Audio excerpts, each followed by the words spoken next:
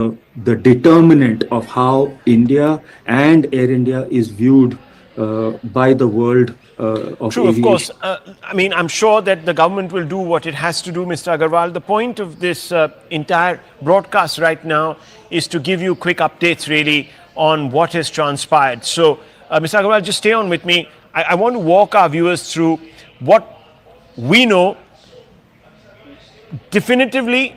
About 2 hours back, the Air India plane, a Dreamliner, takes off from Ahmedabad airport. It is on its way to Gatwick, but the moment after it takes off, even before it could retract the landing gear, there is a catastrophic loss of lift. The aircraft collapses through the sky. You can see those pictures in the middle of your screens into what we're being told is a doctor's hostel attached to a medical college. Immediately you see a fireball that emerges above the horizon. The crash site is a very, very thickly populated area just beyond the perimeter of the Ahmedabad airport. The flight path directly under it are a large number of residential buildings. We don't have updates from whether there have been casualties on the ground unrelated to the passengers who have been on board. If there has been collateral damage, we have no clue about that. We can confirm that some people who are injured have been rushed to hospital. Whether they were passengers or others, we can't confirm. On your right is the immediate aftermath. You can see almost nothing is left of the plane. There is a picture of the tail sticking out of a portion of the building. What we can tell you is that the two pilots were very, very experienced and that they had issued a mayday call. Why this particular flight lost lift, we don't know. Nothing on record as of now. I want us to go straight across and listen into this soundbite from the local police authorities. Let's go straight across to that. Incident बनने के within 2-3 minutes में police बाकी सभी बॉडियां civil administration corporation वगैरह सभी लोग आ गए थे। फायर फाइटर वगैरह स्थल पे हाजिर है। लोगों को बचाने की और रेस्क्यू करने की कार्रवाई जारी है। ऑलमोस्ट 70 से 80% एरिया हमने क्लीन कर लिया, बाकी आने समय में हम लोग क्लियर कर लेंगे। मैं सभी मीडिया के मित्रों से रिक्वेस्ट करता हूं, सभी हमसे सहयोग करें। जितनी पुलिस और उसके अलावा जितनी भी agency, army, BSF, CISF, corporation, collector office के सभी स्टाफ सभी यहाँ काम में लगे हुए हैं। प्लीज़ हमसे सहयोग करिए और थोड़ी सी हमारे लिए जगह बना के रखिए ताकि हम एम्बुलेंस को ग्रीन कॉरिडोर बना के हॉस्पिटल तक पहुंचा सके। Thank you.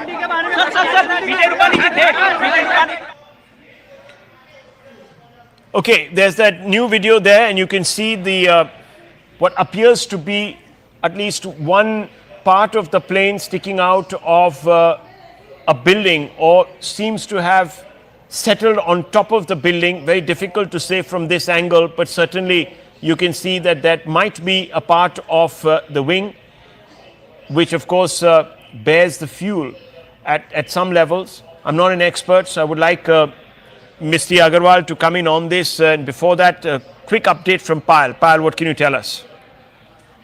In the wake of this unfortunate episode which has taken place, Rahul, a helpline has already been issued by the Gujarat government, by the Gujarat state government, and also by the Ministry of Civil Aviation for anybody who wants to establish contact if they can't find their loved ones.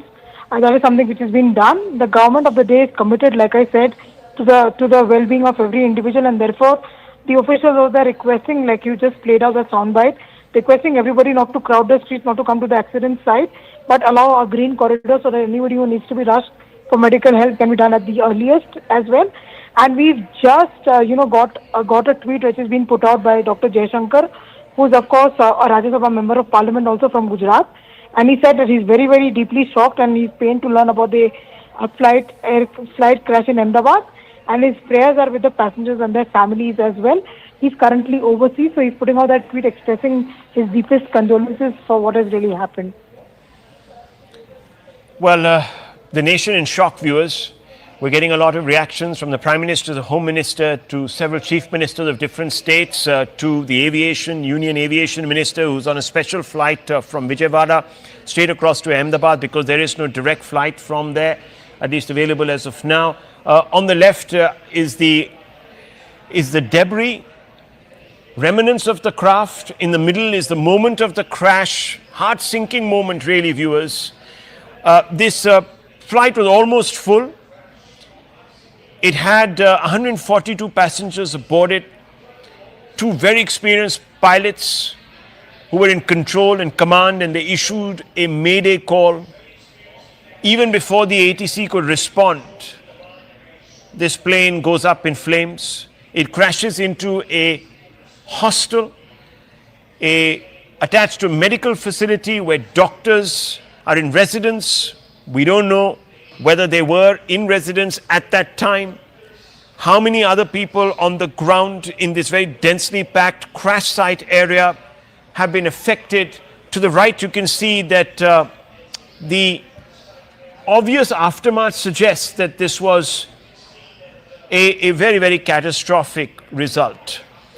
Let me go across to Devesh Agarwal, Sanjay Leza, aviation expert, also there with us. Devesh Agarwal, a quick update from you on your take, and I also want to bring in right after that Mr. Sanjay Leza. Yes. So basically, just to let you know, the world's most popular wide-body aircraft till date was the Boeing 777, and they had delivered a little over 1,500. In case of the 787, they have already delivered around 1,200 aircraft, and they have orders for at least another 1,000 plus aircraft. So it shows you how popular this aircraft is, how reliable this aircraft is. This is the first fatal accident of a 787, whether of the Dash 8, which is the earliest version, the Dash 9, which is what Vistara has, and the Dash 10, which of course no Indian airline has ordered, but it is used a lot by British Airways, United Airlines, and others. The crew, as you just rightly pointed out, very experienced crew. And Air India has traditionally had a history of the engineering on their aircraft has always been good. We hear about, the interior of the aircraft, but the airworthiness of the aircraft has never been in question at Air India. That is something that airline has a legacy of, and it is a very proud and, strong legacy and a history at that airline that the aircraft are safe. So why that loss of lift has occurred, that is where it's going to be, I think that's where the investigation is going to focus. The particular aircraft details, this was registered VTANB, Alpha November Bravo, and it is the 26th 787 ever built. It was delivered to Air India in the middle of January 2014. Well, thank you, Mr. Agarwal, for that input and for that very quick assessment. Of course, lots of details expected, so this story will be updated. The causes and the consequences will also, of course, become clearer as the day proceeds and perhaps over the next few days. Sanjay Leza, aviation expert, also here with us. Mr. Leza, what do you make of these pictures? Catastrophic, sinking feeling when you look at the picture in the middle specifically. But aside from that, a very, very, very unfortunate happenstance. Not very usual, is it? No, it's a very sad day for aviation in general and Air India in particular and Indian aviation. My heart goes out to many of my former colleagues who've probably on that aircraft as well as in the company. Prayers and thoughts with them. Very tragic, and it's pretty certain, or it appears to be that either the aircraft had major engine failure, whether it's through ingestion of birds or just stalling. But you can see loss of power and the aircraft dropping, like Devesh was saying earlier. The 787 is one of the most sturdy aircraft which has not had any fatalities or any accidents like this so far in its history. This aircraft is only 11 and a half years old. So again, a very new aircraft. Like he said also, that Air India aircrafts are very well maintained engineering wise. So that should not have been a problem. The pilots were very well experienced, more than 10,000 hours between them. So, really one is left scratching his head trying to figure out what could have been at the bottom of these two engines failing and the aircraft sinking. Also, it's rammed into a building which is a medical college and a medical college hostel. It was afternoon time, and We believe, the lunch mess must have been full of kids who were studying in that hostel. So I worry about what may have happened over there. Part of the aircraft tail seems to have, been lodged on the roof of that building, and the rest has collapsed beyond that. It's a very, very grim situation. We can see we've already heard from sources in Ahmedabad that almost 40 bodies have been recovered. We don't know what's happening so far. I think 11 or 12 were taken to hospital. Whether they have survived or not, we not certain. We're still in the realm of speculation as far as that is concerned. But it's a black day for aviation in India and the world over, really. Mr. Reza, from what we gleaned from our short conversation with Mr. Agarwal was that the Dreamliner can fly also on just one engine.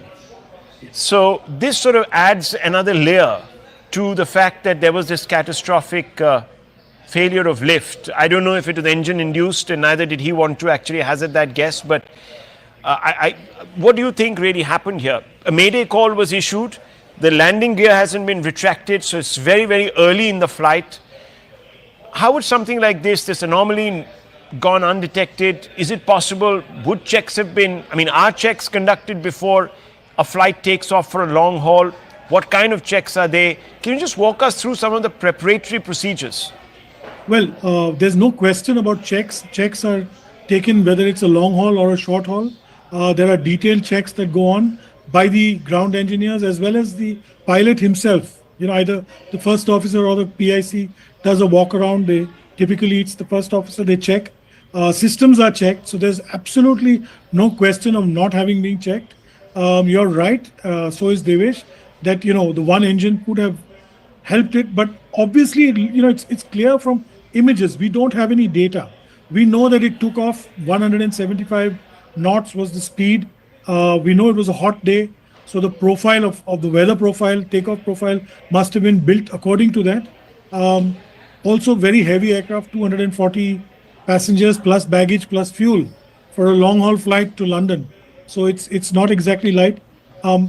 Possibility of perhaps both engines having stalled is all I can say, because there's absolutely zero lift. When you look at the image that you're playing on your screen right now, it shows that the aircraft has struggled to lift off and is just not climbing. There's zero climb. And rightly, as you mentioned, the pilot did issue a mayday call, which the DGCA itself has reflected in its press statement. And before the ATC could respond, it just hit the building and went up in a ball of flames. He couldn't direct the aircraft anywhere, could not maneuver it to safety. So correct me if I'm wrong, Mr. Leza, the GE engine, the Gen X series of GE engines are known to be very reliable. Very reliable. They are very reliable and very, very powerful engines. So, I'm only speculating that there were birds that, bird hit that happened. That's about it. I can't think of anything else. This was a major ingestion or, something that caused both engines to stall. Because even in the videos that I've seen, I've not really heard the engines, the togas being introduced or the power of the engines coming into force. So I really can't tell, from this distance, sitting far away as we are, and we really is not fair to speculate beyond that. True. A bird hit, could it result in this kind of an incident? Multiple bird hits could stall the engine. It's about stalling the engine, and this is the most critical phase of flight, takeoff. As we all know, landing and takeoff are the most critical, but takeoff is particularly critical because you could lose complete power as we see as happened here. And the fact that he issued a mayday call, just pushes us towards that conclusion, unless there was catastrophic failure in both engines that we do not know about as yet. Mr. Leza, we were told that the Boeing could actually fly on one engine also, in case there was a bird hit to one. In this early period of flight, is that possible? Well, I don't know if one engine would be able to lift an aircraft with, at this stage of flight with all that load. But be that as it may, it's pretty clear. You can't see the aircraft bang to either side. It's obvious that there seems to be total loss of power in this aircraft. Not from one, possibly both engines. That's what I can surmise from the videos and the data that we've received so far. Yeah, well, I mean, the data, of course, at this instance is very, very sketchy, viewers. We're only getting information that we're reeling that has been confirmed and put out by the authorities in question, because doing anything else would be to hazard misinformation, which is not our intention at all. But the pictures are now quite clear. They're first responders on the scene, a building, as you can see on the right, there's a lot of smoke emanating from that building. Clearly, it's the ATF that is cloaked to that building. Whether there have been people inside that building that have also been affected, we don't know. We have seen bodies and being pulled out of the wreckage. We also have seen people the injured rather, being wheeled into hospital. Obviously, we can't tell you if those are passengers or if there were people on the ground, but the scenes are extremely overwhelming. Let's go straight across to the MOS of Civil Aviation, who has spoken to our network. Let's play that out.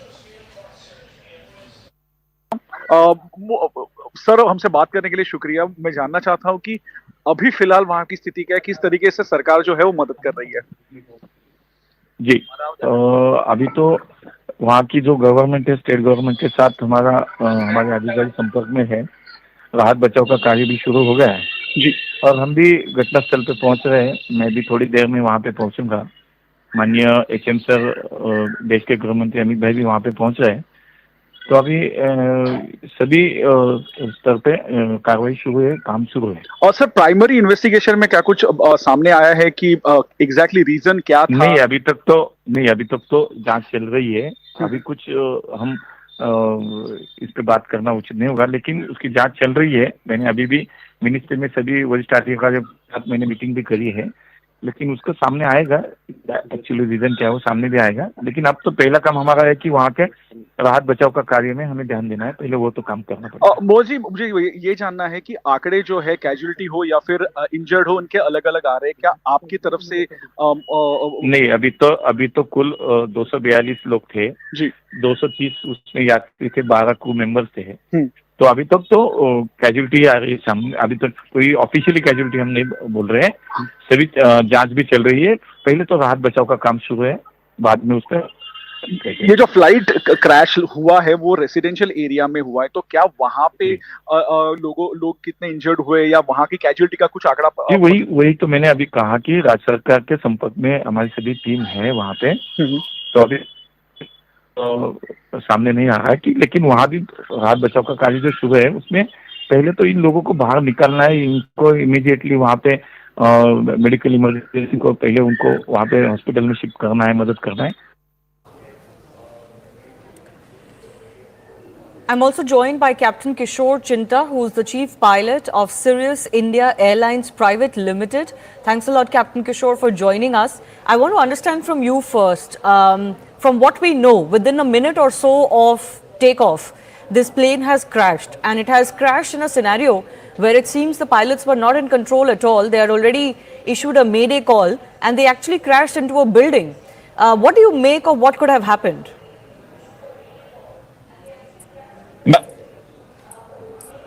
Ma'am, I have seen the videos.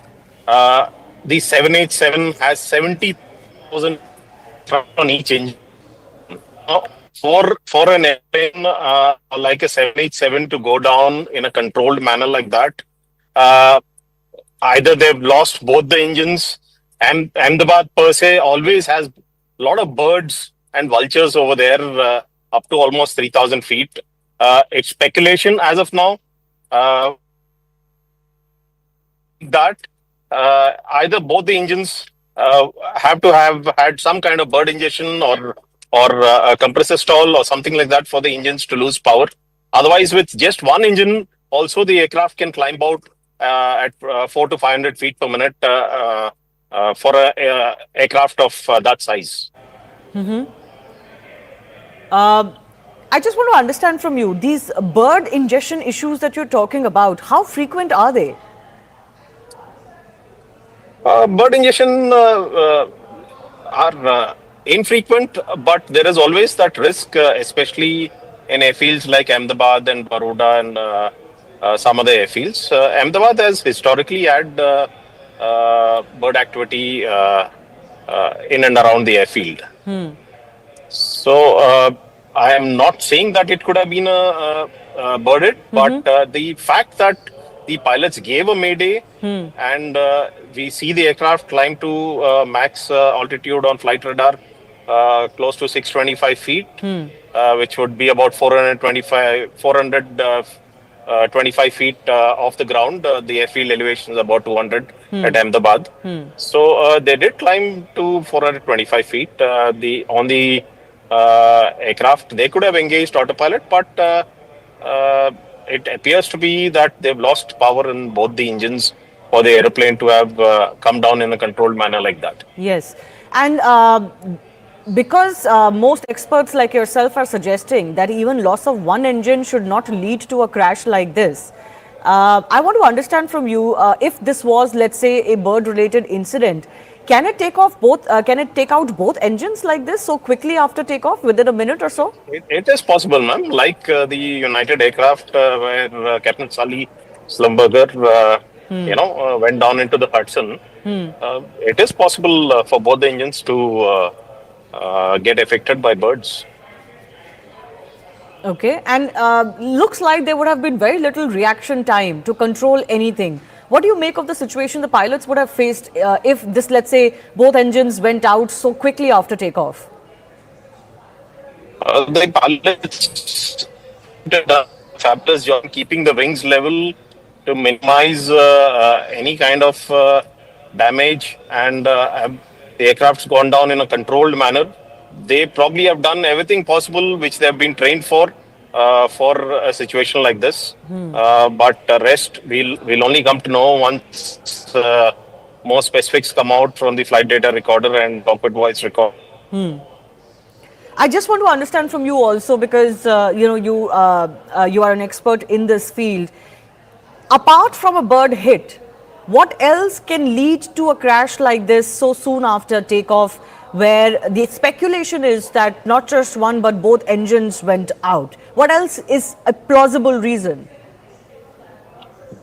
I don't see another plausible reasons, ma'am. This has to be loss of both the engines for the aircraft of the magnitude of 787 to go down in this manner. And this is the world's first ever Boeing 787 crash.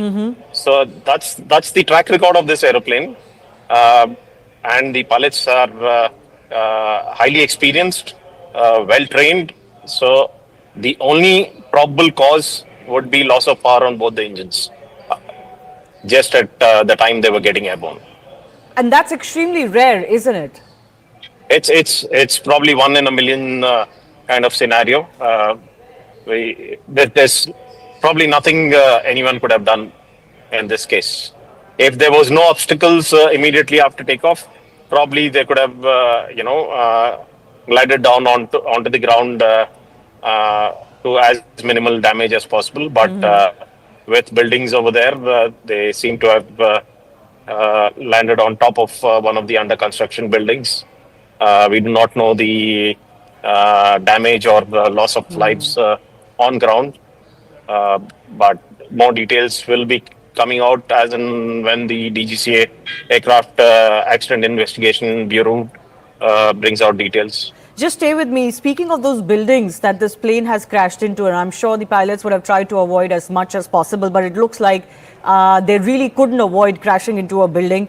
We have information that the flight has crashed into BJMC, which is a hostel where many MBBS students stay. And these are some visuals also that we were running earlier of the hostel, including the canteen, etc., where there is damage because of the impact of this airline crash. And we don't quite yet know what the damage could be as far as students there in the building is concerned. But certainly news is coming in that some of them have been injured, and we hope that they get quick treatment. Praful Patel, former aviation minister, is also joining us over the phone line. Mr. Patel, thanks a lot for your time. Extremely sorry scenes that are coming in from Ahmedabad, and of course news of heavy casualties as well. Very saddened to hear and very distressed at the same time. one of the biggest tragedies in our country, and unfortunately, whatever visuals we are able to see on TV, that's all information we have. But considering that today's aircraft are very sophisticated, very technically advanced, to see a situation like this, unless we know the full details, will be very difficult to comment on that. But at the same time, whatever visuals we see on TV, our hearts go out to the passengers and their families. We don't know what is the fate of many, so I only pray and hope that most people survive this horrific crash. Yes, the pilots were extremely proficient. Praful Patel, there are 133 casualties that we are getting latest updates on. We are hoping that some rescue operations are able to find some injured who can receive some treatment. But many international passengers on board as well, and many countries on alert now, including UK. We are told that as many as 50 plus passengers were from UK. We are also told that former Gujarat Chief Minister, Mr. Rupani, was on board. Well, I've seen Mr. Rupani's name on television, and having been a person who's known him for many years, I only hope and pray that he is well. But at this moment, there is no information about any of the passengers. And of course, as you said, there are many passengers of different nationalities, mostly UK, besides Indians. And I think we really feel very sad, because at the same time, I would like to repeat that today's aircraft are very, very sophisticated.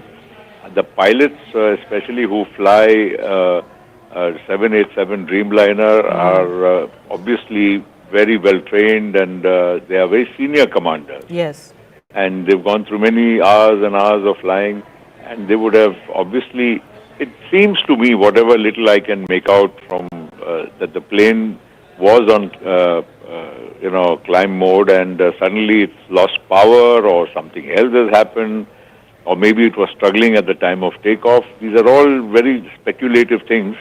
But one thing is certain, if the pilot gave a mayday call, we don't know the exact time of when he gave the mayday call. Was it just immediately on climb, or soon after takeoff, sir. In fact, within a few minutes, it seems this flight has crashed. It had barely reached the height of 700 feet. This flight couldn't have flown more than 60 seconds because of the very fact that it's just 825 feet into the air, which is virtually nothing. It just would not take more than 60 seconds.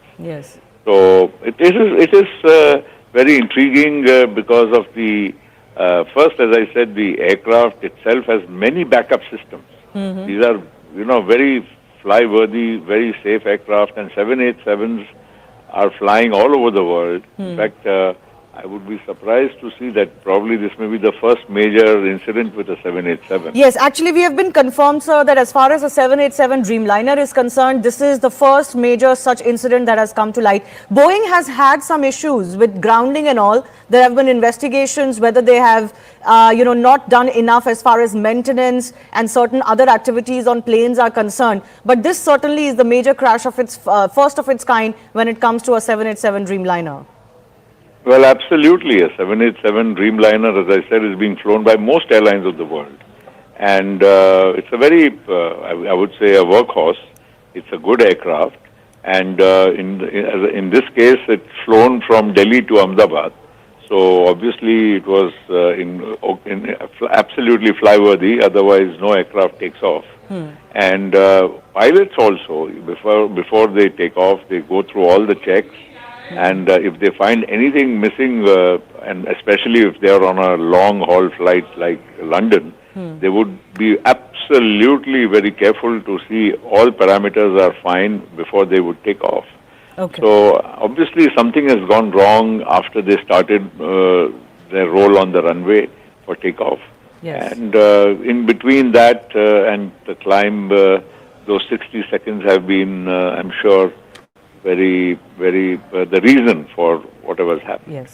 I do thank you for joining us, Praful Patel, the ex-aviation minister. Also reading out what Prime Minister Narendra Modi has just put out. The tragedy in Ahmedabad has stunned and saddened us. It is heartbreaking beyond words. In this sad hour, my thoughts are with everyone affected by it. Have been in touch with ministers and authorities who are working to assist those affected. We also know that Home Minister Amit Shah is traveling to Ahmedabad. My colleague Payal Mehta is also joining us with more on this. Payal, words coming in from Narendra Modi as well. Everybody offering, of course, their deepest thoughts to those who have been affected, including, of course, the families. Already 133 have been confirmed dead. Yes, it is of course heartbreaking beyond words. That's what the Prime Minister really said. And this has happened in his hometown, which is in Ahmedabad. The tragedy in Ahmedabad has stunned and saddened everyone. He has been in touch with the ministers and the authorities who are working to assist those who are affected. He has already spoken to Bhupendra Patel, the Gujarat Chief Minister, already spoken and asked Ram Mohan Naidu, the Civil Aviation Minister, to rush as well, and constantly been in touch with Amit Shah, another union minister in his government, the Home Minister, another son of the soil. So they've all been rushed.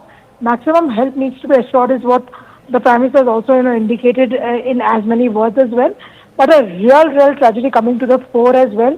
Many people have been feared dead in this, in this ghastly crash that we've really seen. Of course, the investigation will follow soon as possible is what the government is assured. But it's a very heartbreaking moment because many citizens on board Shivani were not just Indian nationals, but foreign nationals as well. But the government of the day has assured that they will get to the bottom of this and understand why this really occurred. But like I said, the Prime Minister joining the nation in expressing his condolences to what has really happened and to the loved ones. One of the biggest aviation crashes in Indian history, and of course certainly the first concerning a Dreamliner. I want to go across to Rajesh Patani, who's an eyewitness to what happened. Rajesh जी, आपने क्या देखा जब ये crash हुआ? आपने क्या देखा? आपको क्या दिखा? ये बताइए. राजेश जी, आपको मेरी आवाज आ रही है?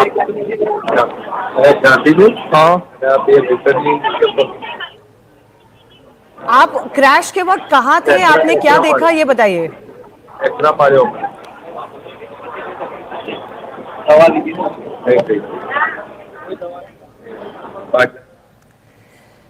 Let's try and reconnect. We're trying to get you some more eyewitness accounts, but of course visuals of the crash are on screen, and they show that the flight had barely taken off. Within less than a minute, of course, this flight has crashed. It seems the pilots have lost all control because they couldn't even deviate the flight from a what seems to be a residential area. There was, in fact, a MBBS students' hostel that has come into the path of this crashing airline, and the aircraft burst into flames immediately upon impact. Those visuals have also been caught by those who were living in the vicinity of the Ahmedabad airport.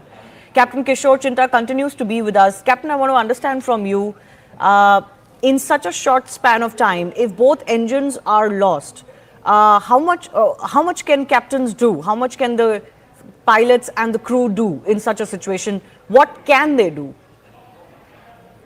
There's not much the pilots can do other than look for an area where they can crash land the aircraft in the safest possible manner.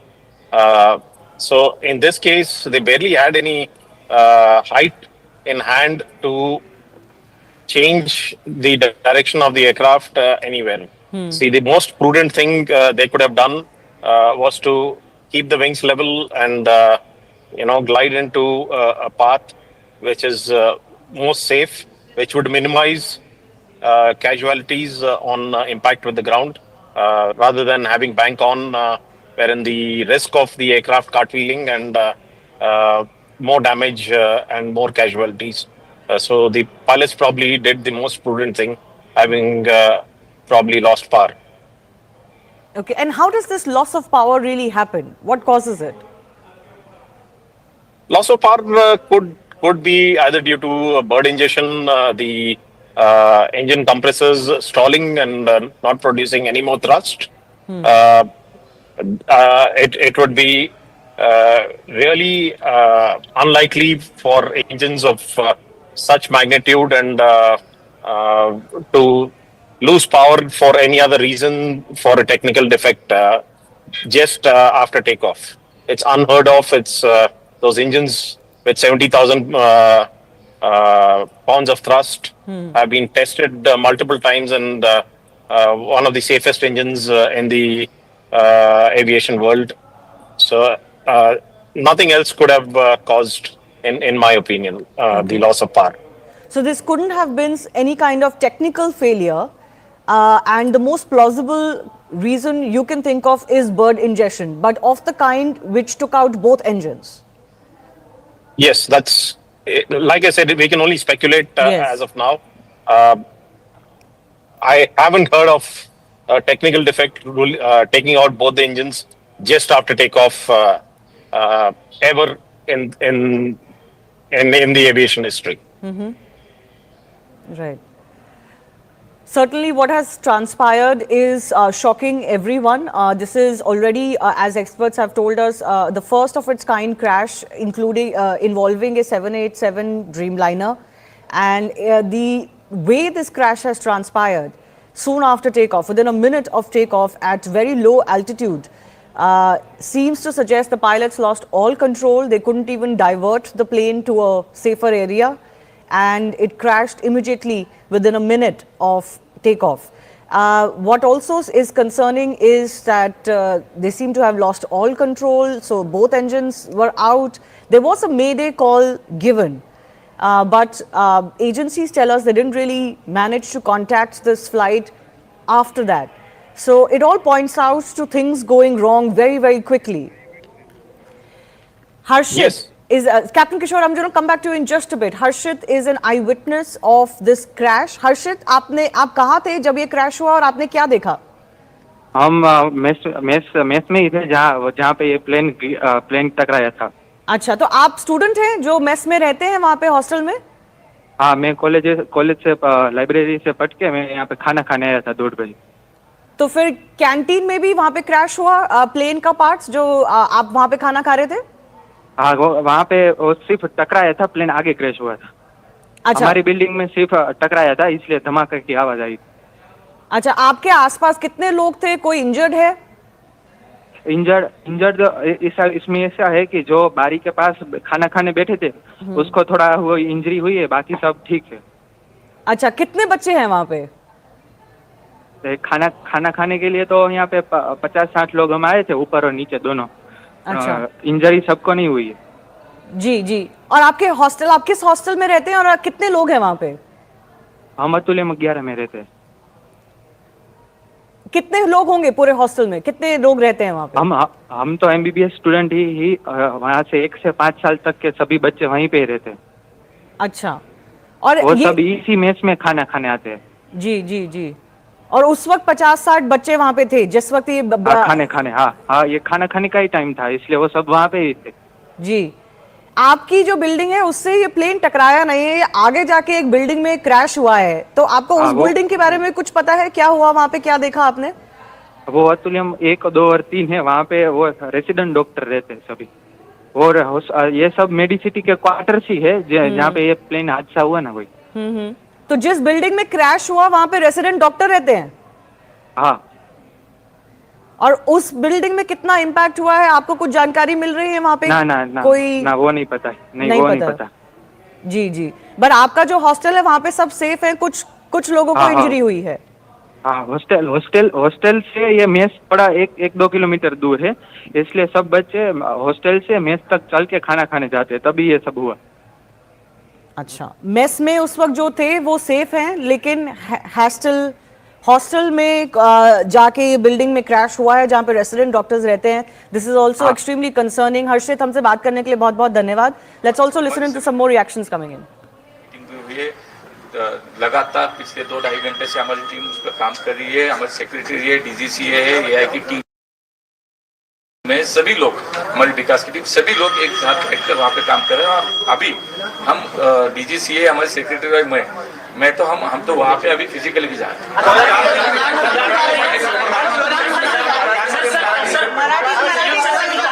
हैं। प्रधानमंत्री जी इसका monitoring कर रहे हैं। माननीय प्रधानमंत्री जी ने नायडू जी से हमारी सभी लोगों से बात भी की है, वो मॉनिटरिंग कर रहे हैं। हमारे होम मिनिस्टर वहाँ पे पहुँच रहे हैं। और मुझे लगता है कि सभी स्तर पे ये अभी राहत का कार्य बड़ी इमरजेंसी के तौर पर सभी प्लेन का ऑडिट होगा क्या? सभी प्लेन का इंडिया के ऑडिट होगा? नहीं, अभी तो आज मुझे लगता है कि पहली बात तो यह है कि हमें इससे पहले बाहर निकलना है। बाद में सब होगा, उसकी जांच होगी, उस पर रिपोर्ट आएंगे, उस पर असल में क्या रीजन है वो भी सामने आएगा। ये आज मुझे लगता है कि थोड़ा टाइम कंपनीज जो है, सारी एयरलाइन कंपनीज, क्या वो बहुत सस्ता ले रही है क्या लोगों के जान को लेकर? क्योंकि कोई भी मतलब बारिश हो जाए तो प्लेन में कुछ होगा। मुझे लगता है कि कोई जो रियल उसका रीजन है वो सामने आने तक थोड़ा सा सर, जहाँ पे प्लेन गिरा वहाँ पे कुछ कैजुअलिटी हुई है? लगता है, लगता तो है, लेकिन थोड़ा सा मुझे लगता है कि ऑफिशियली थोड़ा सा बिल्डिंग में कुछ लोग रह रहे थे ऐसे भी। सर, डॉक्टर्स हॉस्टल बताया जा रहा है। नहीं, यहाँ से एनडीआरएफ की टीम भी गई है, वहाँ पे बाकी सेना दल की टीम भी गई है। मुझे लगता है कि सभी जो टीमें हैं सभी लेवल पे वहाँ पे काम शुरुआती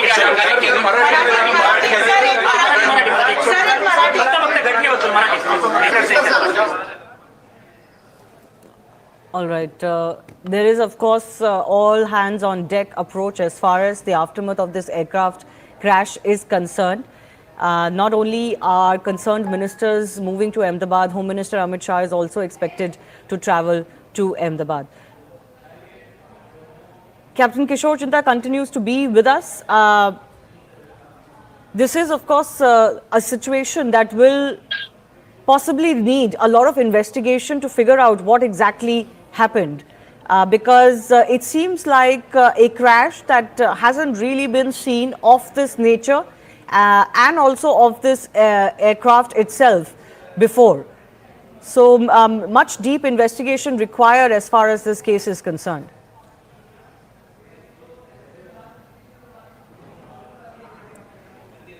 Captain Kishore, can you hear me? Yes, ma'am. Yeah. So the standard procedure of the Aircraft Accident Investigation Bureau, which is already on site, will follow the laid down protocol for fatal accident like this, and I'm sure they will do the due diligence with all possible data that can be collected from the flight data recorder and the cockpit voice recorder and the eyewitness accounts. I'm sure no stone would be left unturned by the AIB inquiry team. I myself have done a fatal accident investigation, and I'm sure the actual cause would come out in due course of time.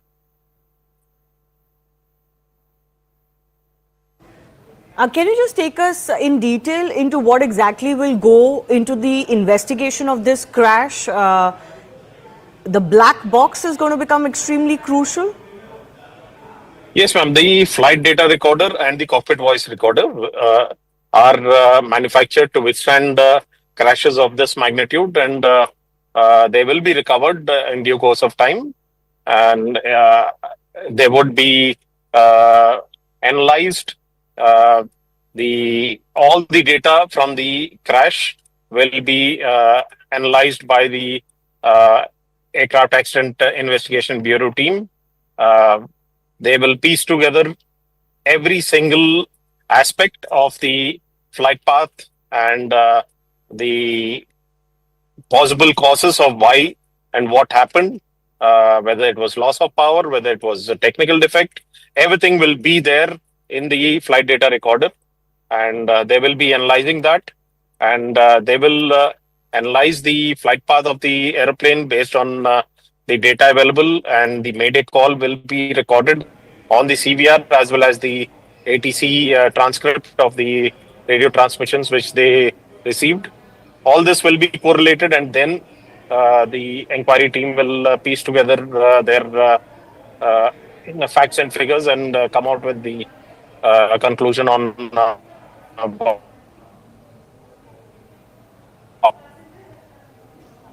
From the initial information that we're getting, we're being told that after the Mayday call, there wasn't any contact that was available with this flight.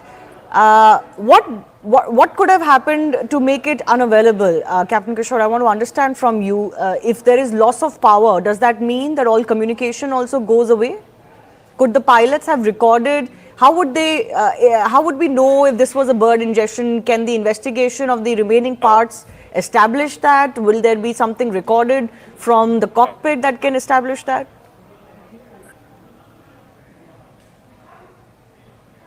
There are enough standby.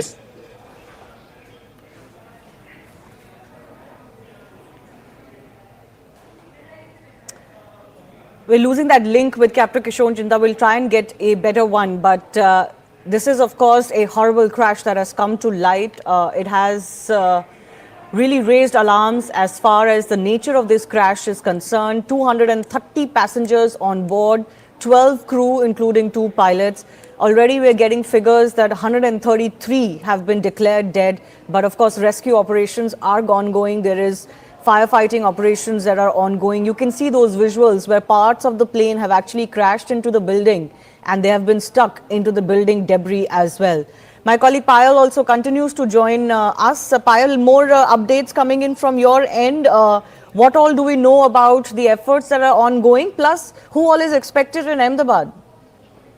We've just learned that Civil Aviation Minister of State Muralidhar Mahol, the DGCA team, and of course Civil Aviation Secretary Mr. Samir Sinha, they're all being rushed to Ahmedabad also to be alongside Ram Mohan Naidu, Amit Shah and the others as well, and go into a thorough inquiry mode as far as this was concerned into the entire matter. And we're given to understand that they're currently on their way to Ahmedabad, and they will also be, joining the team and joining the rescue and relief operation as far as this is really concerned, because it's an all hands on the deck approach that Prime Minister Narendra Modi really spoke about. Shivani, it is of course a very, very tragic episode which has come to the fore, and therefore Mr. Muralidhar Mahol, the Minister of State for Civil Aviation, along with the entire team from DGCA, the Civil Aviation Secretary, and the other technical officers are also being rushed to Ahmedabad just as we speak. Yes. This is a crash that has really, in aviation history, experts point out, Payal, that this is definitely one of the worst crashes we have seen, and also given the aircraft involved and the nature of the crash, but also in India's history, this is one of the worst aviation tragedies we've seen. Well, absolutely. Nobody ever is prepared, for something like this as well. But what really led to this crash? What are the technicalities involved? We will only know once the DGCA team reaches there, the investigation team reaches there, and they find a black box that, Anvit was speaking about a little while ago. And only then will we know what really led to the crash, because it is really important to understand what led to the failure and what led to this tragedy within probably 40 to 50 seconds of the pilot, reaching out to the ATC. So obviously, all of these things are going to be there, but as of now, the most important thing is to in fact ensure maximum rescue and relief operation. Therefore, all hands on the deck, whether it's the Gujarat administration, the Gujarat Chief Minister, the Gujarat Home Minister, Union Home Minister, who is also a son of the soil. Ram Mohan Naidu also currently on his way. He's a Civil Aviation Minister, and so is Muralidhar Mahol. Updates that we're getting, Payal, also tell us that the railways have also decided to operate certain special trains to and from Ahmedabad. Anything more you're learning on that? Special trains are going to be in place for passengers to fly either from there to Mumbai or to Delhi, because currently the airport at Ahmedabad stands shut as well. A lot of international flights are also likely to be diverted to other locations as well. So preparing for that, Ashwini Vaishnav, the Union Railways Minister, has just put out a series of tweets, essentially speaking about the kind of work that has to be done. And even if medical teams have to be rushed from nearby locations, the railways will also be putting in their maximum efforts as far as this is concerned. And again, like I said, it is an all hands on the deck approach that the Union government is adopting over here, because nothing more valuable than human lives being lost over here. So, Payal, you're reporting that MOS Civil Aviation and DGCA Chief, Civil Aviation Secretary, all being rushed to Ahmedabad. They're about to reach the Delhi airport. But these are, of course, going to be special flights, isn't it? Because as you're mentioning, the Ahmedabad airport has been shut for civil activity as we speak. We're also getting updates that the Gujarat Chief Minister has reached the civil hospital where most of the dead are being taken. Most of the people or the dead bodies that have been taken there have, I believe, been declared dead on arrival. So not many survivors so far, but we're hoping for some good news as rescue and relief operations continue.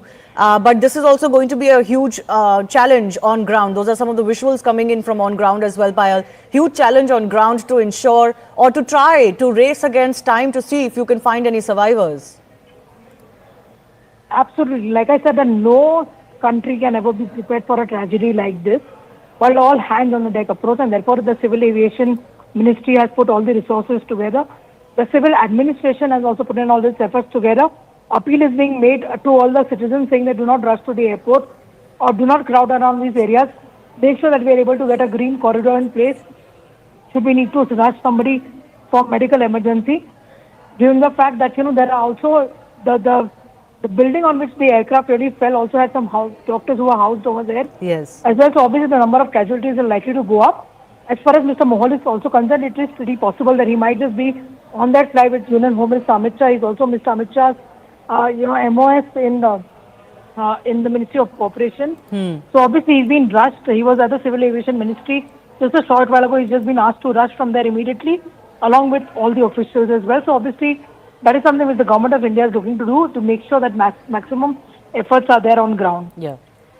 A high-level meeting has in fact been held at the Civil Aviation Ministry. Secretary and DGCA officials have attended. All of them have now been directed to move to Ahmedabad as well. Let me also go across to Mr. Sivaraman, who's formerly with the DGCA, joining us. Sir, your first thoughts on this massive tragedy? It seems like one of the worst airplane crashes, not just in India, but worldwide as well. Yeah, I agree with you. First of all, my condolences to all those people who have lost their lives, and I pray for the recovery of any injured in this crash. It is really surprising to me also because I have seen a couple of accidents in my career as DGCA, investigated some of them, and also seen other accidents outside India. This is really strange because the aircraft had taken off normally, and at 800 feet it started going down flat. Which means it had lost its lift. I mean, that's what I can guess only because I'm not an expert in this area, neither am I a great pilot or an engineer. But however, it seems after the first Mayday call, the pilot could not communicate with the ATC, which means a lot of things could have happened inside the aircraft, might have been filled with smoke, or the pilot would have been unconscious. Nobody knows what has happened.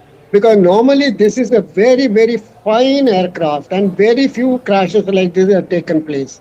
And that too immediately after takeoff. Even if one engine had failed, the pilots are quite competent to handle it. And as it had taken off after 800 feet, he could have very well handled it. If both the engines had also failed, it would have been possible for him to land it.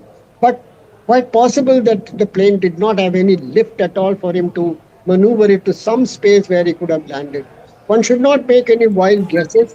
I'm reasonably certain that now they would be able to recover the black box, the CVR, and moreover, this aircraft can transmit its engine parameters to the ground. And I'm sure Air India would have set up these facilities. Similarly, the DFDR, which records all the flight data, they could have also been transmitted to the ground. Because these facilities have been in existence for a very, very long time. And I'm sure Air India would have seen to it that these facilities are available. And in this particular case, when I contrasted with the accident that took place of the Air India 320 in Bangalore, the authorities have acted very swiftly.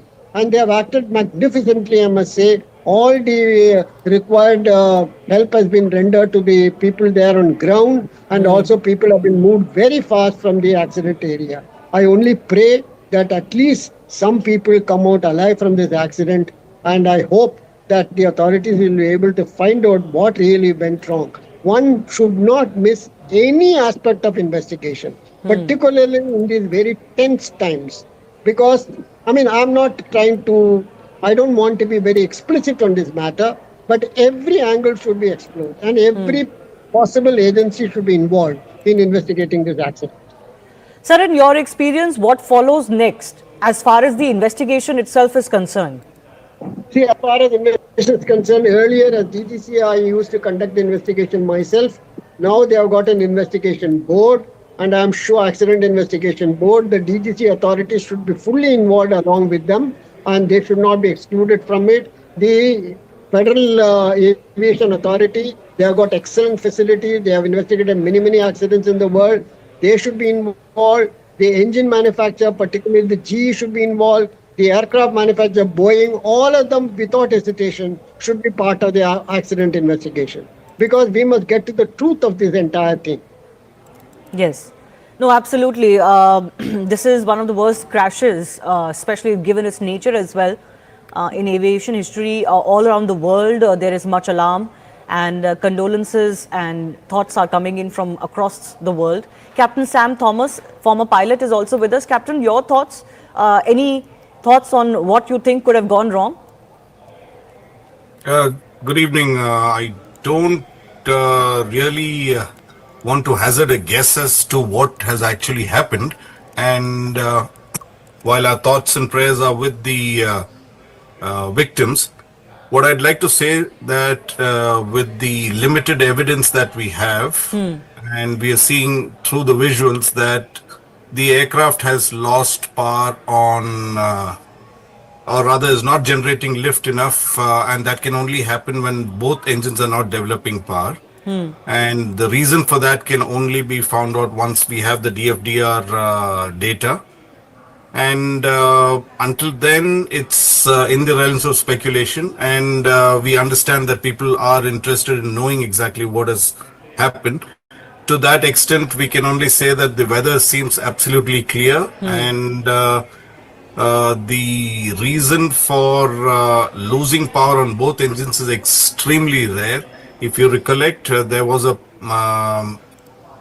incident on the Hudson where an A320 lost both its engines to bird hit, and a lot of people are drawing that comparisons. This airplane, the 787, is a much bigger airplane, and a few birds will not be able to cause problems to a single engine or leave alone both engine catastrophic failure. So at the moment we have very, very sketchy details, and the Aircraft Accident Investigation Board would be in a much better position to bring out these details. And at the moment, the incoming details that we have is that both the engines did not develop sufficient power. Yes. I'm going to come to you on that issue of how both engines can go out, because that's extremely rare. That doesn't really happen. And that is really raising alarm here. But we also have a video that has been shot by one of the passengers. I'm told a British passenger who was on board before the crash. Let's just play that out. We are at the airport, just boarding. Goodbye, India. Goodbye. Thank 10-hour flight back to England. What's your biggest takeaway, Jamie? We've done this already. On a different thing. All right. What's my biggest takeaway? I don't know. Yeah, fascinating. Great. Thanks for your contribution. Okay. Yeah, my biggest takeaway is don't lose your patience with your partner. Yeah. You're already starting to. You've already snapped at me while we're having chai at the airport. You see, you've learnt nothing. Going back happily calm. We are at the airport, just boarding. Goodbye, India. Goodbye. 10-hour flight back to England. What's your biggest takeaway, Jamie? We've done this already. On a different thing. All right. What's my biggest takeaway? I don't know. Yeah, fascinating. Great. Thanks for your contribution. Okay. Yeah, my biggest takeaway is don't lose your patience with your partner. Yeah. You're already starting to. You've already snapped at me while we're having chai at the airport. You see, you've learnt nothing. Going back happily calm. We are at the airport, just boarding. Goodbye, India. Well, that seems to be a video made by two passengers, British passengers, young men who were going back to England. They were happy about it, and just kind of points out the fickleness of life. Nobody could have really seen this coming. Captain Sam Thomas, former pilot, and Mr. Sivaraman, who's formerly with the DGCA, both on the show with us. I do thank you for your time. Captain Sam Thomas, I just want to take your thoughts once again, because our viewers would be curious to know, how can both engines go out? That seems to be the case here, given how quickly the flight crashed and the fact that the pilots didn't seem to be in any control. They didn't seem to have any communication left with the ATC. What can really cause this? A variety of reasons can cause it, but in this particular case, what has happened, we would not know until we have the details. Now, you asked of both engine failures. It has happened just short of London Heathrow once with a 777, and that was due to fuel starvation. Now, if both the engines do not get adequate fuel, it could result in both the engines flaming out. Now, but that is a very rare scenario. And in this particular case, we don't know how both the engines have failed, or indeed, we are speculating this from the visuals that we have. So it's evident to a certain extent that there is a loss of thrust on both engines, but we would not be absolutely sure on that till such time that the DFDR shows us the results. I want to ask Mr. Sivaraman also, how long do you think an investigation into a crash like this will take? All right, I think I've lost Mr. Sivaraman. Captain Sam Thomas, do you want to just take this question? How long do you think an investigation of a crash of this nature may take? How quickly can we get to the bottom of what happened? The DGCA would allocate this investigation to the Air Accident Investigation Board, AAIB, and they would put out a preliminary report in about 30 days. And thereafter, based on whatever information they are able to gather from the engine manufacturer, from the OEM, that's Boeing, and may take assistance of other investigative agencies, because not very many qualified investigators are there in India, and it should take about a year. That's my experience with air accident investigation, and it generally takes about a year at least. Currently, of course, rescue operations are the chief priority, and all of the ministries concerned, including the Home Ministry and the Civil Aviation Ministry, are concerned only with that. Those are hospital visuals also coming in. There seem to be some who are injured, but we're unsure whether they are passengers who have been brought in an injured situation, or these are people who were in the buildings surrounding where the crash took place. Because the unfortunate part is, Captain Thomas, is that this flight actually crashed into buildings. And unfortunately, we're getting updates that the buildings that it crashed into had MBBS doctors, resident doctors, etc., staying in that hostel. Very tragic, very tragic. It does happen that when an airplane crashes and in a thickly populated area, there would be collateral damage on ground as well.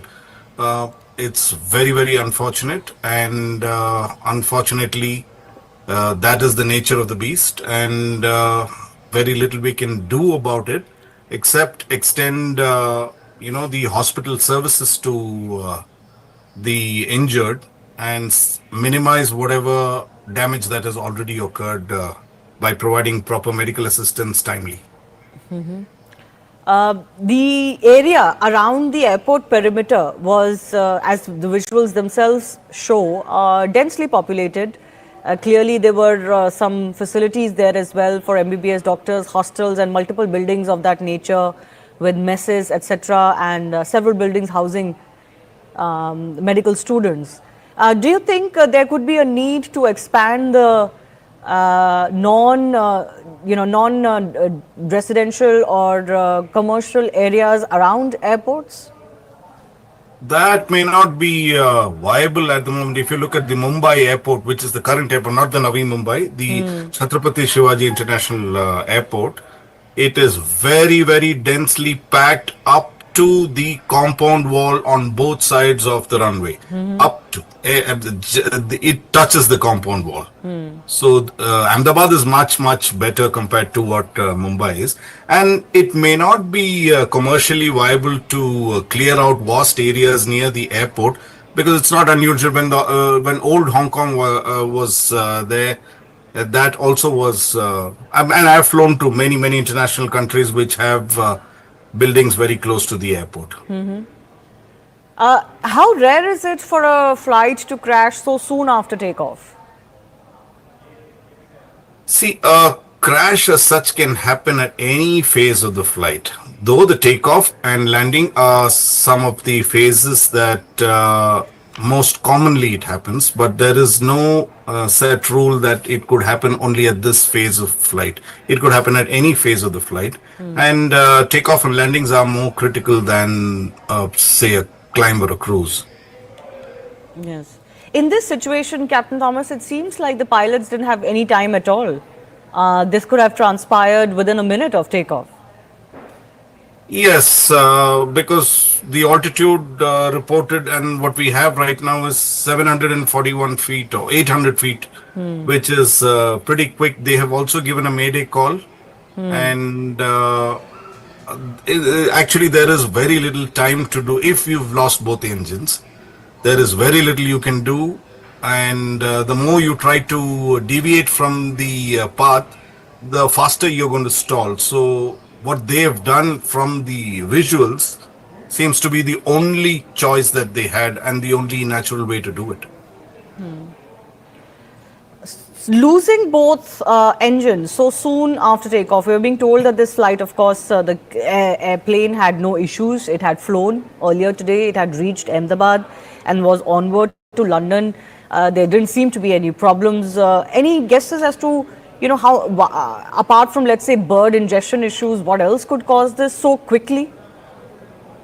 I mean, our business, you really don't hazard a guess, because then we lose face within the community. So, because that is not something that is done. I understand. But any technicalities that could come into play here? Very difficult to say, ma'am. It's how to lose both engines. I can't recollect. I mean, except for the Hudson landing and the Heathrow, I think in the history of aviation, we've had very, very few dual engine failures. So there is not sufficient data to point to the fact that, this could cause, of course, fuel starvation or fuel that is contaminated is one of the reasons. But other than that, I don't know anything else that could bring down both engines, that too of a 787. Yes, and you know, this is why whatever experts we're speaking to, Captain, we're asking the same question and again, because the nature of the crash is raising alarm, isn't it? So soon after takeoff, even though takeoffs are sensitive, but losing both engines, you know, crashing into a building and literally no time that had elapsed for a flight that was clearly deemed to be fit. There were no issues with the airplane that had come to light. Earlier, I was speaking to a captain who pointed out that around this airport, there are many bird-related issues. Is that the only plausible reason that comes to mind? I do understand. I have operated to Ahmedabad several times and there is a bird issue. But once again, you would need very large birds and a large number of birds to put both the engines off. Which is very, very unlikely. I know all over India we have a bird problem. That's in Bangalore we have a bird problem, but not significant enough to affect the engines of a 787. These are very big engines, very reliable engines. Even if you were to hit a bird, it will ingest it and throw it out pretty quickly. Right. We're also playing out those visuals that are coming in of the Chief Minister having reached the civil hospital. Major focus right now is on getting help on ground, both at the crash site and also, of course, as far as medical facilities are concerned. We're getting to know from CRPF that about 150 personnel are involved in rescue operations. And we're also getting to know that some operations have begun, in fact, at the Ahmedabad airport. SpiceJet, one of the airline operators, have put out a tweet saying that operations have resumed. Passengers are advised to check their flight status regularly via their website. So we were being told earlier that till 5 p.m. there would be a cancellation of all airport activity, given the nature of this attack having, the nature of this crash having taken place so close to the airport premises. But at least as far as other operations are concerned, we are being told that they may be up now. people in Gujarat, the government, the agencies are working against time to ensure that they can mobilize as much help as possible. Visuals coming in from that civil hospital as well, where the Gujarat Chief Minister is also visible. He's visiting the facilities. I'm not sure of how many injured have been brought in so far. We don't have any update on that. But certainly we did get an update earlier that 133 have already been declared dead. That's almost half of the passengers list. 30 passengers were on board, plus 12 crew, including 2 pilots as well. All authorities are working to ensure that they can first focus on ensuring that both the crash site and other facilities are up to speed. BSF has also pushed 2 teams. CRPF Rapid Action Force 100 personnel have been sent, and from Group Center in Gandhinagar 50 personnel have been told to reach Ahmedabad. I'm also joined by Captain C.S. Randhawa, who's president of the Federation of Indian Pilots. Thanks a lot for joining us, Mr. Captain Randhawa. Your first thoughts on this crash that has taken place? It was an extremely tragic crash which has happened in Ahmedabad, and I came to know about just about 1 hour and 30 minutes after the crash, and I could attribute this maybe due to birds, because Ahmedabad has got a big problem about birds. So until unless, because the captain has given a mayday call. So a mayday call, if it was one engine failure, he could have easily handled it. Even if it was an engine fire, he could have handled it. So the 2 possibilities which are very, very likelihood which could have taken place is both engine failure due to bird strike or some jamming of the control. And how does that, we've spoken about bird ingestion issue and how rare that would be for both engines to go out because of that issue so quickly after takeoff.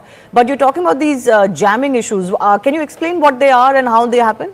The jamming of the control could have taken place, maybe the elevator, because that is what is responsible for the aircraft to lift off, and I presume that the aircraft has initially taken off and maybe about 200-300 feet, and 200 feet you engage the autopilot, and thereafter it has started descending, if you see the video. Now I'm going by the total video clip. Rest will come out in the DFDR and the CVR, what has taken place, because there has been no call after the pilot has given the mayday call. Right. Exactly. There has been no communication after the mayday call.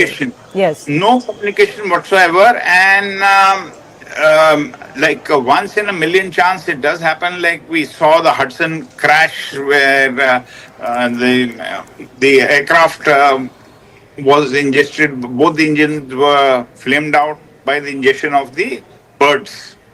So there is a possibility, because I have flown a lot over Ahmedabad and I have done a lot of training flights, 20 landings in a day I have done, training. So birds are a big problem there. There is no doubt about it. So I foresee a very high chance of both engine failure.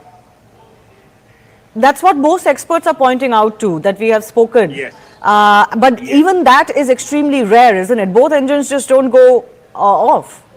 Yes, it is a very rare possibility, but possible. In aviation, sometimes things happen the first time. Because it's not an old machine. It's a new aircraft, maybe about 7-8 years old, and a technical fault like this has never taken place on I have flown the 777 and of course on the 787 also I was converted. So these aircraft are unlikely to have such problems. Till now in the world, they have had no problem on the 787 and the 777s. Yeah. So very high possibility of a bird ingestion, because he's given a mayday call. Now that depends that what that mayday call was. So, sir, in your experience, these moments, what would these moments have been like for the captains in the cockpit? I would say the pilot, when he's given the Mayday call, he was knowing that it's a no-go situation. It is the end. Because height is not there at all. You see, height was not there and nothing the pilot could have done. It is just after liftoff. At least when the Hudson crash took place, he had the height, he put the aircraft down in the Hudson Bay. But in this case, he had no, I don't think he had any control, and the aircraft had just gone on the takeoff path and outside the perimeter, that's gone and crashed in the populated area. Very unfortunate, Captain Randhawa. Thank you very much for speaking to us. Very, very unfortunate situation there, viewers. What a tragedy to be covering. It's completely, the heart sinks every time you see those pictures. I'm joined by Praful Patel, former Union Aviation Minister. Mr. Patel, this has happened in Ahmedabad. Not very often that Indian aviation is caught up in an incident such as this. The last time there was one was, of course, during COVID, and before that, substantial time had elapsed for 2010. What are your first thoughts when you see some of these pictures, Mr. Patel, and a comment generally on Indian aviation, safety protocols in Indian aviation? I'm very shocked and distressed and very sad that such an incident has taken place. And you're right, after many years, it's not very often that we see such tragic incidents in Indian aviation. And let me tell you that on the whole, when you talk of safety and systems, I can assure you that Indian aviation is probably one of the safest in the world. We have all the protocols in place. Our DGCA is very robust and effective. And to find, to pick holes into our ability to manage Indian aviation would be very unfair. And I always say this, and I repeat, that aviation is either 100% or zero. There's nothing like 99.9% in aviation. And therefore, in this case also, look at the aircraft. It arrived from Ahmedabad from Delhi. Obviously, it flew without any issue. And to take a 9.5-hour journey from Ahmedabad to London, obviously the pilots would have done all the pre-flight checks. And no pilot is foolish enough to take off if he is not satisfied. The captain per se in this aircraft would have also had thousands and thousands of hours of command. And a 787 and today's aircraft per se are very robust, fail-safe. They have many backup systems. And to really think what went wrong, I would be hazarding a guess, which would not be fair. But the point here is the aircraft did go on a takeoff roll. And between the time the wheels went up and the time it crashed, probably the time frame would have been almost only about 60 seconds or so, because you can't go to 800 feet and crash and it be within the time span is only 60 seconds. Now, he's already given a Mayday call. Now, I don't know what exactly went wrong. It will be, again, hazarding a guess, which would be unfair. The only thing which can be ascertained is now, since the aircraft has fallen just a few 100 meters from the airport and in the BJ Medical Complex, therefore, to retrieve the black box and the other equipment would be also, quite simple. We would be able to ascertain only after that. Let me tell you one more thing. In today's aircraft, they are very sophisticated. All the, parameters of an aircraft, right, every single second the aircraft is in the air, all the parameters are recorded, not only by the aircraft, but they're also transmitted to a central command, real time, of the airline itself. So if there is, when an aircraft does a flight, there is a way to ascertain every single parameter during whatever the duration of the flight. So if anything would have gone wrong prior to this flight, or which may have escaped the attention of anybody, I'm sure this will be retrieved in no time once the equipment is found. Now, Mr. Patel, just to go back in time, because this fleet, the Dreamliner, very, very safe. I think from what the experts are saying, and I only have them to sort of lean on for facts, they've said that this is the first time a Dreamliner has actually crashed anywhere in the world. Now, most of these Dreamliners were purchased, I suppose, about 10, 12, 15 years back by Air India when it was still government owned. Obviously, there would have been a huge procedure that must have unfurled within government to select the plane. There would have been due diligence. There would have been all sorts of studies that would have been conducted. Well, most certainly. I mean, first, the procedure itself in government is a very robust procedure. Goes through several layers. And ultimately, the basic selection of aircraft is done only on technical parameters. Because, the airline, requires a certain type of aircraft for certain, lengths of the flights. You want to go to the US, you want to go to the European countries, or to, 8-hour flights, 12-hour flights, and so on. And the kind of configuration you want. Let me also tell you that the Dreamliner, at the time it was ordered, was one of the most sophisticated, advanced fly-by-wire aircraft which was going to be produced. And it was ordered by probably most major airlines in the world, Air India also being one of the early ones. And to now even discuss it would be unfair, because after this particular aircraft itself, which has crashed, had been flying for almost 11 years. And if you see any major airline in the world, and if you go at any moment of time, there would be more than 1,000 787s up and flying any part of the world. So I'm sure when, of course, the orders are placed, every other parameter is also examined. And of course, it is the airline's requirement which primarily drives what is the choice of aircraft. Let me also remind you that in the world for wide body, you only have two aircraft manufacturers. You have a Boeing and an Airbus. And the comparable aircraft are, a 350 for the Airbus or a 787 Dreamliner for Boeing. So it's not really that we are ending up, with too many choices.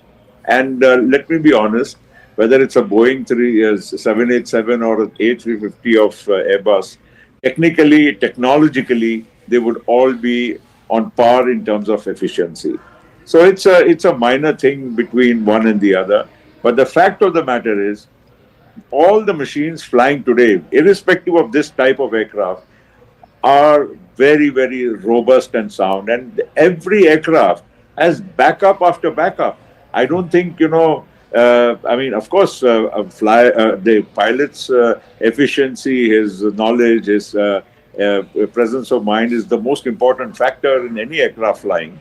But even technically, an aircraft, is so designed that it can overtake a lot of functions which a human, mind and hand cannot, perform in the shortest possible time.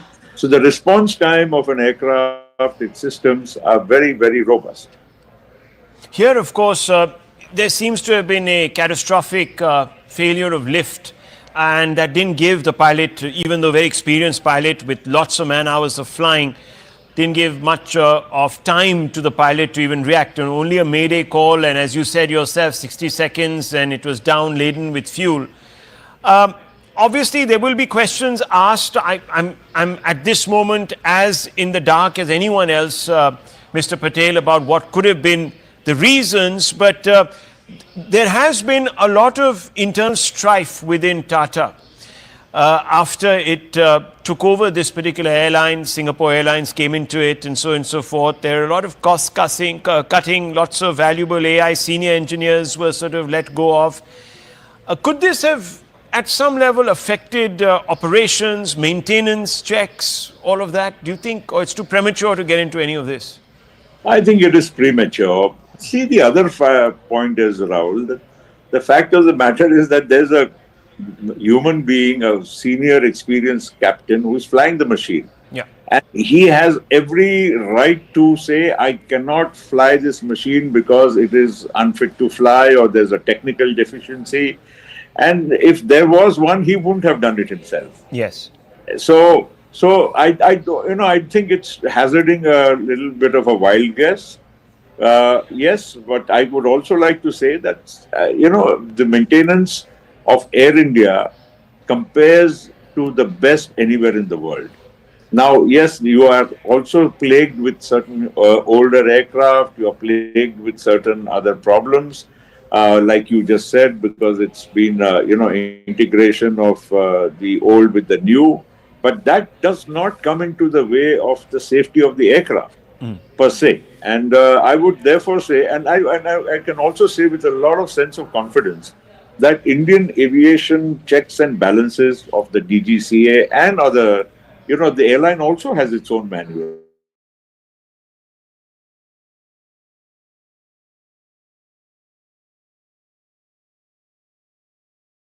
The airline actually an airline making some more money. I would say that Air India as an airline has its own SOPs put very, very strongly in place. And again, this commander, or many of the commanders, or most of the commanders, I would say, flying a 787 have so many thousands and thousands of hours of pilot and command that they know the aircraft inside out. They know everything what needs to be done. And I don't think an aircraft flying to London on a 9.5 hour flight would have taken off without the proper pre-flight checks by the captain or his second in command. What would you now say in the aftermath to passengers? Remember, the aviation sector was really, really coming back after COVID, the disruption of COVID, one of the hardest hit sectors, as we know. But it's really bounced back. We have record number of flights, record number of airports opening across the country. I am sure for a few days there's going to be some consternation, maybe even a little bit of apprehension in the minds of a large number of passengers, civilians, customers, etc. What's your message to them? Well, my message is that, very sad and tragic. I'm sure people do get shaken up when they see such, visuals on their screen. But aviation still, by far, is the safest mode of transportation anywhere in the world. And if you consider the accident to the number of flights ratio, I think it will be far, far, far, safer than any other public transport. So let's not panic. Let's not think that this could be, an everyday affair. And we should be patient, confident, and also be confident that our aviation in India is absolutely in good shape. Let's not, see one incident. This accident unfortunately happened in India. Probably it could have happened anywhere in the world. When we see a visual in any other part of the world, we don't get so upset. Because it's happened in our country, we will certainly be, stirred and shaken. Let's just have faith. Our aviation sector is good, sound, safe, and this is, of course, a lesson. We should, strengthen our systems even further, and we should learn from some things. If at all, the inquiry, once it's complete, will, throw up some definitely revelation as to what has happened. So we should be, concerned, but we shouldn't be scared, and we shouldn't. Stop flying or reduce our flying, or, every time you fly, you start praying to God. Of course, we pray otherwise, but we don't have to worry about safety and pray. That's all I'm trying to convey. Right, Mr. Patel, on that note, thank you very much for speaking to us as we pray, of course, for those who were in harm's way. You're seeing that building. Thank you, Mr. Patel, very much for speaking to me. My thoughts and prayers yes. are with everybody. Thank you. Thank you very much. Thank you very much. You see that visual on the left of your screens, viewers? That's the tail of the plane that has crashed through a hostel attached to a medical college just outside the perimeter wall of this particular airport in Ahmedabad, the Sardar Vallabhbhai Patel International Airport. And we're apprehending that there might be casualties because this accident took place at around 1:45, and it was lunch hour, and there were many students, many doctors, aspiring doctors in the canteen, and the plane crashed into the canteen, and those visuals tell the story. Viewers, very quickly, let me give you a quick update. Operations have resumed at the Sardar Vallabhbhai Patel International Airport in Ahmedabad. This is PIB India putting out that update. The airlines and the aviation ministry have put out a medical emergency helpline and a control room helpline. It's 0793508211. That number will flash as it is right now under our screen. You can see it. You can call in if you have apprehensions that some of your relatives or others that you know might actually be in harm's way. I want very quickly to give you a quick overview, viewers, as we continue our coverage. The RPF disaster management team, headed by ASC and ADI, plus 6 staff, along with hospital team, 6 doctors, 20 staff, and 7 ambulance, rendering all possible help in rescue operation. The tragic Air India flight crash at Ahmedabad. We don't still know if there have been any survivors. We are gleaning through data that is coming in through the hospitals to figure that one out, but quite clearly, that's the timeline to the right of your screens. At 1:39, it takes off. Within 60 seconds, it has a catastrophic loss of lift.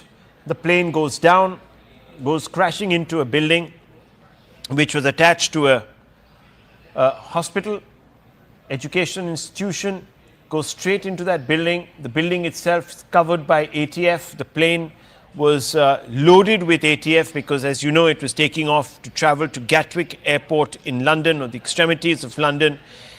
The MEA has reacted and said that details will be shared with governments of foreign countries, because there were a number of citizens from other nations on board this international flight. Air India chairman N. Chandrasekaran is likely to reach Ahmedabad tonight. That's what we're being told. Large number of residents, we're being told, are also feared dead after the aircraft crashed into the Atulyam super speciality doctor's residence. At the time of the incident, around 200 people were residing in the building, the 94 flats there, and you can see the absolutely charred super frame of that building after the plane dived into it, completely losing control. There was a mayday call that was issued by the pilots before the ATC could even sort of respond. The plane went down in that ball of fire. We're also being told that the Ahmedabad airport that had been shut down has now been reopened, and flight safety protocols are being followed with utmost care. There are also directions that have gone out to prevent people when they take off, take photographs, so you won't be allowed to do all of that, because clearly the flight path. Let me go across to Payal for more updates. We're told that Union Home Minister Mr. Amit Shah will be landing there forthwith. Payal, what are the updates? As far as the Ahmedabad airport is concerned, Rahul, is one of the busiest airports in Gujarat, because not only does it have so many domestic flights coming, it's a busy destination as far as businesses are concerned, but it also has a lot of international connectivity as well. But that airport has been opened up, in a calibrated manner, so passengers have been requested that they should check the timings of the flight, etc., and only then move to the airport. As far as the Union Home Minister is concerned, he is expected to reach there in some time, and the Civil Aviation Minister Ram Mohan Naidu is also expected to reach anywhere between 5:30 and 6 p.m. And just a short while ago, Muralidhar Mohal, the Minister of State for Civil Aviation, along with all the DGC officials, along with the Civil Aviation Secretary Mrs. Samir Sinha, they are all on board, so they should also be landing in Ahmedabad in a couple of hours as well. And this flight of happiness and hope, has turned into a flight of tragedy for so many people, who were looking to go back to their homes, especially the foreign nationals, and to many as well. So, our hearts really go out to these people. But, like I said, the government of the day has said that they'll get to the bottom of this, and nobody who is involved with any negligence whatsoever will be spared, is what we're given to understand. But yes, flights are going to be resuming in a calibrated manner, and therefore all kind of numbers, whether it's medical emergency numbers or new numbers concerning finding the loved ones even at hospitals, etc., have been put out by the civil administration. Bhupendra Patel, the Chief Minister, was at the civil hospital just a short while ago. So all hands on the deck approach, Rahul. Absolutely. There are also more updates that are coming in, viewers, as we scroll through the news updates that are coming up on my screen here, we're also being told that the Air India has called upon the authorities to investigate and ensure that all examinations, forensic examinations of the crash site, etc., are conducted utmost. We're also being told that Air India management officials have held meetings with DGCA staff. Air India has been asked to submit the health report of all their aircrafts. There are also some pictures that make the heart really weak coming in from inside the mess of the hostel where the plane crashed. Devastating scenes there. One just hopes that the casualty figures are not as high as what appears from the scene of devastation. We're being told that former Chief Minister of Gujarat, Mr. Rupani, was on board. We don't still know whether he has survived this or he's injured. We have no updates really on his well-being, but he was a former Chief Minister of Gujarat from 2016 to 2021, State President of Gujarat. When his name was declared as the Chief Minister, he took over from Anandiben Patel, Miss Anandiben Patel, former MP from the Rajya Sabha and a two-time MLA, hailed from Rajkot West, came from an influential Jain community. He didn't fight the 2022 Assembly poll, citing his wish to step back from electoral politics. He was currently in charge of Punjab for the BJP and was on his way to England and was aboard that flight. There are pictures also coming in of the ill-fated crew of this flight, and we are told that there were at least 10 crew members on board this flight from different parts of the country.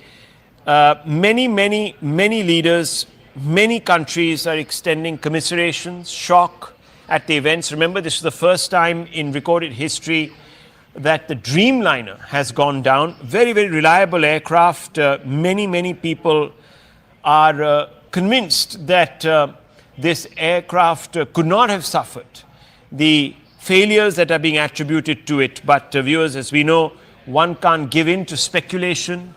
This is an extremely sensitive situation right now, and therefore one cannot hazard any information on what could have gone wrong in a speculative way.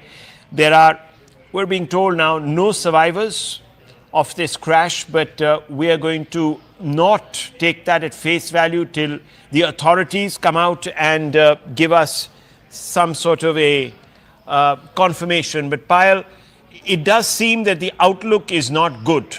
Okay, we don't have Payal. We're going to go back to Payal in just a few moments. But hotline numbers have been set up for people to check in and find out on the state of affairs and, of course, on their own relatives. We are being told that there were 53 British nationals, 7 Portuguese, and 1 Canadian on board this Air India flight. 169 Indian nationals were on board. It was a flight that was almost full, Ahmedabad, London flight, and at this time of the year, viewers, there is huge traffic between the two destinations, given the fact that this is a peak holiday season. I want to go straight across to Anvit. Anvit, a lot of people heading out to London on this particular flight. We're getting some details.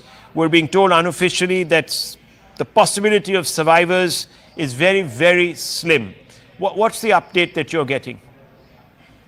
Yeah, certainly, you see, Rahul, that toll was what we are being unofficially confirmed by the sources on ground. It is being said that it has already been counted up to 150, and it certainly is unfortunately expected to only rise from here, because the kind of incident it was, and we initially also saw how the plane went up in flames. It clearly was indicative of the fact that the number of casualties and fatalities would certainly be high. Not just those in the plane, but also on ground. The collateral damage that it has caused, because it was a heavily residential area, and the building in which the plane had crashed, which was the doctor's hostel, that also, from there also, a number of occupants had to be rushed to medical facilities, and deaths have been reported from there as well. So ground damage certainly is there, but all what we are being told by the officials who are in this rescue operation, that number of survivors is really bleak, as what we are getting from the ground. Also, because the incident that this is, and what we are being told by the experts, is that the two major chances that this incident took place, one is dual engine failure, which could be one reason could be power outage, or another reason could also be bird ingestion. But it is also being said that it's very unlikely that bird ingestion would cause both engines to go down. Another reason what we're learning is could be control jamming, which is also a subject matter of investigation, and the AIB will now take over the investigation as their teams are already on ground, and investigation in this manner will also be done. But what we are learning from the ground is yes, that the fatalities have increased to more than 150, and chances of any survivors are really, really bleak, which is unfortunate. Well, that is very, very sad news, if true. We're going to hold back on giving you those numbers because we don't have confirmation from official sources, and CNN News 18 will not report casualty figures, even speculate on casualty figures, given the fact that this would be extremely traumatic. That's the moment of crash, viewers. You can see that the plane lost its ability to lift off. Even its, as you can see, landing gear had not been retracted. So, moment the plane takes off, it presumably experienced a catastrophic loss of lift, as some of our experts have told us. The pilot had very little time to react, about a minute, in which a mayday call was issued to the ATC. The ATC responded to the mayday call, got no response, looked out and saw a ball of flames engulfing the skyline.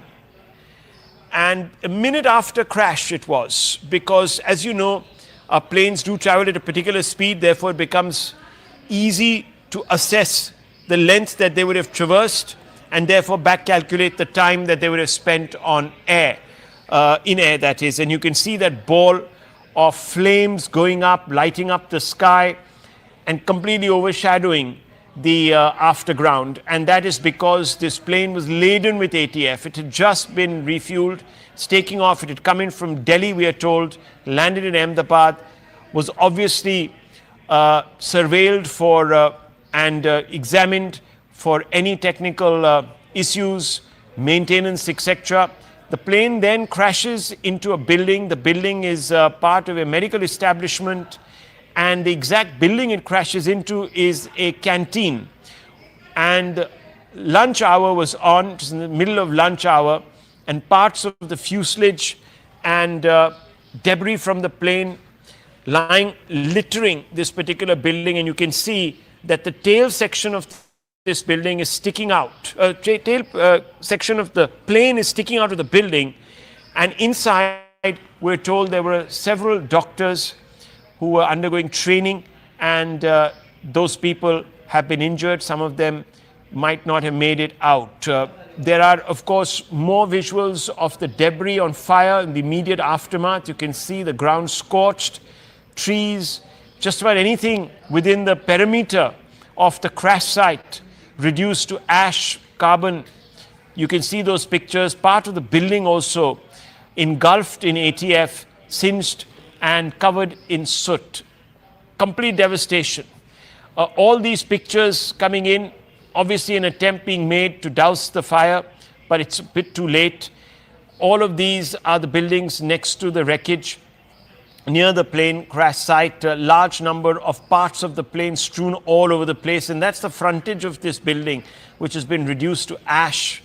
It's covered in soot because, as I told you, the plane was laden with ATF, and you can see other remnants of this plane, electronic parts, etc., strewn all over the place. There is some piece of luggage that might have survived, but most of this particular craft consumed completely, and that's the debris that is being removed, is salvaged.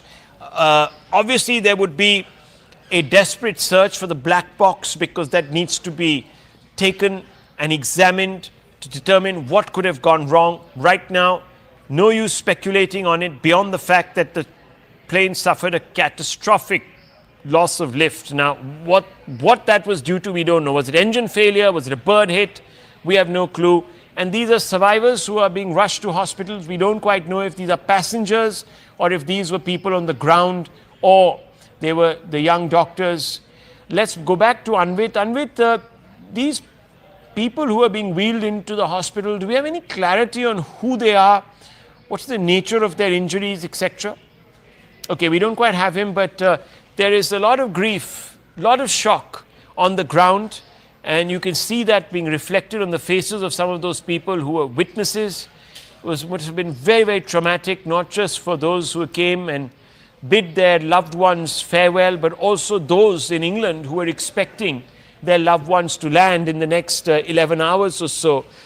These scenes, viewers, are extremely unfortunate. This particular brand of aircraft, the Dreamliner, has not in its history suffered a crash. And we can tell you that Boeing shares are crashing right now across the globe because, once again, there are questions being asked of the company. Boeing has had its issues.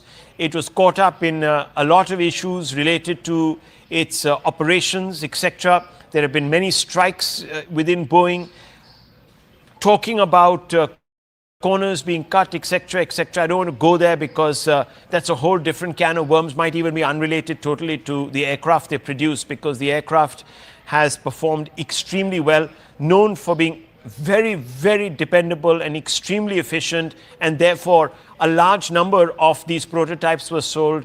More than 1,000 have been sold since the Dreamliner, this particular Dreamliner, was brought into service and incepted and inceptualized. So there you have it, viewers. These are the pictures coming from all the parts of the city. Ahmedabad right now is caught in the grip of this crisis, and heart goes out to those who were expecting or are expecting the kith and the kin of these passengers. We're expecting for them to have a safe flight. Let me go across to Anvit. Anvit, what is the latest coming in on perhaps the preliminary estimations as to what might have gone wrong? Any more details about the circumstances under which this flight took off? Anvit, can you hear me? Okay, Anvit, can you hear me? Are you there with us? Flight AI 171 Ahmedabad to London, reportedly carrying 242 passengers.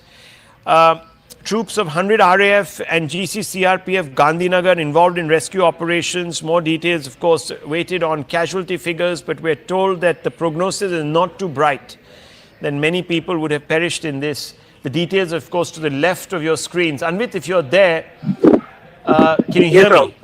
Yes, sir. What are the details we have? We know for sure that the Dreamliner, this particular make of the Dreamliner, has never had a crash.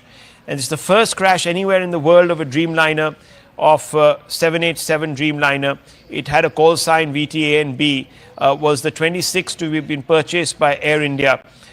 These are numbers, of course. Data don't tell the entire story. What are you learning from your sources? Certainly, see, like you rightly pointed out, that Dreamliner and Boeing 787s do not have a history of such incidents, and since their introduction in probably 2011, this is the first Boeing 787 Dreamliner that is reportedly crashed or met with a mishap that we are reporting on. And if we talk about the situation on ground, visuals are really scary. Death toll has already crossed what unofficial figures are around 150, and the sources that are on ground are reporting that it is likely to grow because the kind of incident it was, and how we have the visuals we've been playing out for our audiences, that how the plane as it crashed, it went up in flames, and the chances of survival of any passenger that was on board are bleak, is what the officials are saying. However, it has not been officially confirmed that all on board are dead. It's not confirmed yet. Some have been rushed to medical facilities. It is awaited to know that if they will be recuperated from the condition they were recovered in or not. Also, other than those who were on board, 242, including crew and captain, other than that, the building in which the plane crashed, it also had a number of occupants, and more than 50 of them had to be rushed to medical facilities. There could be, certainly there is chances of survivors because the plane crashed over that building, and there could be survivors in that, but yes, certain deaths are also being reported from there. Amidst all this, Ahmedabad airport has also put out a tweet saying that the airport is now operational. It had been initially shut following the incident. The airport had been shut for operations, and now it has been open for operations also. If we talk about the details of the incident that took place, the initial details that we had got, revisiting those details, the flight had taken off at 1:39 from Ahmedabad. It was bound for Gatwick, near London, and this accident took place immediately, just right 8 to 10 minutes after the takeoff. We are told actually it took place within 60 seconds, actually, a minute and a half. It wasn't 8 to 10 minutes. It was just within a minute. So I just want to quickly come in there. Anvit, just stay on with me. I have some reactions to play out. MLA Darshana Vaghela said that, quote, I was in my office nearby when the plane crashed and there was a loud thud. The flats of the doctors have been damaged. The rescue operation will continue, unquote. This is ANI quoting her. ANI also put out the reaction of an individual. He said, and I quote, my son had gone to the hostel during lunch break and the plane crashed there. My son is safe and I have spoken to him. He jumped from the second floor, so he suffered some injuries, says Ramila, who reached the civil hospital in Ahmedabad. So clearly a parent, very worried parent. Now, Anvit, what about those people who found themselves on the ground but in the direct line of the crashed plane? See, the incident was completely unforeseen, and when this happened, it certainly raised panic among those who were on ground. Some people had caught this incident on their phones, and they have recorded how the plane went down and the flight path as it was declining on its flight path. That has been recorded. Some videos we have played also on scene. But yes, there certainly was panic when visuals were coming on from ground. We also saw how locals had gathered. The hundreds of people had gathered at the crash site, which also was another challenge for the first responders, be it the police, the firefighters, disaster management authorities, or the paramedics and ambulances. That also was a challenge, and many people had gathered. Okay. But that is also Anvit, just hold your thoughts. That is the Gujarat Chief Minister, who has just emerged from the hospital after visiting those that were taken there. And we showed you pictures of people being wheeled into hospital about an hour and a half back. One just hopes that the prognosis from the hospital is not as full of foreboding as what we're being told by our sources. And on the right, you can see that's the mess that has been reduced to ashes there. Parts of the plane, this is the tail of the plane crashing into the roof section of this cafe, bringing the roof down. An eyewitness has been quoted as having saying that after my office 200 meters from here, as soon as I stepped out of the office, I heard a very loud noise and smoke filled the area. Suddenly a commotion broke out here, and then we saw that this incident had occurred. When I reached the spot, I saw debris scattered here. There was a fire and smoke was billowing here. Nothing was visible. We then came to know that the wings of the aircraft fell here and that an aircraft crashed. We don't know about the casualties, but there is a building here where doctors reside, and that's the building that we were talking about, viewers, out of which is sticking out the tail of the plane in a rather ominous way. Now let's play out some eyewitness depositions.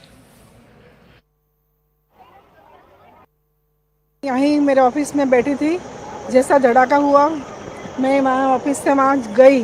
बहुत बड़ा plane crash हुआ था, तो बहुत धुआं और आग लगी थी। जो डॉक्टर्स के फ्लैट थे उनको बहुत डैमेज हुए हैं, और उसमें से कितने डॉक्टरों को हमने निकाला है, लोकल कार्यकर्ता और सब मिलके।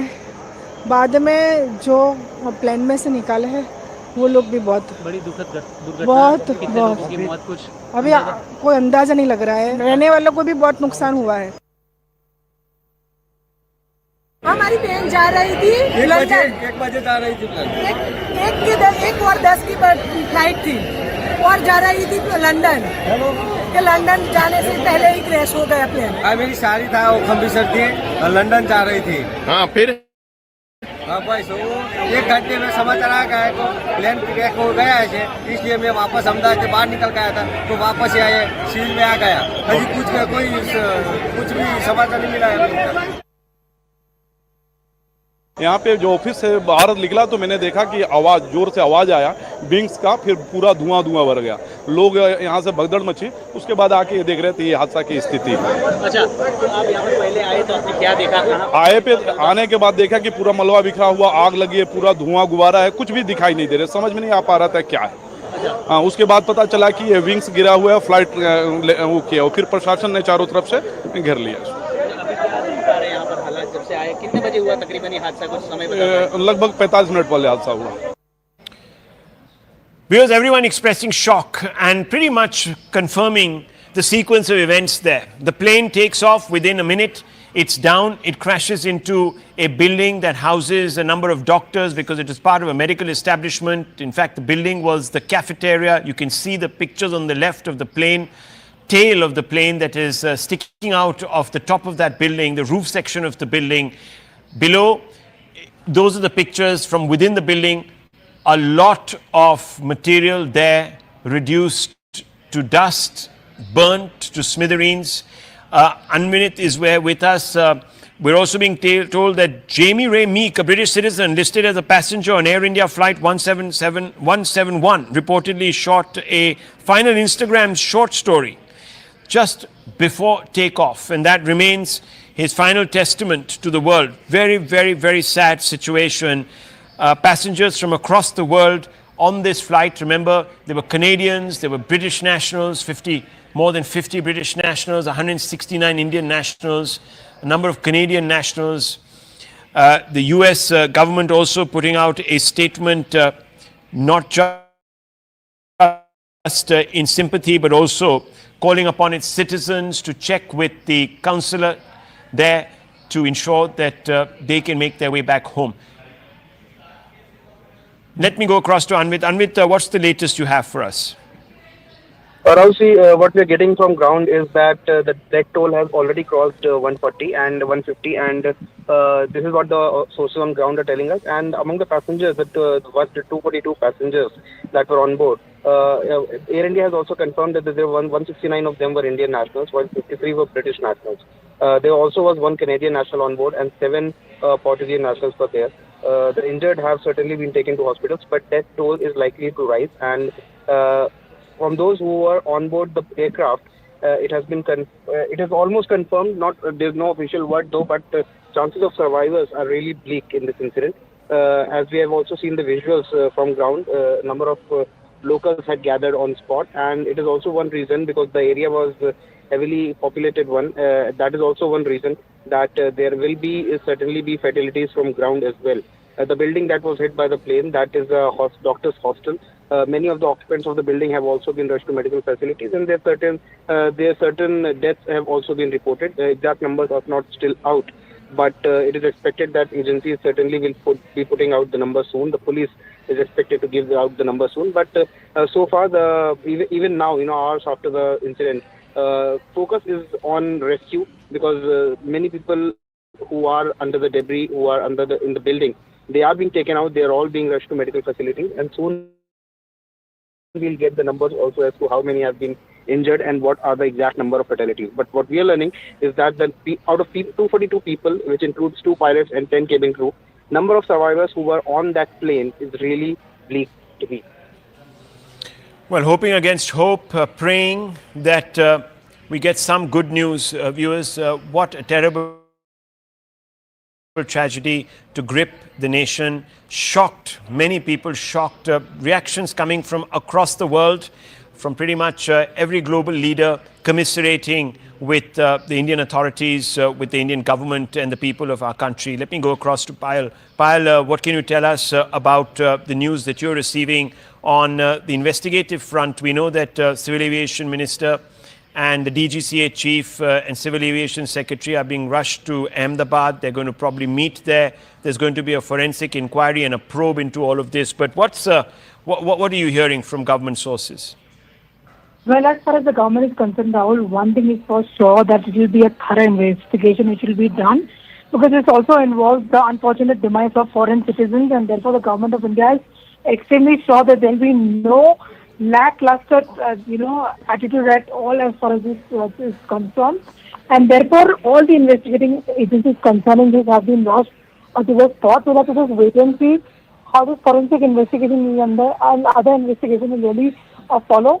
And therefore, Civil Aviation Minister Rammohan Naidu is expected to arrive in Ahmedabad anytime now.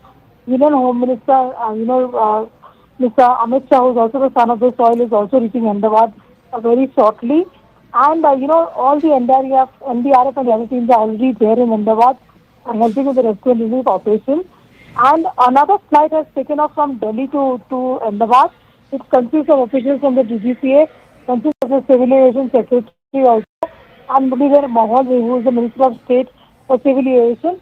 The Government of India has assured not just the people over here, but also to all the foreign nationals and their countries that a thorough investigation really will be done. It's very difficult at this point in time to point a finger at anybody in particular, given the fact that this is a modernized equipment, it's a modernized flight that had actually taken off from Ahmedabad, and therefore all efforts will be made sure that we get to the bottom of it as well. Right. And there is something that the government of India has sought. Well, of course, premature viewers to even speculate about the reasons. It's too early in the day to do that, but clearly there was something very, very wrong that led to this unprecedented tragedy. No Dreamliner has crashed, especially of the 787 Boeing variety, anywhere in the world. India is the first place where this has happened. So obviously, viewers, there's going to be a lot of dismay, and there will also be a huge focus. Muralidhar Mohol, who is the Minister of State for Civil Aviation and Cooperation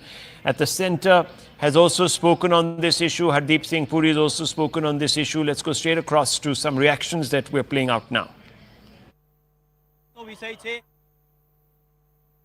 कुछ समय पहले दोपहर को एक दुर्भाग्यपूर्ण घटना घटी है। एयर इंडिया का AI-171 जो अहमदाबाद से लंदन जाने वाला जो फ्लाइट था वो क्रैश हो गया है। उसमें कुल 242 लोग थे, 230 पैसेंजर थे और 12 क्रू मेंबर्स थे। तो वहाँ पे अभी सब राहत का कार्य शुरू है, बचाव का कार्य वहाँ पे शुरू है। हमारे मिनिस्ट्री में भी अभी हमने एक वरिष्ठ अधिकारियों की बैठक भी करी है।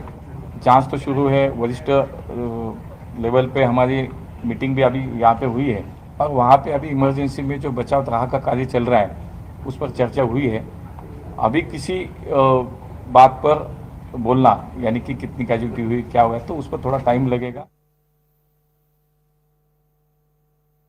There's a plane crash. Ahmedabad तो लंदन फ्लाइट सीगी सवेरे 8 बजे तक समय सीगा शायद एंड ਉਹਦੇ there's an accident but ਹੁਣ ਉਸ ਦੀ ਜ਼ਿਆਦਾ ਖਬਰ ਮੇਰੇ ਕੋਲ ਨਹੀਂ ਹੈਗੀ। ਅਸੀਂ ਤੇ ਇਹੀ ਪ੍ਰਾਰਥਨਾ ਕਰ ਰਹੇ ਹਾਂ ਕਿ ਜਿੰਨੇ all those who were on board should be all right and we should await the news. I don't think one should speculate on that.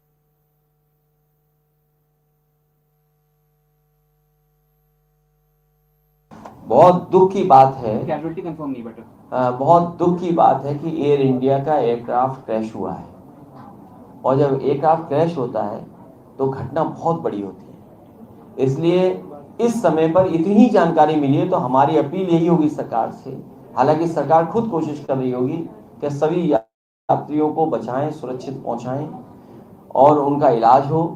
और हमारी भगवान से ये प्रार्थना है कि अगर इतना बड़ा एक्सीडेंट हुआ है तो किसी की जान न गई हो और हमारे पायलट भी सुरक्षित रहे।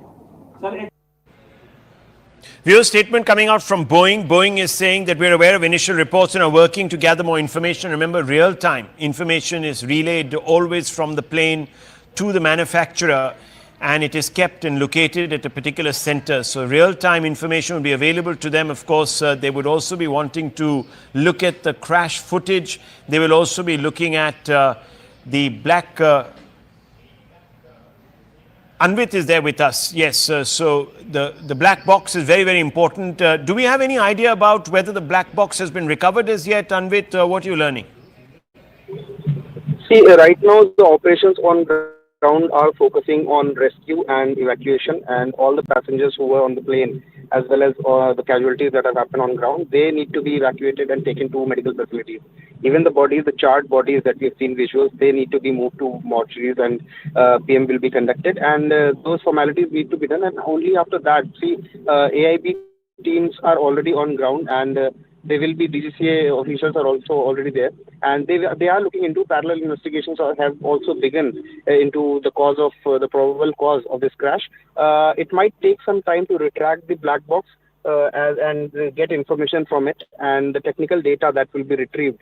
Based on that, it will be ascertained as to what may have gone wrong, because there are multiple speculations as of now. Also, the last moment communication between the pilot and the ATC before the mayday call was given. If there was any communication or if there was any communication from the pilot highlighting that there is some issue with the aircraft, that also will be crucial in this investigation. So far, when we have spoken to the experts, they have highlighted two possibilities. One is the way the plane went down and declined on its flight path. One probable cause could be dual engine failure, which is certainly a rare thing to happen, rarest of the rare, in fact. However, it is being suspected that there is a birds problem in Ahmedabad. It is also in the Bangalore airport, we have reported in the past, but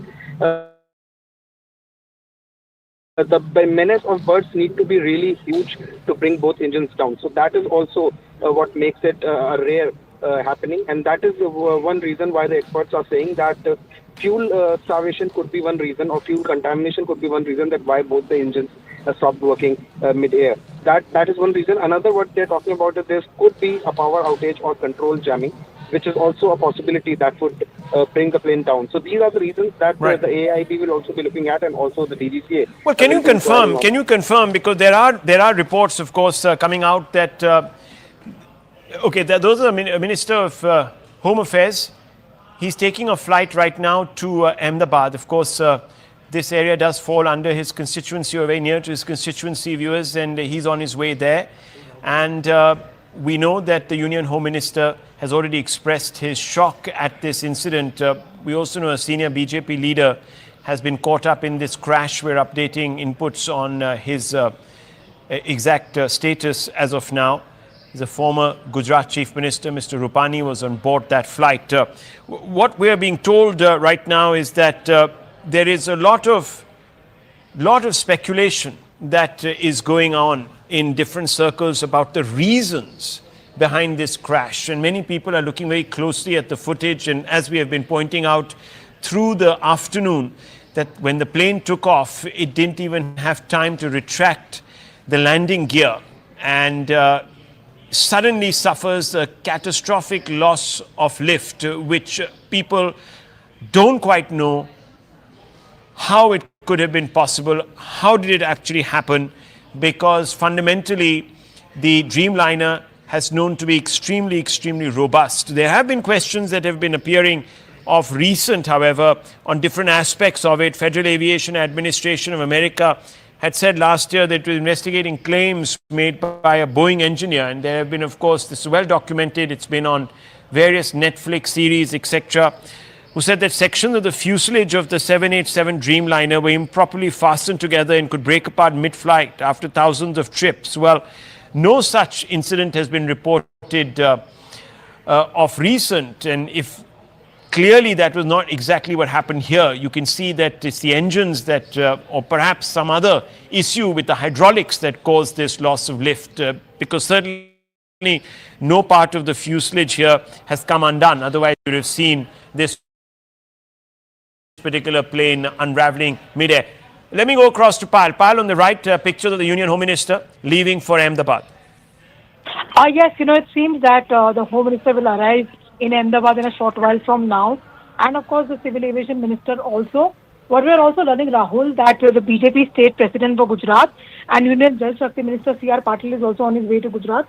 He has even also been asked to rush to Gujarat. He's also not just the state president, but he's also the Union Minister. He's a son of the soil as well. He's also been asked to go there and aid in whatever rescue relief operations are required. With the unfortunate news coming forth that, there could hardly be any survivors as far as this crash is really concerned. And obviously, that is something which everybody is waiting to see what has been the cause of this. Because I've been speaking to at least quite a few experts and quite a few union ministers, including former civil aviation ministers, Rahul. And they're very surprised because this is, of course, a modern state-of-the-art aircraft. What really led to this? So nothing is being ruled out as of now. And our colleague Manoj Gupta had just spoken to us a little earlier, and he basically also said that the sabotage angle is also being, looked into over here, with the fact that several national and international passengers were on board as well. And what an unfortunate, episode coming to the fore, not just for those people who are actually on the flight, but also for the building on which this aircraft fell, where, the doctors were having their lunch break as well. And a complete, very, very tragic afternoon to speak the least as well. But all hands on the deck approach by the Prime Minister, and therefore multiple ministers are being rushed to the accident site. Well, PIB of India has put out a fact check saying that an old video is being shared on social media linking it to the Ahmedabad plane crash. It shows a view from inside the plane The video is of a plane crash that happened in Nepal in January 2023.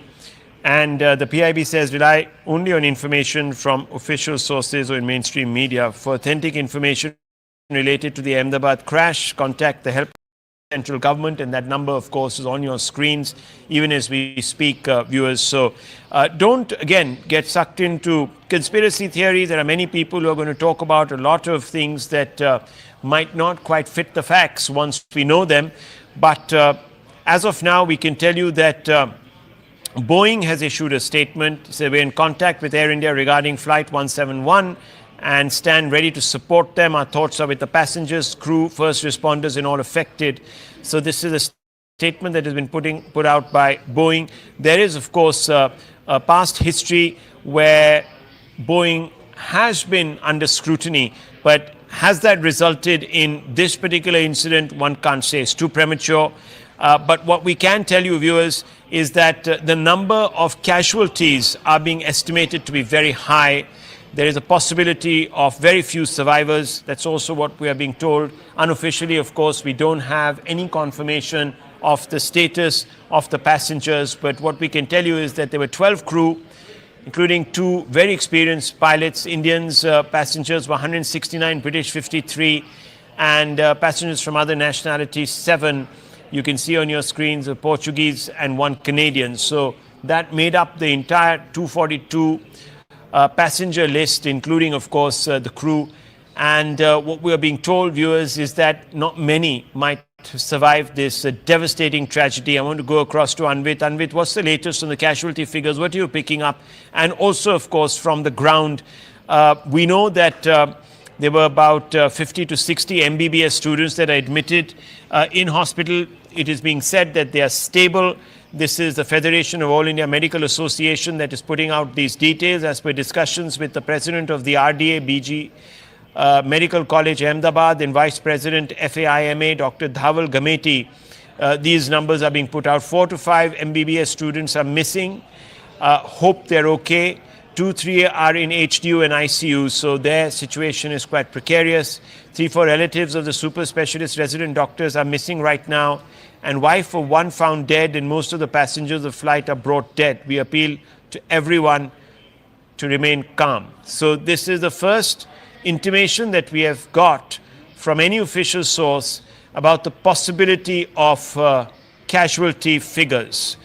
Anvit. Yeah, Rahul, see, the situation on ground is such that some people certainly are missing because the crash, the plane went into a residential area and the buildings have been damaged. The people from ground, many of them are being reported missing. Some are yet to be traced. It is not confirmed whether they are dead or they have been taken to some hospital and they remain unidentified. So these are the problems and the challenges that the first responders and the paramedics and medical experts are facing on ground right now. That is one challenge. Another is that the plane had tons of fuel as it has just taken off and it was bound to go to Gatwick. So it had a huge amount of fuel. Usually it is with the planes that their fuel is contained into the wings, and that is one reason why when planes crash that it immediately goes up in flames. This is one reason, and this is exactly what we saw that happened with this flight as well. The moment it touched down, the moment it touched the residential area where it crashed, the plane went up in flames. And that is one reason why mostly in air crashes, the number of survivors is the least. And even in this incident, hardly there would be any survivors is what we are learning from the sources on ground, which is highly unfortunate. But this is the reality that there might, the chances of survival of anyone on board that aircraft might be very less. Also, there are casualties, collateral damage from the ground because it was a residential area. We saw how the plane's flight path declined instead of rising, and it had been taking off. And it was just minutes after taking off that the flight went down and crashed. So the visuals are clearly suggestive of the fact that they would the casualty figures that have already crossed 150 is what we're learning from the ground. That is expected to only rise. It is unfortunate, but yes. Some people have also been rushed to medical facilities and they have been marked safe. This includes a number of hostelers and the doctors who were living in the hostel in the building in which the plane has crashed.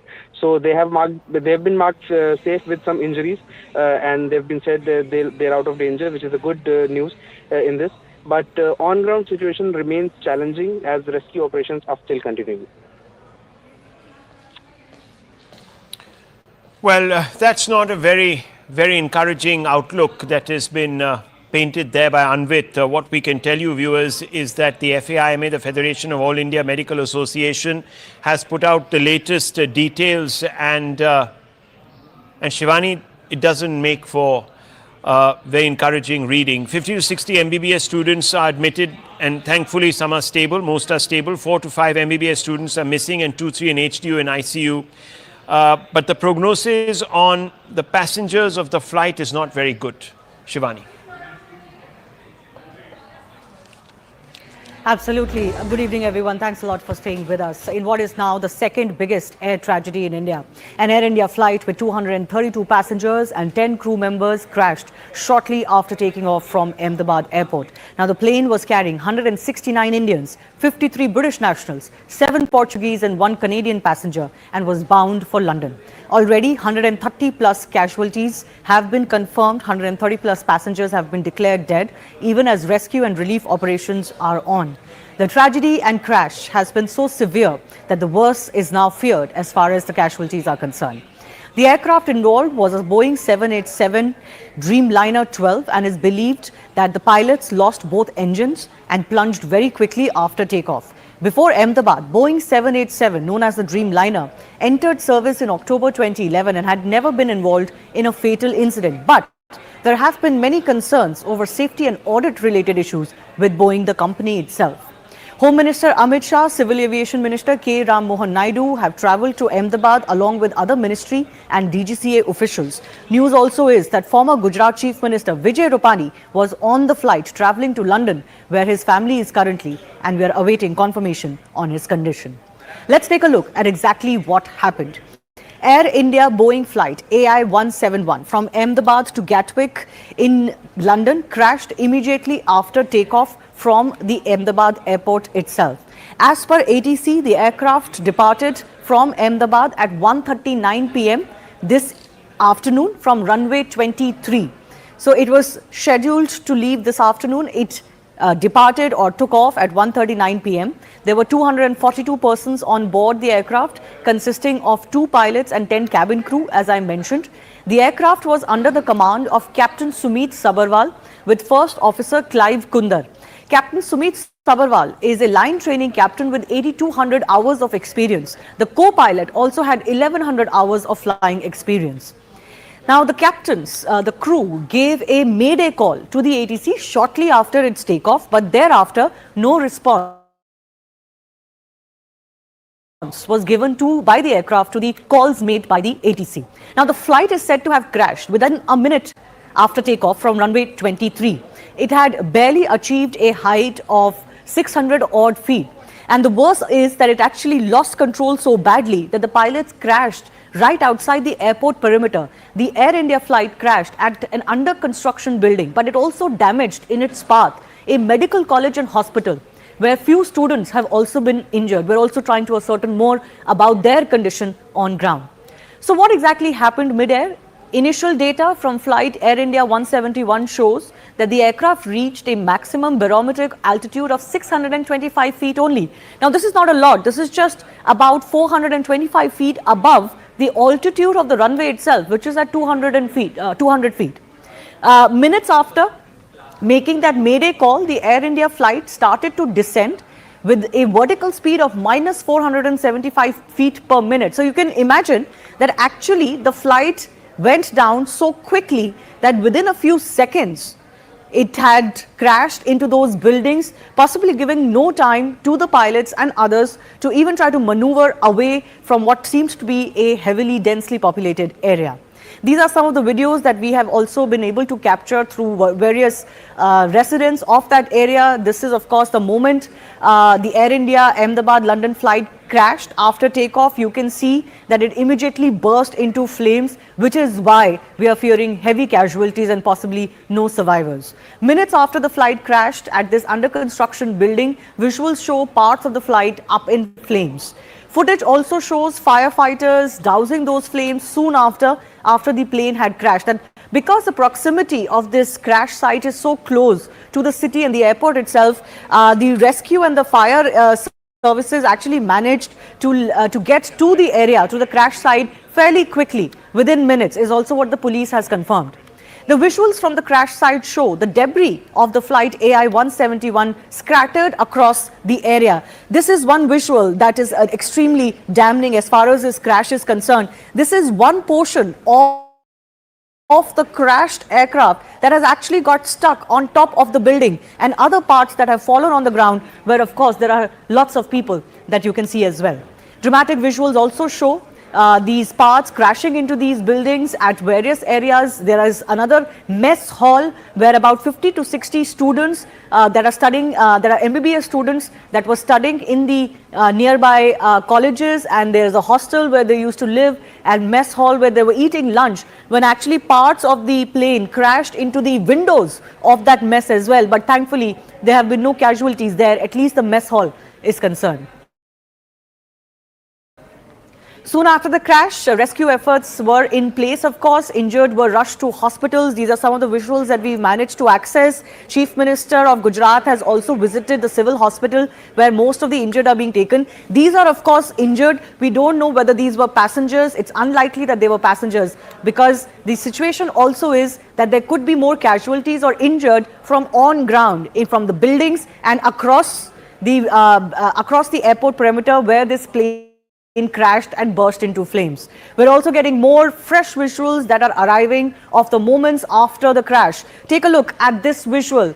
These are visuals of this densely populated area. You can see buildings are also on fire. There is debris on the ground that has caught fire as well. So these are the buildings that have come into the path of this crashing aircraft. We are being told that MBBS students lived in these hostels, and we are waiting to get more as far as their condition is concerned. But there is also a mess building, a mess hall where students had gone for eating during the lunch hour, which also bore the brunt, but less severe brunt of this crashing aircraft. At least there we spoke to an eyewitness. The students are safe. But the eyewitnesses told us that there is another building where this craft had crashed into. The visuals we also showed you earlier of the crashed aircraft stuck into the building. And there could be some casualties feared. But of course, we're trying to get you the latest. Let's also listen in, not just to eyewitnesses, but other relief agencies on ground as well. यहीं मेरे office में बैठी थी, जैसा धड़ाका हुआ मैं वहाँ office से वहाँ गई। बहुत बड़ा प्लेन क्रैश हुआ था, तो बहुत धुआं और आग लगी थी। जो डॉक्टर्स के फ्लैट थे उनको बहुत डैमेज हुए हैं, और उसमें से कितने डॉक्टरों को हमने निकाला है, लोकल कार्यकर्ता और सब मिलके। बाद में जो प्लेन में से निकाले हैं वो लोग भी बहुत बड़ी दुखद दुर्घटना, बहुत अभी कोई अंदाजा नहीं लग रहा है। रहने वालों को भी बहुत नुकसान हुआ है। हाँ, जब बोर्डिंग हुआ तो मैं अंदर फ्लाइट के अंदर वॉक करते जा रहे थे, बट सामने बहुत बड़ा धुआं वगैरह दिख रहा था। बट उस टाइम मुझे ये नहीं मालूम था वो प्लेन क्या है। जैसे कोई आग झाड़ी में वगैरह जंगल में आग लगती है ना, लाइक वैसा कुछ तो लग रहा था। ये मालूम नहीं था कि वो प्लेन क्रैश हुआ है। तो उसके बाद क्या हुआ? इन लोगों की तरफ से इन्फॉर्मेशन, एयरपोर्ट की तरफ से क्या इन्फॉर्मेशन मिल गया? तब तक कुछ फिर हम अंदर जाके बैठे, हमारे साथ में हम फोटो भी निकाले थे, जैसे कोई आग लगी होगी झाड़ी वगैरह में। जब फ्लाइट में बैठे और 10-15 मिनट इधर उधर फिर एकदम से अनाउंसमेंट हो गया कि फ्लाइट डिले हो रहा है। बट वहाँ पे उन्होंने ये रीज़न नहीं बताया कि किस वजह से डिले हो रहा है। डिले हो रहा है इतना ही बताया था। बट अभी वो वाईफाई मतलब इंटरनेट वगैरह सब चालू था, मोबाइल पे न्यूज़ आ गया, तब हमें पता चला कि वो फ्लाइट क्रैश हुआ है। लड़का है ना, वो ब्रेक पड़ा था खाने का, तो हॉस्टल में खाने गया था इधर, हॉस्टल में ही प्लेन क्रैश हुआ। पर मेरे लड़का को कुछ हुआ नहीं, बात हुई मेरी। पर इसके भाईबंद है ज़्यादा हुए तो लोग मर गए। ये फिर मेरे लड़का को देखने जाना है अंदर। मेरे को लड़का बोला है कि मैं अच्छा दूसरे माल से कूदा था ना, तो थोड़ा खाली लगा है, ऐसा बोला है मेरे को। और मैं जाऊँ अंदर तो मालूम पड़े ना। ठीक है। हमारी ट्रेन जा रही थी, 1 बजे जा रही थी। 1:10 की फ्लाइट थी और जा रही थी लंदन। कि लंदन जाने से पहले ही क्रैश हो गया प्लेन। मेरी साली था वो खम्बिसर थी और लंदन जा रही थी। हाँ फिर हाँ भाई सो 1 घंटे में समाचार आ गया को प्लेन क्रैश हो गया है, इसलिए मैं वापस अहमदाबाद से बाहर निकल गया था, तो वापस आए सिविल में आ गया। अभी कुछ भी समाचार नहीं मिला है। कुछ समय पहले दोपहर को एक दुर्भाग्यपूर्ण घटना घटी है। एयर इंडिया का AI-171 जो अहमदाबाद से लंदन जाने वाला जो फ्लाइट था वो क्रैश हो गया है। उसमें कुल 242 लोग थे, 230 पैसेंजर थे और 12 क्रू मेंबर्स थे। तो वहाँ पे अभी सब राहत का कार्य शुरू है, बचाव का कार्य वहाँ पे शुरू है। हमारे मिनिस्ट्री में भी अभी हमने एक वरिष्ठ अधिकारियों की एक बैठक भी करी है। जांच तो शुरू है, वरिष्ठ लेवल पे हमारी मीटिंग भी अभी यहाँ पे हुई है, और वहाँ पे अभी इमरजेंसी में जो बचाव राहत का कार्य चल रहा है उस पर चर्चा हुई है। अभी किसी बात पर बोलना यानी कि कितनी कैजुअल्टी हुई, क्या हुआ, तो उस पर थोड़ा टाइम लगेगा।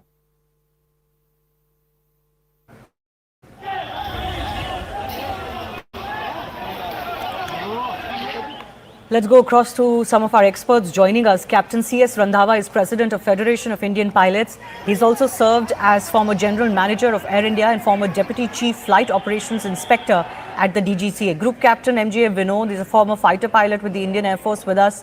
Dr. Vandana Singh, Chairperson of Aviation Cargo, Federation of Aviation Industry in India. V.K. Kukur is aviation expert also with us. I do thank you all for your time. First up, I want to go across to Captain C.S. Randhawa.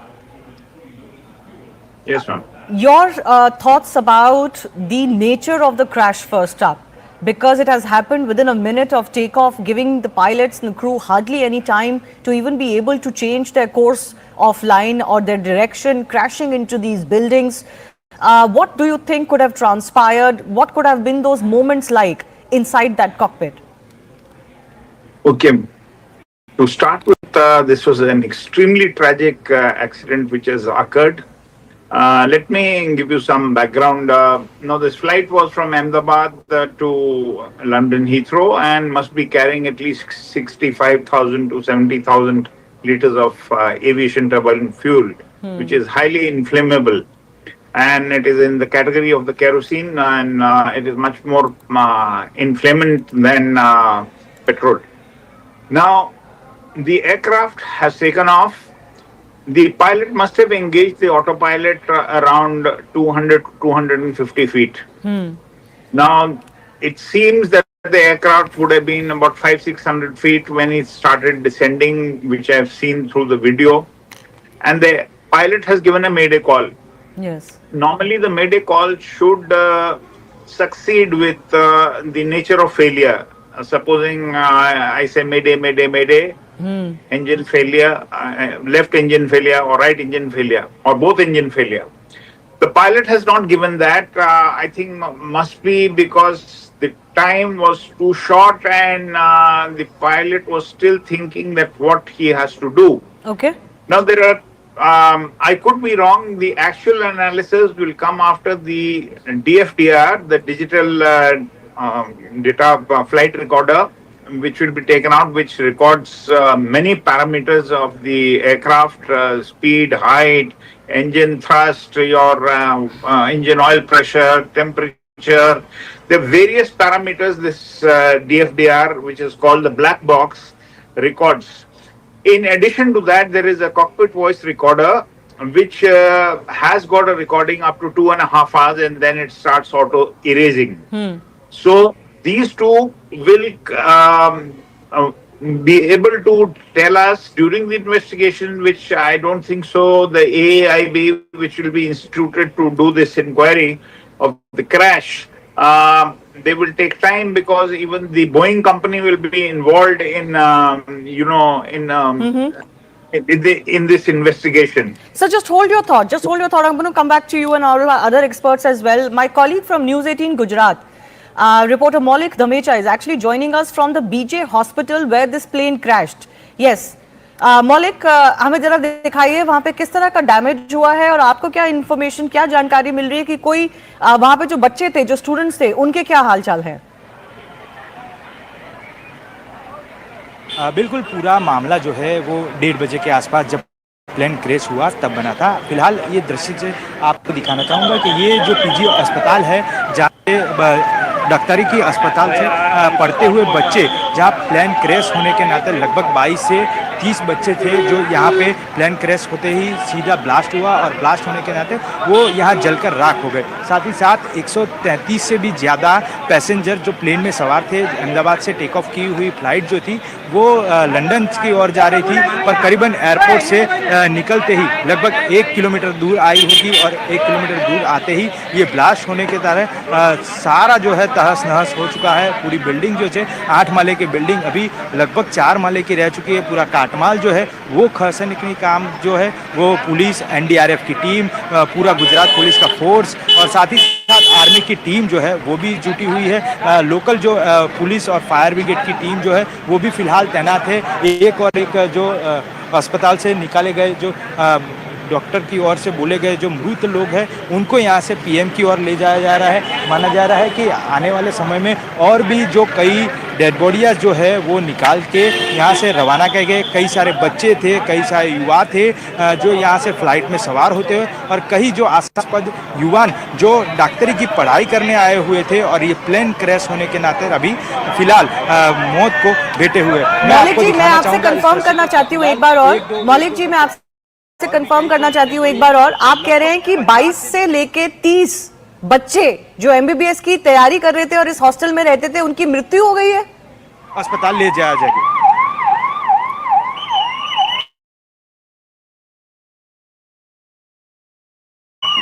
आवाज आ रही है। मैं एक बार confirm करना चाहती हूँ आपसे कि ये जो एमबीबीएस की तैयारी कर रहे थे बच्चे, उसमें से 22 से 30 बच्चे, उनकी मृत्यु हो गई है वहां पे उस हॉस्टल में?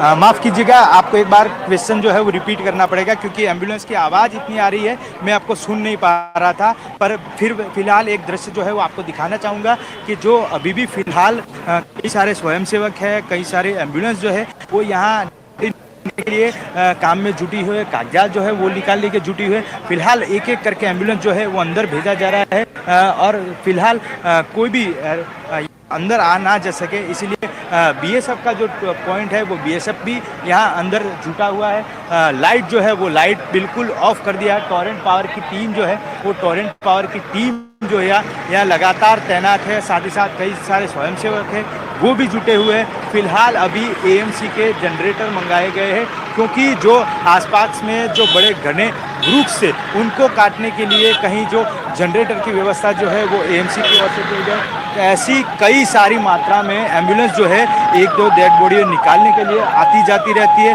अभी फिलहाल 50 से भी ज़्यादा डेड बॉडियाँ ऑलरेडी निकाल चुके हैं और उनको अस्पताल भेजा जा चुका है। फिलहाल ये मामला लगभग 1:30 बजे से जब शुरू हुआ है और अभी 6 बजने की वारदात है। 6 बजे के बाद 6 बजे बाद भी यहाँ से कोई बाहर निकलता है, एक दो डेड बॉडियाँ जो है वो बाहर निकलती नजर आ रही। यानी कितने लोग हैं वो अभी कहना मुश्किल है। फिलहाल जो इंजर्ड लोगों की एक सूची बाहर आई है, वो इंजर्ड लोगों की सूची में ऐसा जानने मिला है कि लगभग 25 लोग जो है वो फिलहाल इंजर्ड है। उनकी अलग अलग वार्ड में सिविल अस्पताल के अंदर जो है वो सारवार होने जा रही है और बाकी सारे जो लोग हैं उनको यहाँ से डेड बॉडी जो है वो निकाल के आगे की ओर ले जाया जा रहा है। मौलिक जी, अगर आपको मेरी आवाज अब आ रही है, आपके आसपास बहुत आवाज है एम्बुलेंसेस की, मैं आपसे कंफर्म करना चाहती हूँ कि जो बच्चे इस हॉस्टल में थे उनमें से कितने की मृत्यु हुई है, जो आपके पास अभी जानकारी है?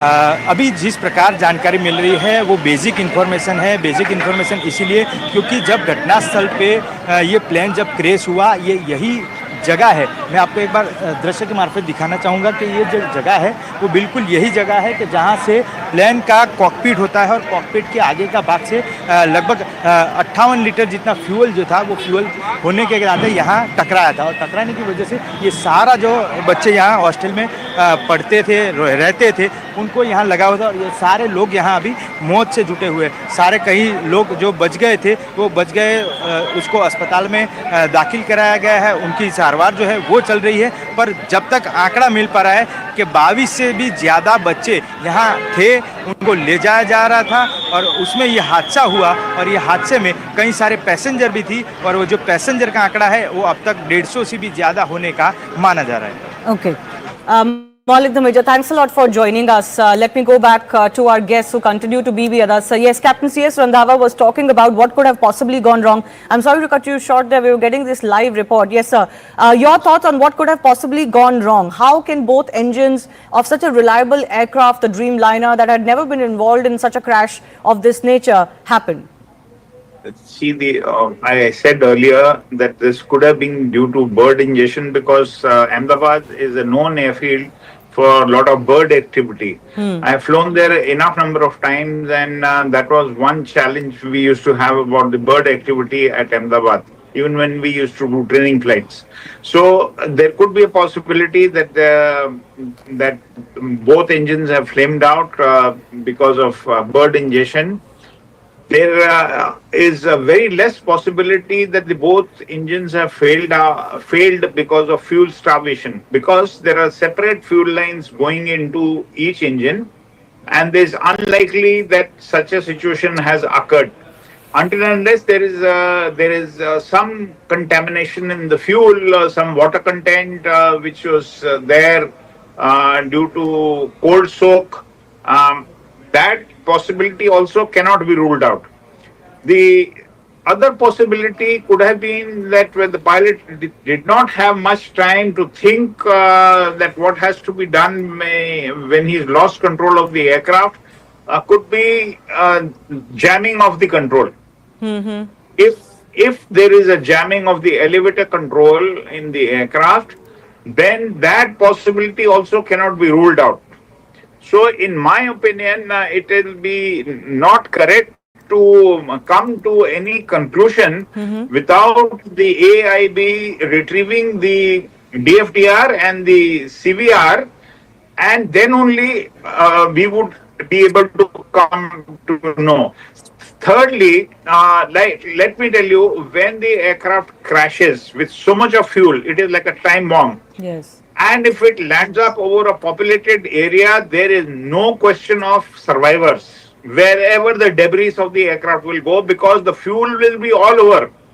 And fuel, you know that when it is spread, even a small fire, small light can create a havoc, because in one go it will burn the whole place. Yes, yes. That certainly seems to have happened as far as this case is also concerned.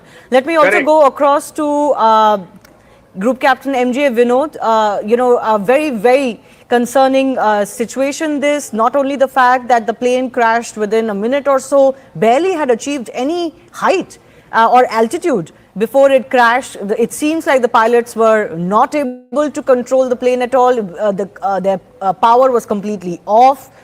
Both engines could have, and we are being told that can only happen if both engines have gone off, which is a very rare situation.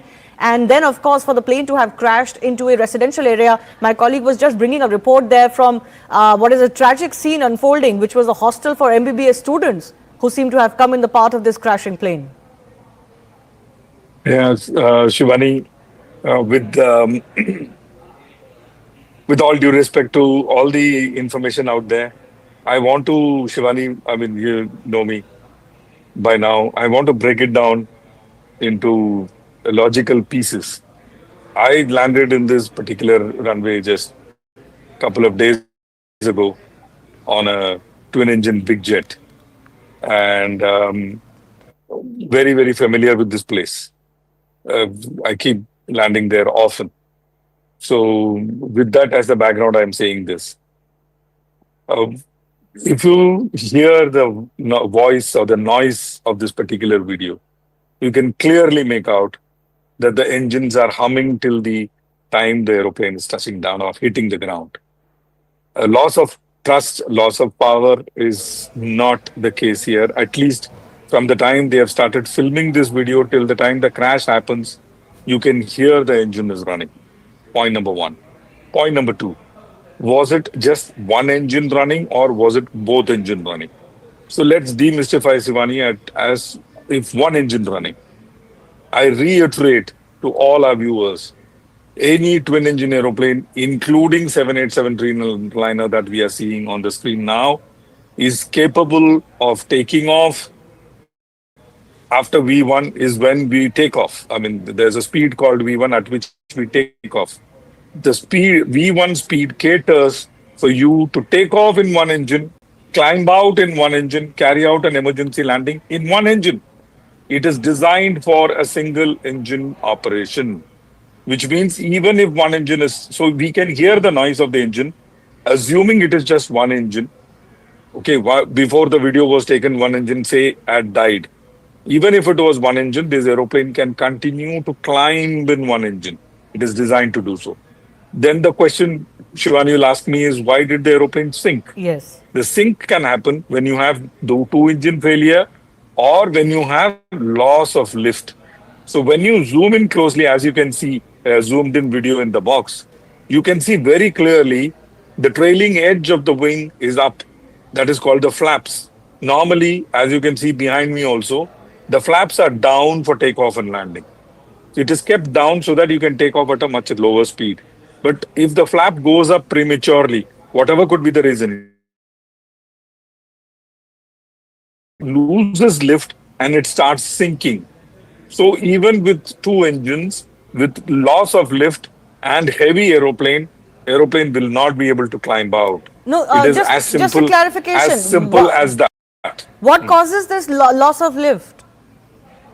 Flaps are up, Shivani, because the flaps are put down so that the aeroplane wings can generate much more lift. 120% lift is extra. Matlab, 100 plus 120 is what you get when the flaps are down. But when the flap goes up, as you pick up speed, you have to keep raising the flaps. And as you pick up cruising speed, the flaps are fully up, the aeroplane wing is straight, as it is seen in the video. So the flaps have gone up. In 2013, Shivani, this particular entire 787 was grounded because of some electrical issues. And after that, they sorted out the electrical issues and the aeroplane came back online. Are you suggesting that there are technical issues that could have led to loss of flight?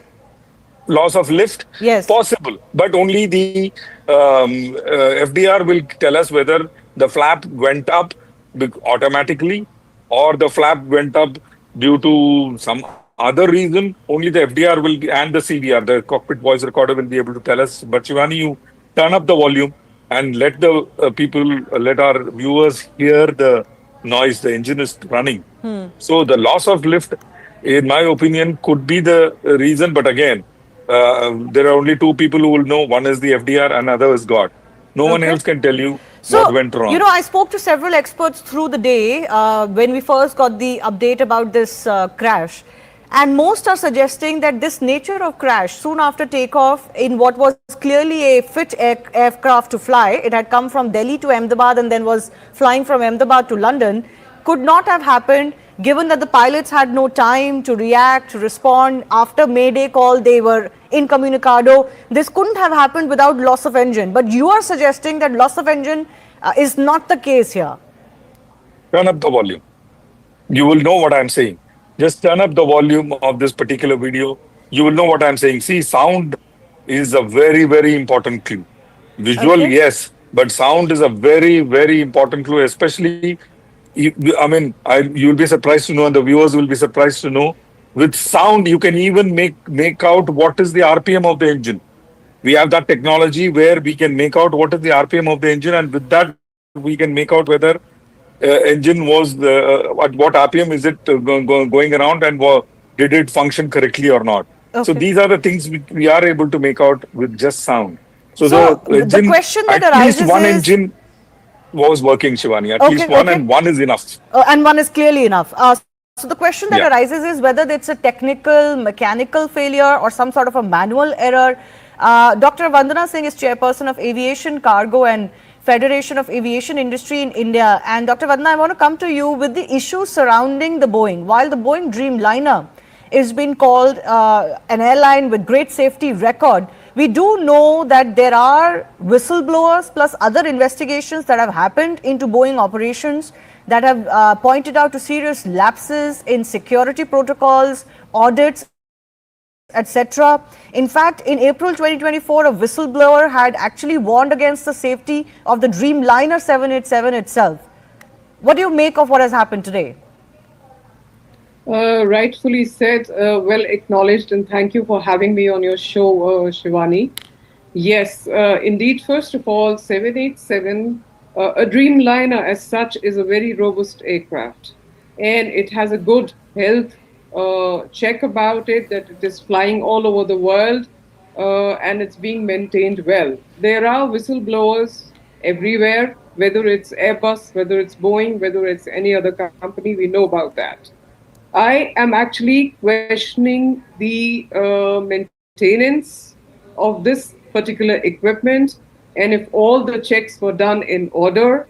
I'm also hearing all about, what could it be? Of course, the flight data, the recorder is going to reveal what it was, but it could have been a massive electrical or a software system failure cause, which means it is causing total FADEC, full authority, digital engine control, meaning complete down. But then if the engines were running, the question is what went wrong? It could be a critical maintenance issue.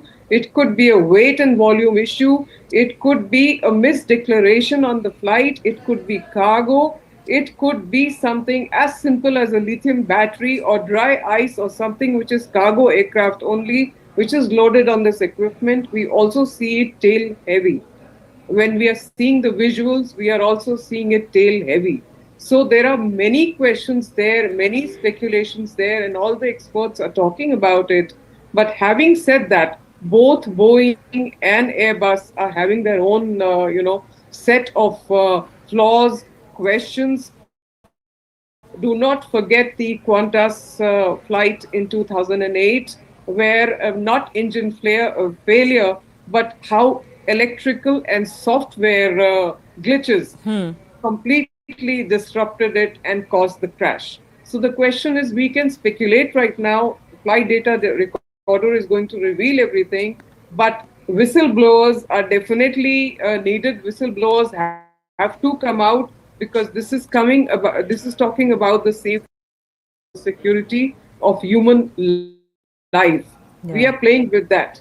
And I'm questioning everything from ground handling to critical maintenance to the fact, did this go through a check? It's 11-year-old equipment, fine. It has a long life, no problem. But did it go through its A checks, which is 400 to 600 hours? Was it being checked properly? And I won't even question the C check or the D check here, which happens every 12 to 24 months, or D check, which takes after every 6 to 8 years. Was that being done? Were the audits being done by Air India? We are doing audits on Turkish Airlines, very good. Are we doing audits on Air India? Are we even checking if everything is in order? Is the maintenance coming into play? Are the people there, actually the engineers, doing their job? Is there contamination of the fuel? Why is it tail heavy? Is there a misdeclaration of weight volume? What is it? These are the questions that come to my mind at this point of time. Over to you. VK Kukur, what do you make of it? This is a unique kind of a crash, if I can say so. You can correct me if I'm wrong, but I'm saying this after speaking to several experts during the day over the last 4 or 5 hours, where they seem to suggest that, this is a very unique kind of crash. Something like this is not witnessed very often. Because the kind of crash, the visuals that have been captured suggest that there was engine loss. Some of our experts are now suggesting that engines were working. They can hear the clear engine hum in the visuals that have come out. What is your sense of what could have gone wrong? It's a very, very unfortunate thing which has happened. in the history of aviation. As far as 787s are concerned, they are supposed to be the best aircrafts. And I find that there is no reason at the moment to say that there's a maintenance issue or any other issue. It is something which has happened in a critical stage of the takeoff. It has happened when the aircraft is not even 400 feet above the ground. It has happened, it can only be ascertained when DFDR and cockpit voice recorders are checked and the truth will come out. But it appears there seems to be a power loss, whatever reason it could be. And the pilot must have tried to maintain, and that is why you can see the nose of the aircraft is going up and up little. That means he's trying to maintain and he's losing the speed. And the aircraft is descending maybe 400, 500 feet per minute or whatever it is. Now, it can be a loss of power, it can be a loss of lift, it can be any other reason which has taken place in split of second, which probably did not give any time for the pilots to do anything, because they were handling the aircraft fine, because you could see the aircraft the way it is going down and it is stable. There was nothing that it was tilting here, there, or some failures have taken place and trying to correct them. No, it's flying off. From the pictures I can see. Rest we'll come to know, but it's very, very unfortunate, and there is nothing else can be said at the moment. Absolutely. No, absolutely. This has really shocked the entire country and the entire world. This power loss, sir, that you talk about, this power loss, just for the benefit of our viewers, what all things can cause this power loss? Power loss can be due to bird also, can be any reason, because I am not an engineer or I am not an expert on 787s. But it looks like the engines were not developing the power, and that is why he was trying to maintain the height by pulling the nose up. This is what I can see from the pictures. And it is a very critical height.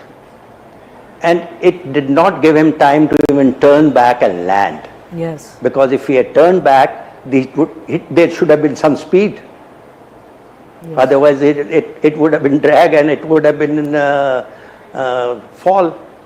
So he was trying to maintain. That's what I can see. Yes. I don't know much more than this, but it's a very, very unfortunate, and we cannot at the moment pinpoint any fault at the moment, till such time the investigations are carried out. And the aircraft has already flown from Delhi or Bombay to Ahmedabad. They must have done the checks at the transit also, at the night stop also. So I don't think that if something has gone wrong, it has gone wrong in maybe 4 second or 5 second time. Right. 5 seconds, 10 seconds, because the aircraft has not attained more than 400 feet from the ground. Absolutely. It happened very soon after takeoff. Hardly any altitude had been achieved by the aircraft. It is a critical stage of takeoff. Yes, yes. Captain Saurabh Bhatnagar, who's a former A320 pilot from with Indigo, is also joining us. Captain Bhatnagar, your sense on what could have gone wrong as far as this crash is concerned? Hi, good evening. First of all, I must, say this was a very tragic accident which has happened in the history of, 787 Dreamliner, one of the very best and one of the very excellent aircraft to fly by. Though I'm an Airbus 320 with Indigo and Express. And, a lot of theories, the moment these kinds of accidents happen, so there's a lot of theory starts, floating in the air, in the WhatsApp group, in the pilot group and everything. And naturally, the footage also I have seen, and prima facie, it appears to me that yes, what sir is saying is loss of power, because if you see the attitude of the aeroplane, it is going down immediately after takeoff within 1.6 to 1.7 nautical miles in the takeoff direction. The aircraft has gone down. Okay, the moment you see the footage, it looks like a very controlled descent, and there's no flip, there's no change in the attitude of the aeroplane or something. So it looks like a loss of power. Now how the loss of power can take place, whether it is one engine or whether it is two engine. So we are trained. In fact, all the aircraft are designed, proven, and tested to fly out of the ground even with one engine failed at the time of the takeoff. So we are trained in the simulator. We do exercises regularly. So the engine, even single engine with full takeoff weight, certified takeoff weight, is designed to climb out of the runway on a single engine, clearing all the obstacles in the runway path and achieving the climb gradient for that airport which is designed. Having said that, so looks like to me that if there was some engine failure or one engine failure, the aircraft still is very flyworthy and could have gotten airborne. But the very fact that it came down like under the full force of gravity looks like loss of power on both engines, which could happen because of multiple bird strike. If you have a multiple bird strike or on both the engines, and even though the engines are in the process of winding down and not even the loss or thrust is reduced, or there's some pipeline break on whatever can happen, right? But the engines are not producing that much thrust. And the aircraft had just taken off with full weight, all of it going to London with so much of weight on board, full fuel, everything. What you see immediately on the fire, the ball of fire, the black smoke is of fuel. Anything other than that, when you have an electrical circuit, on fire, that is a white fumes are there, but the black one is always with the fuel. It was a full fuel. So it's so prima facie, it appears to be a loss of engine or power on both the engines, but it's premature to say anything as of now. We all are speculating, and we all are giving our own theories. The flaps, which is a lift augmenting device, it's seen that the flaps are up, it's not down. The landing gear is down, which is again, it's quite surprising, because first the landing gear goes up and then the flap goes up. So the flaps are up in this space. So we are just speculating, and with my experience, what I can tell you is that this is what we cannot confirm. It's all unconfirmed. The inquiry official will tell what exactly, but it's quite tragic that has happened today. Sir, can I ask you, in your experience, this happened very soon after takeoff, within a minute or so. The crew, the captain gave a mayday call. There was an SOS call. Could you, in your experience, just share with us what those moments could have been like inside the cockpit, given that something has gone wrong so terribly that the plane is unable to lift? Yeah, we see the first thing is the mayday call is given. It's a distress call. So there are two calls in international aviation fraternity. In the basic, it's distress and urgency. So distress is mayday, mayday, mayday. Urgency is pan, pan, pan, pan. So this is it is to identify what kind of the emergency the aircraft or the aircraft is experiencing.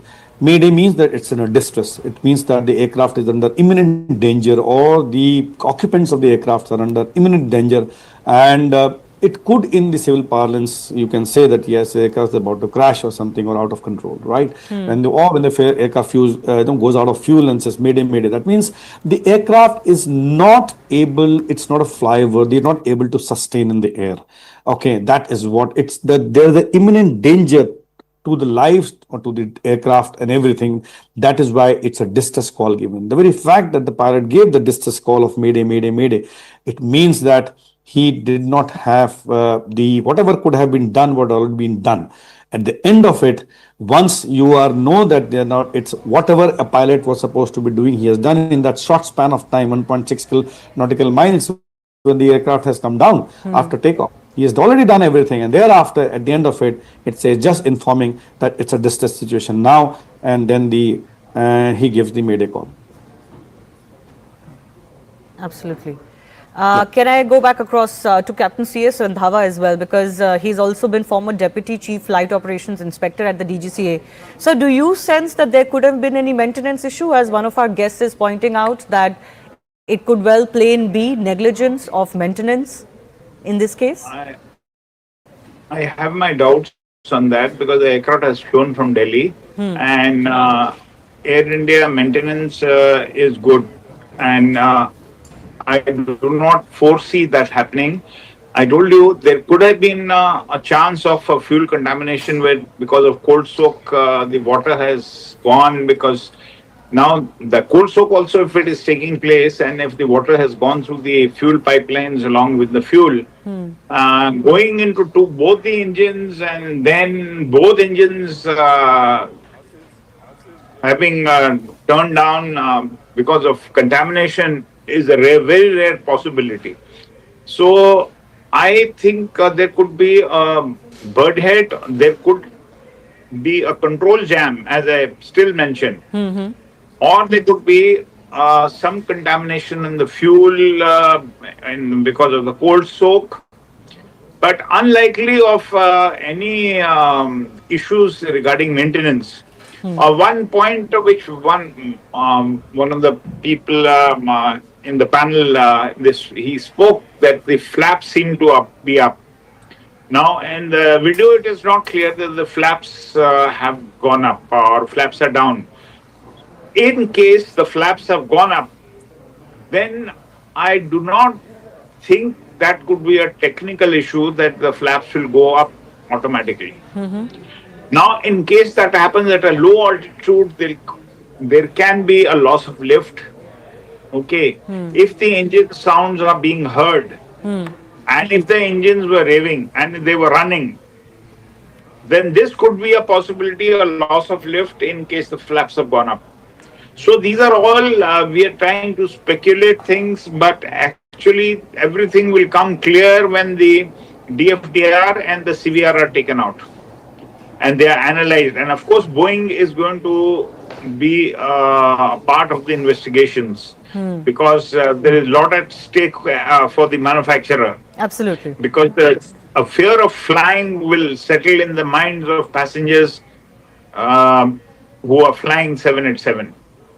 So it will be in the interest and of the the AIB and the Boeing company to come out they will come out after they have analyzed the DFDR and the CVR. Well, Boeing has indicated already in its statement that they are, of course, going to participate in whatever processes are involved and investigations. These are also visuals on the right of your screen of the aviation minister, Mr. Naidu, who has landed in Gujarat now, and he's at the crash site. These are live visuals that we're getting. We're also, of course, expecting Home Minister Amit Shah, along with officials of the Civil Aviation Ministry, the DGCA, and others who've been asked to be on ground, because it is really in Ahmedabad where most of the efforts are required. There are additional trains that have now been announced for to and fro Ahmedabad, especially from Delhi and Mumbai, because flight operations were disrupted and possibly people might want to take a train out, in or out of the city right now. I want to go back across to Captain Saurabh Bhatnagar one more time. Sir, this jamming that has been talked about, some other experts had also mentioned this during the day, this control jam. What causes this and what can a pilot do in a situation like that? What Captain Nandahava has said, yes, control jam can happen at any time, control surface jamming, anything which is motor failure or because it's a fly-by-wire aircraft, electric signal goes and then the hydraulics operate the system. So if there is a control jam or a control failure, definitely the aircraft will not be able, the pilot will not be able to control the aircraft. But what I what my thing is that even if there is I would say a control failure or control jam, if the engines are developing thrust and if the pilot at that point of time, move the thrust levers to toga, full power, the aircraft will climb out immediately. The aircraft did not climb out, it went down. So with the control, even if you open full power of the engine, the response of the engine, the aircraft should be the climbing out. Right. And secondly, if there is a partial or asymmetric control jamming or something happen, then there will be some part of, the flipping or cartwheel, what we will say, that there will be a different, if the control have been jammed. So what the video footage we see that the aircraft is maintaining, while the aircraft is going up, its nose is going up. While the aircraft going down, rather, the nose is started going up, and there was quite high altitude when the aircraft touched the ground. So my thing is any kind of control failure initially the moment you put full power out, there is definitely a lot of thrust is generated immediately on the engine, and there will, even if there is a control is not able, the aircraft will have a nose up attitude and go up first instead of going down. So something So more. that's my take on this. Something more could have happened, and not just a control jam. As far as the situation. It was basically, it came down under the force of gravity. That's what I get, and because the weight was very high, that it couldn't have glided also something of that sort. Wherein controlled by lowering the nose, there was no height itself. Wherein, or there is a loss of lift. Even if you lower the nose and develop some wing, the speed over the wings to get some lift, there was no height to do that. Yeah, absolutely. Well, so the cockpit, giving pilots no time really to do anything, and there are about 50 to 60 medical students who have been taken to hospital now, we are being told, and we really do pray for their well-being. Let's also from Group Captain MJ Vinod and Dr. Vandana Singh one more time. Group Captain Vinod, certainly investigation is going to be very key here. The world really deserves to know what really caused this, because we don't really want speculation for too long, and we certainly don't want the fear. Not. And that is why I'm trying to piece it, Shivani, logically. Umpteen number of reasons are there. All those reasons can be sifted out by just these visuals. And, when aeroplane is heavy, when the flap goes up, very, very important point this is. Like I said, if you could run the few visuals just with the engine noise, you can make out that engine is still running, which means power is there. When the flaps go up, Shivani, there's something called, at least in the Airbus, we have something called VLS. And there is, we call it the barber pole, the low speed regime. It comes up and the aeroplane goes into low speed regime, and especially when you're heavy, you get into low speed regime very fast. You get into stall condition very fast when you take the flaps up prematurely.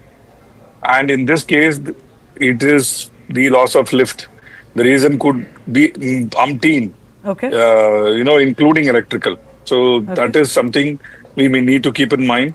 Why the flap went up is the question that FDR will answer.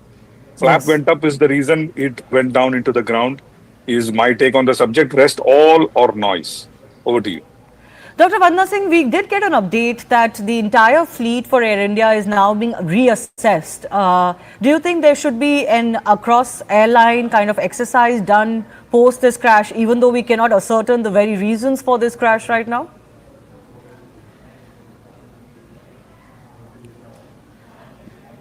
Ma'am, could you please unmute yourself?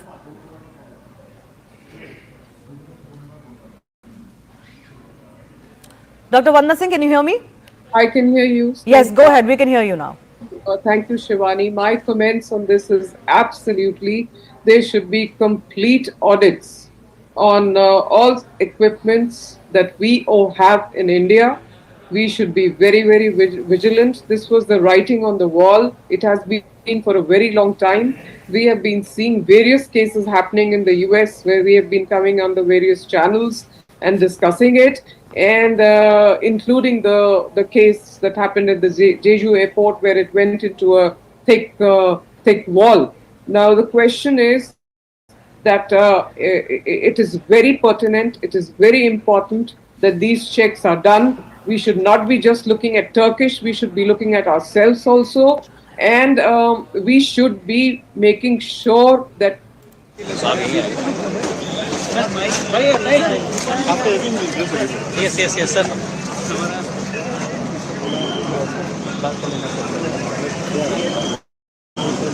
Minister Mr. K. Ramohan Naidu to speak. The media is there with him. He's at the crash site. In fact, those are the buildings that you can see in the background. These are the hostels, we are told, and medical college students were actually staying in these hostels. One of the buildings is the mess. अभी आए inspect कर रहे हैं, तो थोड़ा time दीजिए हमें. Okay, thank you. I think the minister there just indicating that they've just come there. They'll take some time to inspect and speak after that. The media trying to take a response from the civil aviation minister there. थोड़ी देर रुक जाओ, अभी करेंगे।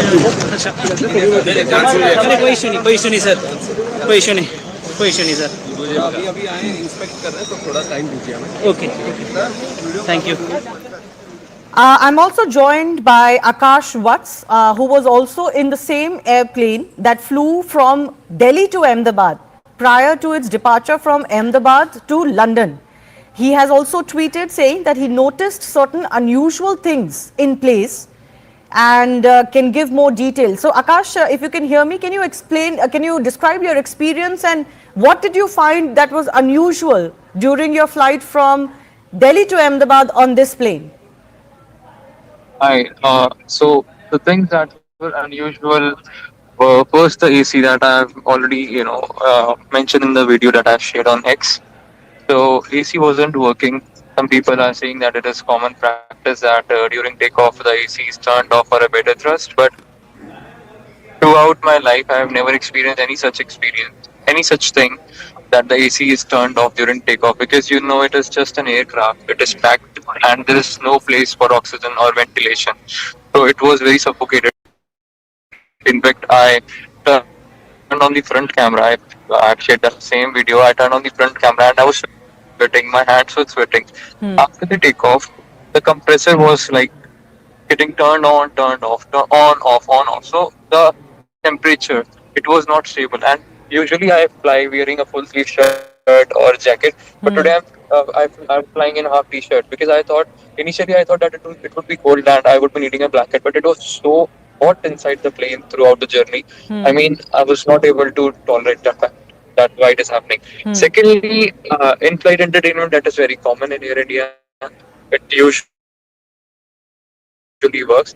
But now the thing in Boeing 787 is two things are there. One is that you don't have the option to move the flap up and down. The second one is you cannot call the cabin crew by just pressing the button in the overhead like on your overhead, right? So there was no button in the overhead. There was the button in the remote control, which I've clearly shown in the video that the button was also not working. When the plane was on ground, I wanted to call the staff, I mean the air hostess, to tell her about the issue.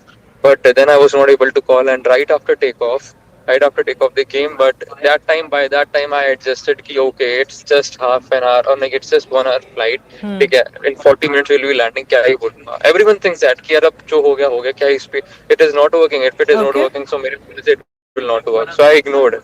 Third thing was I was sitting on seat 25A, right, and I was just next to this left engine. Right, I'm listening to these news now, but I'll be giving my opinion. So I noticed that the wing, I was thinking that they are not like properly. They were like kind of unstable, yeah. All right. We'll take that on notice. Thanks a lot, Akash Watts, for joining us. He says that he has experienced some unusual instances when he boarded the same plane when it flew from Delhi to Ahmedabad earlier in the day. Time for me to wrap up Plane Speak. The right stand is coming up in just a bit.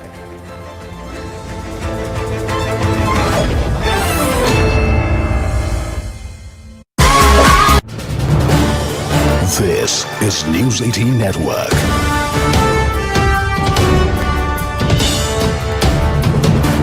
India's largest news network. I can assure you that Indian aviation is probably one of the safest in the world. We have all the protocols in place. Our DGCA is very robust and effective. And to find, to pick holes into our ability to manage Indian aviation would be very unfair. And I always say this, and I repeat, that aviation is either 100% or zero. There's nothing like 99.9% in aviation. And therefore, in this case also, look at the aircraft. It arrived from Ahmedabad from Delhi. Obviously, it flew without any issue. And to take a 9.5-hour journey from Ahmedabad to London, obviously the pilots would have done all the pre-flight checks. And no pilot is foolish enough to take off if he is not satisfied. The captain per se in this aircraft would have also had thousands and thousands of hours of command. And a 787 And today's aircraft per se are very robust, fail-safe. They have many backup systems. And to really think what went wrong, I would be hazarding a guess, which would not be fair. But the point here is the aircraft did go on a takeoff roll, and between the time the wheels went up and the time it crashed, probably the time frame would have been almost only about 60 seconds or so, because you can't go to 800 feet and crash and it will be within less. I mean, the time span is only 60 seconds. Now he's already given a mayday call. Now I don't know what exactly went wrong. It will be again hazarding a guess, which would be unfair. The only thing which can be ascertained is now aircraft has fallen just a few hundred meters from the airport and in the BJ Medical Complex. Therefore, to retrieve the black box and the other equipment would be also, quite simple. We would be able to ascertain only after that. Let me tell you one more thing. In today's aircraft, they are very sophisticated. All the parameters of an aircraft, right? Every single second the aircraft is in the air, all the parameters are recorded, not only by the aircraft, but they're also transmitted to a central command, real time, of the airline itself. So if there is, when an aircraft does a flight, there is a way to ascertain every single parameter during whatever the duration of the flight. So if anything would have gone wrong prior to this flight, or which may have escaped the attention of anybody, I'm sure this will be retrieved in no time once the equipment is found. Now, Mr. Patel, just to go back in time, because this fleet, the Dreamliner, very, very safe. I think from what the experts are saying, and I only have them to sort of lean on for facts, they've said that this is the first time a Dreamliner has actually crashed anywhere in the world. Now, most of these Dreamliners were purchased, I suppose, about 10, 12, 15 years back by Air India when it was still government owned. Obviously, there would have been a huge procedure that must have unfurled within government to select the plane. There would have been due diligence. There would have been all sorts of studies that would have been conducted. Well, most certainly. I mean, first, the procedure itself in government is a very robust procedure. It goes through several layers. And ultimately, the basic selection of aircraft is done only on technical parameters. Because, the airline, requires a certain type of aircraft for certain, lengths of the flights. You want to go to the US, you want to go to the European countries, or to, 8-hour flights, 12-hour flights, and so on. And the kind of configuration you want. Let me also tell you that the Dreamliner, at the time it was ordered, was one of the most sophisticated, advanced fly-by-wire aircraft which was going to be produced. And it was ordered by probably most major airlines in the world, Air India also being one of the early ones. And to now even discuss it would be unfair, because after this particular aircraft,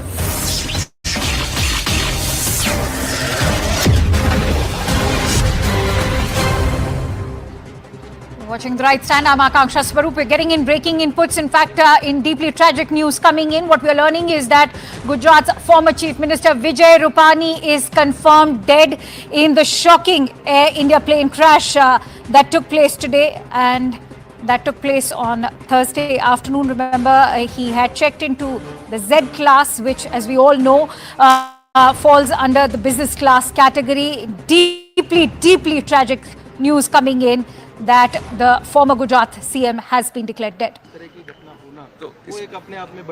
Yes.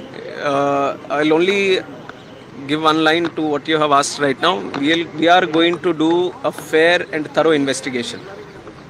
We are not going to spare anyone. We are not going to leave any stone unturned. We will do properly according to the protocol, and we are going to go to the depth of why this incident has happened. That much I can tell you now. बस अभी इतना का thank you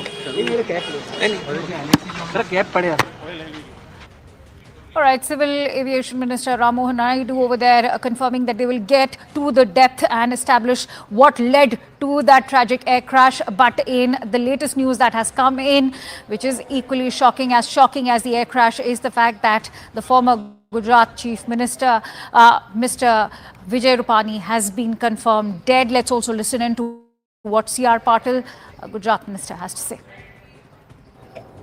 plane के हादसे जब होते हैं वो भयंकर होते हैं, और वो गुजरात में अहमदाबाद में हो, ये तो कभी गुजरात के लोगों ने कभी सोचा भी नहीं था।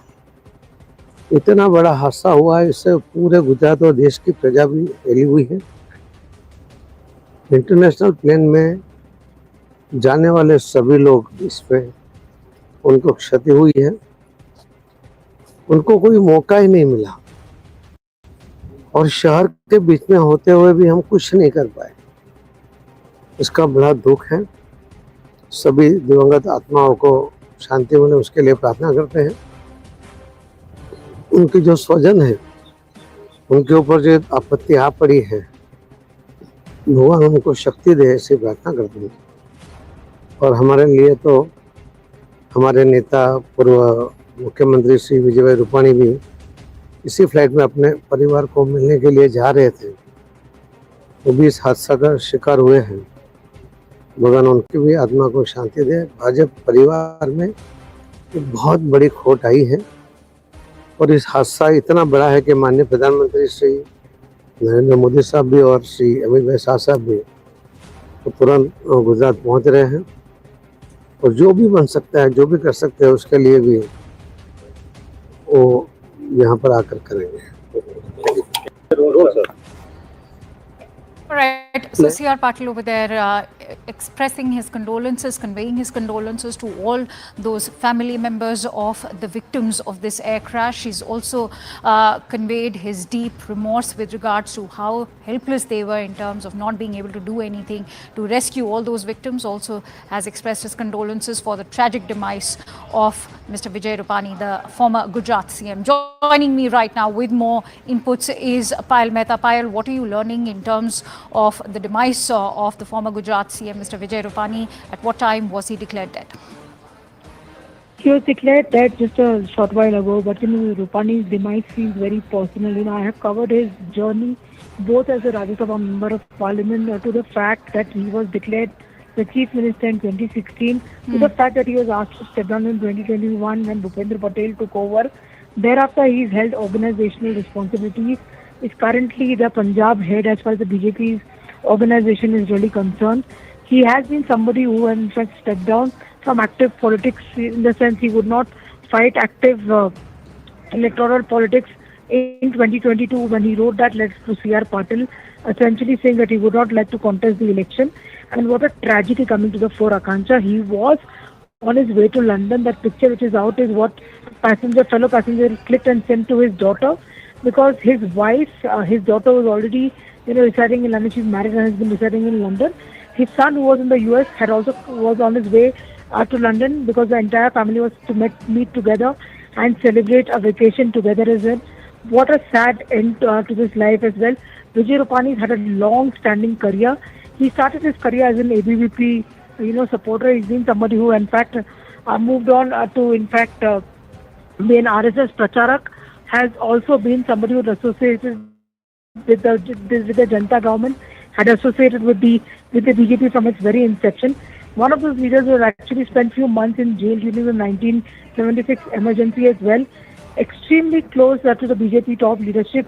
Hails from Rajkot, is a Gujarati of the Jain community. Has held multiple responsibilities, both with the organization and also with multiple responsibilities, including being a mayor in the past as well. What a sad end to the 68-year-old life. And Vijay Rupani, in a way, was on a happy trip to London, trying to meet his family for a vacation, and it ended in a very, very tragic manner. One heart goes out to his entire family, and that has to actually deal with this tragedy now. Right, absolutely agree with you. He was a figure who commanded and wielded much influence in the politics of not just the Bharatiya Janata Party, but particularly in Gujarat, because as you highlighted, he held office as the CM between 2016 and 2021. In fact, had held 2 consecutive terms. Many thanks to you, Payal, for bringing us those latest inputs. Let's also give our viewers a quick recap in terms of what exactly happened. From Ahmedabad to London Gatwick was the flight actually headed to. As it crashed, the flight took off from runway number 23 at 1:38 p.m. local time. 230 passengers were on board, 12 crew members included. 169 out of these were Indians, 53 were British, 7 Portuguese and 1 Canadian national was on board. A mayday call was issued shortly after takeoff, which was, of course, not responded. The flight soon after crashed into a medical hostel building. So what happened mid-air also? Initial data from Flight Air India 171 shows that the aircraft reached a maximum barometric altitude of 625 feet. The airport altitude is about 200 feet. Minutes after making this mayday call, the Air India flight started to descend rapidly with a vertical speed of minus 475 feet per minute. And this is that moment of the crash, the plane that quickly descended into the residential area. Let's also take you through that entire footage. As it shows, this rapid descent is what has caught the attention of several aviation experts. As you can see, that the plane had not even reached its complete altitude, which is rather shocking for a commercial air flight. The blaze also soon after erupted, and it was a catastrophic blaze that took place. As you can see, this is in fact the entire debris and the crash site with the debris and the fuel catching fire, gutting several buildings. As you can see, the smoke continues to bellow out, and those are the gutted buildings in the background. Parts of the plane crashed into nearby residential areas, wrecking several buildings, as you can see. And it is the medical students from these buildings that are still struggling for life. Many of them are also being reported dead. But what has caught the attention of the viewers is the nose of the aircraft, which is stuck inside the building. Plane parts destroyed several buildings near the crash site. The parts of the fuselage and engines were cut into several buildings, as you can see. The teams soon after kicked into action. All these emergency teams were activated. They were working round the clock, even as we speak, to douse the flames at the crash site and the nearby buildings. This is one of the deadliest Boeing crashes. Remember, if we look at the cases across the globe, let me give you a quick recap of what happened in December of 2024. Jeju air crash happened in South Korea. It was a Boeing 737-800. What was the reason? It overshot the runway post-emergency landing. What was the death toll like? 179 people of the 181 which were on board were all killed. Let's now quickly rewind to 2019 March, and Ethiopian Airlines, again a Boeing 737 MAX 8. What was the reason? It crashed post-takeoff from Addis Ababa, led to a death toll of 157 passengers and crew members, all of them killed. In October of 2018, the Lion Air Flight 610 in Indonesia crashed. It was a Boeing 737 MAX 8. The reason that was given that time was that it crashed into the ocean soon after takeoff. All 189 on board were killed. If we look at Air India crashes at home, especially in August of 2020, quick, Air India Express flight 1344 killed 184 passengers, 6 crew members, and the reason given was that it overshot the runway during the landing. The death toll was 21 fatalities, and the conclusion that was drawn, in fact, was that there was a non-adherence to the SOPs by the pilot. Now, in May of 2010, in Mangaluru, the Air India Express flight 812 killed 160 passengers and 6 crew members that were on board. The reason that was given was that it overshot the runway, fell into a gorge, and led to the death toll of 152 fatalities. The deduction was that the captain failed to discontinue the plane. And so the Ahmedabad air disaster is the deadliest crash in Indian aviation. It has, of course, prompted several unanswered questions. Let me bring those questions forward to you. The first most burgeoning question that begs our attention is, was there a technical issue detected a day before the flight that was perhaps missed out on? The other question that also is being raised is, what prompted the pilot to issue the SOS within 5 minutes of the takeoff? Can foul play angle be even ruled out by the authorities? Will all Boeing 787 planes now be put under scanner following this deadly air crash in Ahmedabad today? Will the black box unlock the mystery behind the plane crash? These are all the host of questions that people are still looking for answers for. Now, we are also getting in some breaking inputs right now.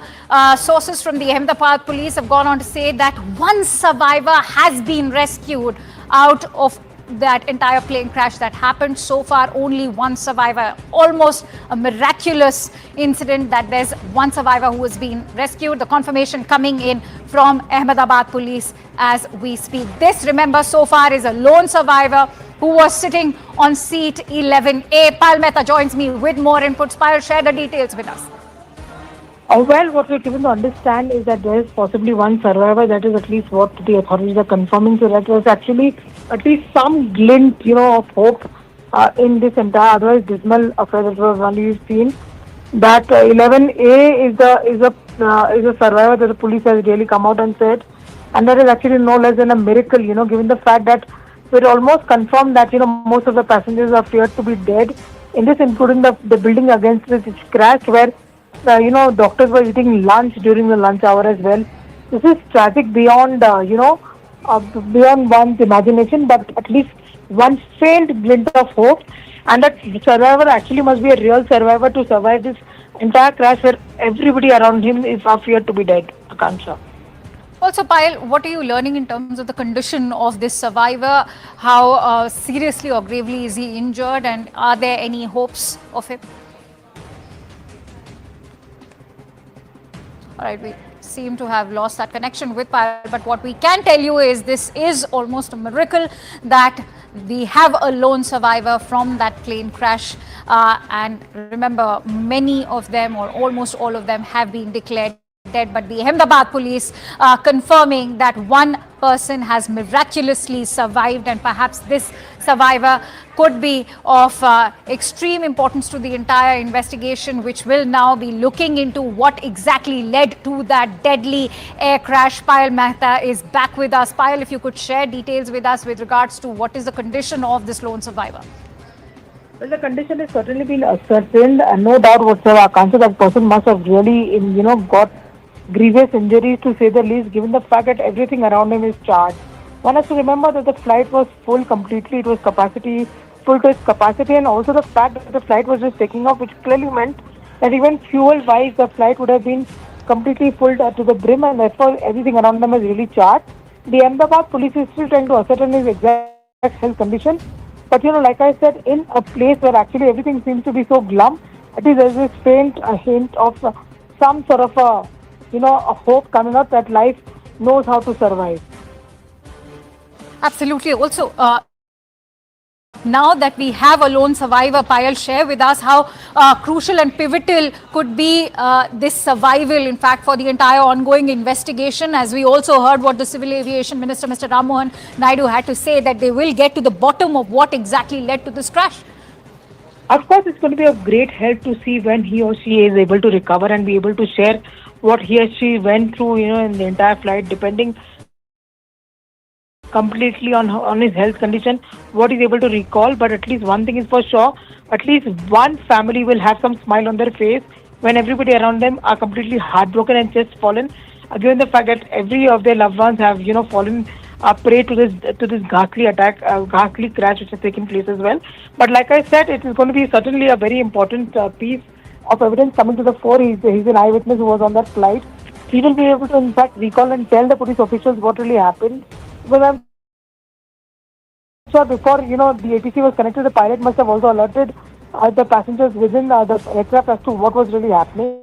It was all this happened within a matter of 60 seconds is what we've been able to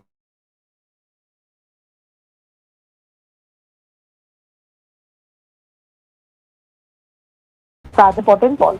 All right, so what we are also learning that the survivor's name is Vishwa Kumar, and the Ahmedabad police have in fact gone on to confirm that he has been rescued. He's a lone survivor from this crash. Of course, it is a miracle that he has survived. In fact, this is footage coming in of the survivor, Mr. Ramesh, as you can see, as he walks out, almost surviving for him, of course, has been a miracle. That is something what we can tell you for sure. And as Payal was also highlighting, he's going to be very pivotal. His testimony is going to be very pivotal with regards to the ongoing investigation. As Ram Mohan Naidu, the Civil Aviation Minister, has already confirmed that they will get to the bottom of this entire probe to find out what exactly led to this crash. It's a miracle that this lone survivor is in fact even able to walk out of that crash site at a time when most of the survivors, all of the survivors have been declared dead. But Ahmedabad police over there confirming that this lone survivor who was on seat number 11A survived. This is perhaps going to go down in the annals of history as this lone survivor walks out of the Ahmedabad airport. He is, remember, the only lone survivor in a flight that was carrying over 230 passengers. His name is Vishwas Kumar Ramesh, who survived the plane crash. He was allotted seat number 11A. And the Ahmedabad police have finally rescued this one survivor. Remember, his testimony is going to be pivotal, extremely significant to the ongoing investigation, because nobody's been able to ascertain, with aviation experts still trying to ascertain the exact reason. The quality control behind Boeing is also now coming into the picture, as reports are indicating that there was an FAA audit last year, which was a 2-week audit into the quality checks of Boeing. But could it be a technical glitch, or could it be a bird hit, or birds hitting, multiple birds hitting, or weather also could be playing a significant role? Right now, it is fairly nascent at this stage to comment into exactly what was that went behind. But perhaps it is Mr. Ramesh's testimony that will be extremely significant. Vishwas Kumar Ramesh, he's a British national, is what we are being told, and he was on the Gatwick-bound flight that took off from Ahmedabad and crashed soon after takeoff. Roughly 20 minutes after takeoff is when it crashed, and it crashed into the residential building of the medical college, into the medical hostel, where several students are still grappling for life. It is a miracle, to say the least, that we have a lone survivor, Mr. Ramesh, allotted seat number 11A. He is a British national, as we are being told. He was on a visit to Gujarat and was heading back to London. Payal joins me with more inputs on this miraculous survival that's taken place. Payal, share what else are you learning from your sources? Like I said, that this is a very, very tragic episode which has come to the fore as well. Nobody would have been prepared for an episode like this. A flight of happiness for many who are either looking to go back home or embark on a vacation or a work trip has turned into an extreme tragedy. The testimony of the lone survivor as of now is going to be of extreme importance. That is something at least what the authorities are hoping for, because his testimony in terms of what really led to the circumstances that actually happened is going to be of great importance. We'll have to just wait and see. But like I said, all hands on deck approach being applied by the government of India over here. In terms of what we've seen so far, multiple leaders, multiple ministers being flown down to Gujarat.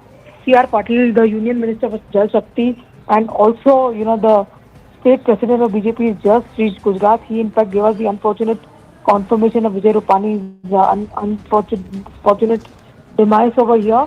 Civil Aviation Minister Ram Mohan Naidu can be seen taking rounds of the accident site, trying to ascertain what's really happening. Muralidhar Mahal, the MOS for Civil Aviation, will also be landing shortly at around 7 o'clock, 7:30 am, beg your pardon.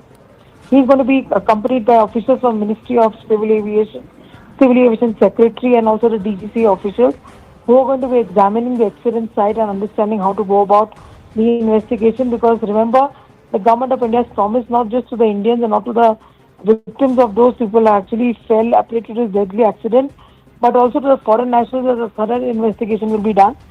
And also the fact that Union Home Minister Mr. Amit Shah is a local son of the soil. He's also expected to land in Ahmedabad sometime from now.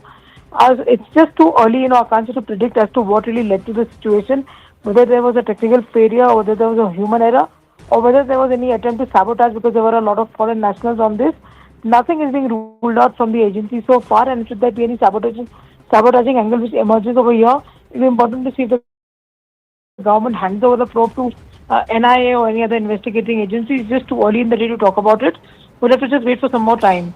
Absolutely. In fact, stay with me, Payal, as we are also getting in more information through newspaper reports which are going on to indicate that Mr. Vishwas Kumar Ramesh, who's 40-year-old and the only lone survivor of this deadly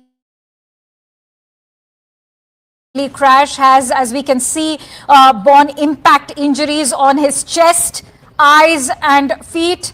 He has received these impact injuries but is miraculously able to walk out of that entire crash site. That is, in fact, indeed a miracle in itself. And he's also gone on to share his experience. Most importantly, he's gone on to talk about how there was a loud noise just 30 seconds after takeoff. And that is what in fact led to a crash within minutes, and the plane of course burst into flames. So this is what Vishwas has had to share, that it was only after 30 seconds of takeoff there was a loud noise, and then soon after the plane crashed. It all happened very quickly. So if one was to go by what Vishwas has had to say, this is also contradicting the other versions that have come into limelight, which are going on to indicate that it was roughly after 20 minutes of takeoff that the plane actually crashed. But Vishwas has gone on to share that only after 30 seconds there was a loud noise, and soon after the plane crashed. It all happened very quickly. But this indeed is a miracle to see Vishwas Kumar Ramesh, who is a 40-year-old British national, was visiting Gujarat, has miraculously escaped this, or rather survived this deadly or catastrophic air crash. This, as relatives of all those who were aboard the Air India flight are currently desperately looking for their loved ones at the civil hospital in Ahmedabad as we speak.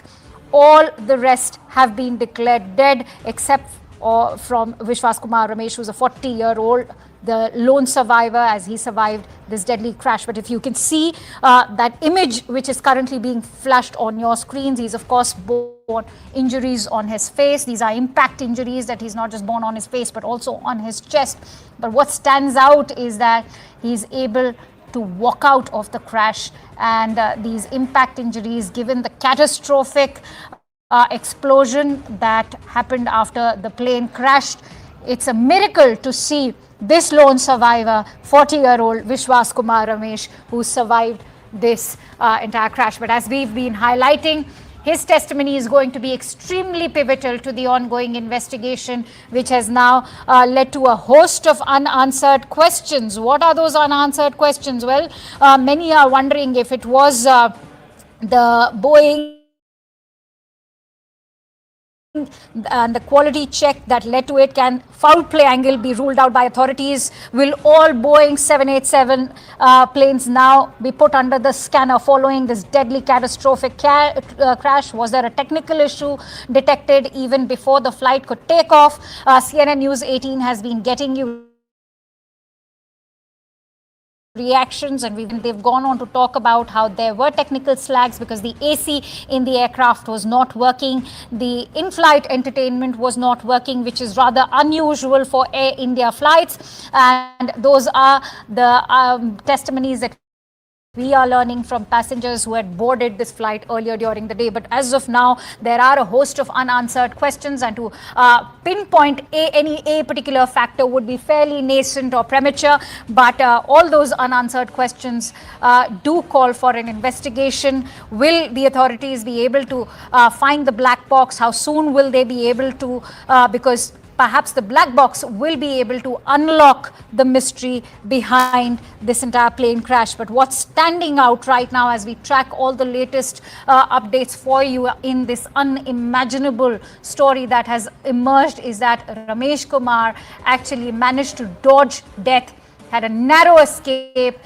In fact, that explosion that you can see is catastrophic to say the least, and he managed to actually come out absolutely unscathed. It's miraculous that he's managed to walk out of the crash site. As you can see, the least that he's borne is in fact those impact injuries on his face, on his chest. And he's a 40-year-old British national who was in fact visiting the state of Gujarat. He was on this Gatwick-bound flight. He was allotted seat 11A.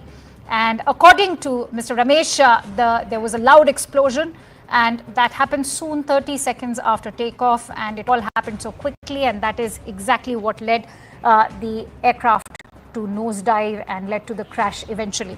In fact, aviation experts have also been commenting on the rapid descent of this entire crash and the entire video. But let's quickly go across to Anvit, who's been tracking the latest for us. Anvit, if you could share with us the story of this lone survivor, what is it that you're learning? If you could give us some confirmation regarding the comments that he's shared with other newspaper reports that are indicating that he said that only after 30 seconds did the aircraft crash, and there was a loud explosion before it led to that crash. Anvit, can you hear me? All right, we'll try and reconnect with Anvit, but this is the big story of the hour that has emerged out of this entire air crash. The only silver lining to this deadly, catastrophic air crash, as Ramesh Kumar is the lone survivor, is a 40-year-old British national visiting the state of Gujarat. This has several families now look for their loved ones. Vishwas Ramesh, of course, survives this deadly air crash. Anvit is back with us. Anvit, what are you learning about this lone survivor of this catastrophic air crash? One passenger so far has been identified who is the survivor, and so far we are calling him the lone survivor because no other survivor has been reportedly been safe in this flight, and this man has been identified as Vishwas Kumar Ramesh. He had been living in UK for more than 20 years, and he had come to India with his brother, and he was traveling back. They had visited Diu, and he's a 40-year-old man. He had when he was found on the spot, he was put in an ambulance and sent to medical facility. But as he recalled the incident later for the media, he mentioned that when he when the plane crashed, he was on the seat 11A, and he has said that he realized only after when the plane crashed, he found himself amidst the debris that was on fire, and he said that he has recalled that there were bodies all around and there were human remains all around. And he said that he was scared seeing those visuals and he was terrified. That was the moment when he was put into an ambulance and was sent to medical facility. Now, he has been marked safe. He has injuries. He certainly has injuries all over his body. There are burn marks as well, and there are injuries also. But doctors are saying that he's safe. He has been marked safe. He's out of danger right now, and he's under medical supervision. But so far, he's the only passenger actually who has been found to have survived this crash. Other than that, even though the rescue operations are still underway, it is being the debris also being looked if there would be any more people who can be sent to medical facility, or the dead who can be shifted to the morgue. But so far, this person is the only survivor that we have spotted and that the agencies have spotted, and he has been marked. Vishwas Kumar Ramesh is his name. He's a 40-year-old resident who is a British national by nationality, and he had come here with his brother. He was traveling back to London when this incident took place. Many thanks to you, Anvit, for bringing us those latest inputs. In fact, in the studio, we are also joined in by Captain Kishore Chinta, who is the chief pilot of the Sirius India Airlines Private Limited. Many thanks to you, sir, for joining in. Captain Chinta, what do you make of this miraculous survival? Also, how crucial and pivotal could this testimony be now of Mr. Ramesh to the entire investigation? Good evening. Thank you for having me on CNN News 18. It is indeed practically grabbing life out of the jaws of death for the survivor. It is indeed miraculous that he survived the crash, considering that the aircraft would have probably had 50 to 60 tons of fuel when it impacted the ground, and that kind of fuel would probably just wipe out everything in the vicinity after the crash. So the testimony is pretty understandable. It is well known from the data available from the Flight Radar 24 ADSB data, which is not very accurate, but gives us a sense of the timing of how much time the aircraft was up in the air. It was definitely not a immediate loss of power. The fact that it happened beyond a speed of V1, beyond which the pilots were compelled to continue with the takeoff, and that it gained an altitude of close to 625 feet as on flight radar. So it had enough power to at least gain that much amount of height before it appears to be total loss of power, and the aircraft slowly started coming down in a controlled manner. The pilots wouldn't have had anything. That's exactly the point I want to come in on, Captain, because remember, as you quoted, that flight radar has attributed the altitude of just 625 feet after takeoff, which is a height far below standard for a commercial aircraft several minutes into it. I think for the benefit of all our viewers, it is important to break down why this low altitude could have had a role to play. All right, and before we take that answer from you, in fact, fresh visuals coming in on CNN News 18 after the Civil Aviation Minister Ram Mohan Naidu. What we can tell you is that the Home Minister Amit Shah has arrived. Remember, this is also his home state.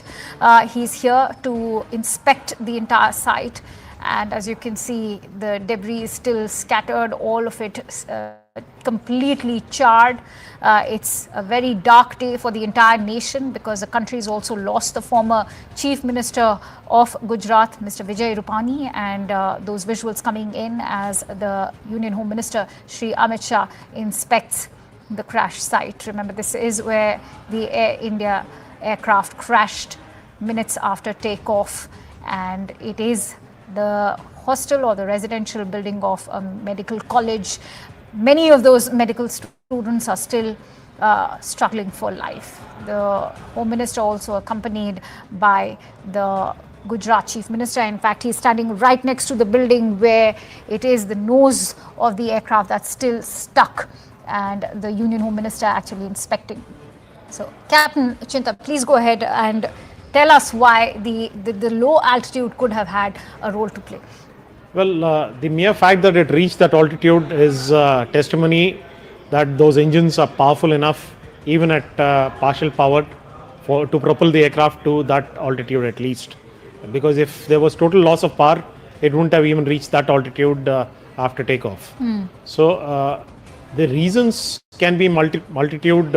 It could be probably a burdette leading to portions of the engine sharing off and entering the rest of the engine clear, causing complete shutdown of the engines. So right now, until the, like you mentioned, until the CVR, the cockpit voice recorder and the flight data recorder are found and downloaded by the Aircraft Accident Investigation Bureau, we will not come to know the actual picture on when actually the engine started winding down. So the height definitely is critical. Probably if they had a couple of 100 feet more, they would have crossed that one sole building and maybe impacted the ground in more clearer area, leading to chances of more survivors compared to what we have right now. All right, let me also introduce the other guests joining us. I'm joined in by Captain Ehsan Khalid, who's a veteran pilot and currently flying as captain of Gulfstream 650 aircraft. Also joined in by Commodore B.S. Sivach, who's the ex-DG and an aviation safety expert, Mr. Anand Ranganathan, renowned author. Thank you for joining in. Anand, if I could come to you, what is your assessment of the lone survivor, first of all, who's in fact walked out completely unscathed? It's rather shocking to see him walking out at a time when the loved ones are looking for their family members who could have been on that flight. Good evening, Akanksha. On this terrible hour, my sincere condolences to the families of the bereaved. It's such a tragedy. I think we all feel exactly how each one of those families of 242 on the plane and so many other who were doctors and medical students were in the building where the plane crashed into. My sincere condolences. It's an absolutely ghastly event that has taken place. 3 points I'd like to make. Number one, of course, it is too early to even discuss about the possibilities of what caused the fatal crash. There are many theories floating around, but at the moment, I'm not going to pick one of those, or at least go with some of those theories, because all of them are at present mere conjectures. This Dreamliner, which is a particular type of aircraft, this is the first fatal crash in its history, and it's been there commissioned for the last 15 years. Having said that, there have been whistleblowers who've talked about the deficiencies that have gone on in the construction, in the making of the Dreamliner, who've talked about the cost cutting or indeed cutting corners by Boeing as far as the commissioning of the plane itself is concerned, who've talked about various inadequacies, especially relating to hydraulics. And a similar loss, sudden descent, loss of height, happened almost a year ago, in fact, 14 months ago, on a Dreamliner flight from Sydney to Auckland, if I'm not mistaken. I think it was Chilean Airlines. And there was a sudden descent, which is what we've seen, at least from the visuals that I can see. And the one of the panelists was talking about that after the V1, the descent was reached, and it is highly unusual for a plane to then suddenly lose descent. Right. I think many people have ruled out the possibility of a bird hit at that height. As far as the survivor is concerned, Akanksha, it's an absolute miracle, and I'm so happy, at least in this unearthly hour, ungodly hour, to have this small bit of news, good news, and I hope that he's able to, he looks pretty fit under the circumstances. True. And he will be giving us vital information about what happened. Yes. True. He's the only silver lining at the moment, and perhaps, in fact, latest visuals coming in to take our viewers through these visuals that have just come in. These are critical moments before that Indian Airlines flight took off. Just critical moments of that entire takeoff that have been accessed by CNN News 18 before it crashed. But as flight, this is in fact just the takeoff, and it led to the crash soon after it takes off. This is the entire video that we have accessed for you that shows that entire takeoff till the moment where it leads to that catastrophic explosion, as you can see. And those visuals, in fact, indicating that the moment when the AI-171 actually took off. And as you can see, those visuals actually speaking for themselves, that as Mr. Ramesh's testimony goes, that it was a loud explosion and within 30 seconds it was all over. And I want to bring in Captain Ehsan Khalid. The video speaks for itself. Captain Khalid, all right, we'll bring in DBS Gujral over there. DG Flight Safety of Air Costa is also with us. Mr. Gujral, what do you make of these visuals? They are also in alignment with the testimony that's come in of Mr. Ramesh, who said that it was all over within 30 seconds.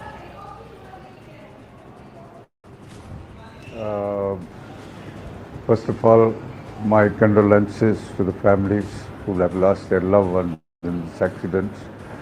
And I would like to say that this particular crash has got an international ramifications as far as Boeing 787 is concerned. Now, I've been watching and listening to various people who have been coming on the television and expressing their views about this accident.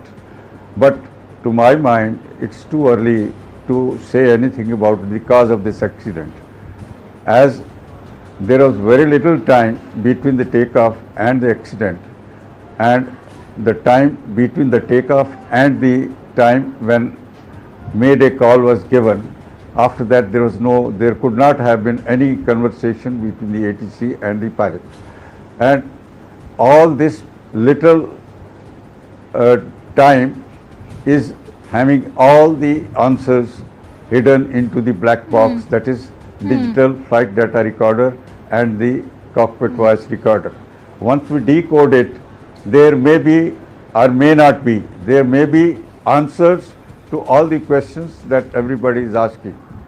And to my mind, we cannot rule out the role of any one of the factors, that is the controls, the engines and the environmental factors. We have to combine them all and study as to what possibly could have happened when the aircraft just took off and crashed within a few kilometers of the airport and went into a building. As far as the disaster is concerned, this sole survivor, as you have said, is very fortunate and he is a crucial witness. And the loud thought or noise that he is expressing must have been recorded in the flight data recorder, and it will have the answer from that. I want to quickly go across to Yes. Tejinder, who's joining us on the phone line with more inputs. Tejinder, this is a very, very crucial piece of footage that has been accessed, which we are playing out for our viewers right now. Very crucial moments of AI-171's takeoff, and in fact, that also goes on to indicate that it was a matter of seconds that soon after the takeoff, the crash happened. Indeed, this is a very crucial piece of information that we have been able to access, which clearly shows that within less than 30 seconds, if you can see that the flight, this ill-fated flight, when it takes off, it crashes, and then we can see a huge plume of fire and smoke coming from the area. Though the various agencies are now looking into this CCTV footage as well. And they are trying to find out because the black box of this ill-fated flight is yet to be retrieved. Fortunately, there has been only one. There has been a survival, while unfortunately every other passenger on the plane have been killed in this unfortunate incident which happened this afternoon. But yes, a crucial piece of CCTV footage which CNN News 18 has been able to access, which clearly show that soon after the takeoff, this ill-fated flight, it could not continue with its ascent, and it crashed, and then we can see a huge plume, a fireball and smoke, which led to the death of all the passengers. But yes, there has been one survival in this ill-fated aircraft. Yes. Absolutely, it is. And I actually want to bring in Mr. Air Commodore B.S. Sivach also, who's with us right now. So, what do you make of these visuals? Because contrary to what Flight Radar 24 was reporting, that it was 20 minutes after takeoff, now these visuals actually go on to testify also what Mr. Ramesh has been stating, that it was a loud explosion and within 30 seconds this entire catastrophic crash took place. Very ghastly, very terrible loss of lives, very shocking news. Our heartfelt condolences from Aviation Safety India, and our prayer to God for the speedy recovery of those who are injured. Now, in this particular accident, the aircraft was fully serviceable. Pilots were absolutely well qualified with good experience. Weather was reasonably good. The aircraft was fully serviceable. The aircraft has taken off. Actually, it has come from Delhi. So, aircraft was fully serviceable. It has landed there, got turned around, loaded its passenger, and again took off.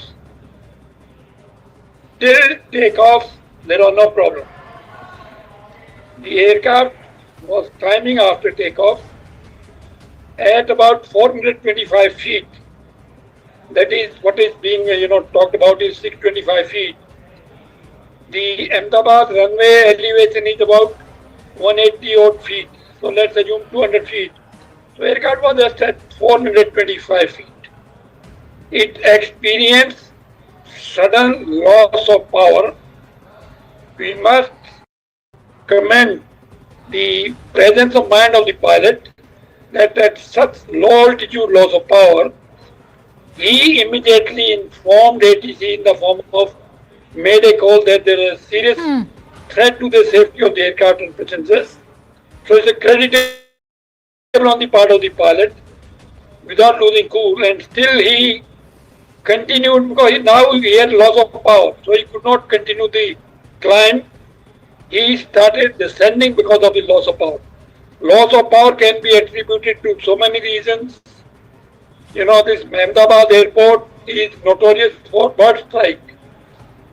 So bird strike to both the engine can lead to the shutdown of both the engines.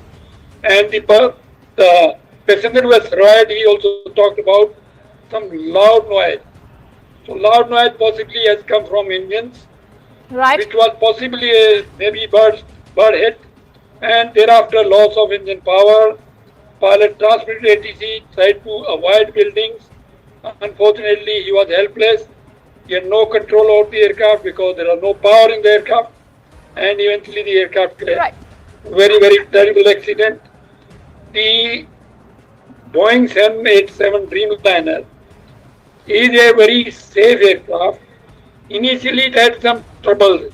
These are called teething troubles, which had been resolved.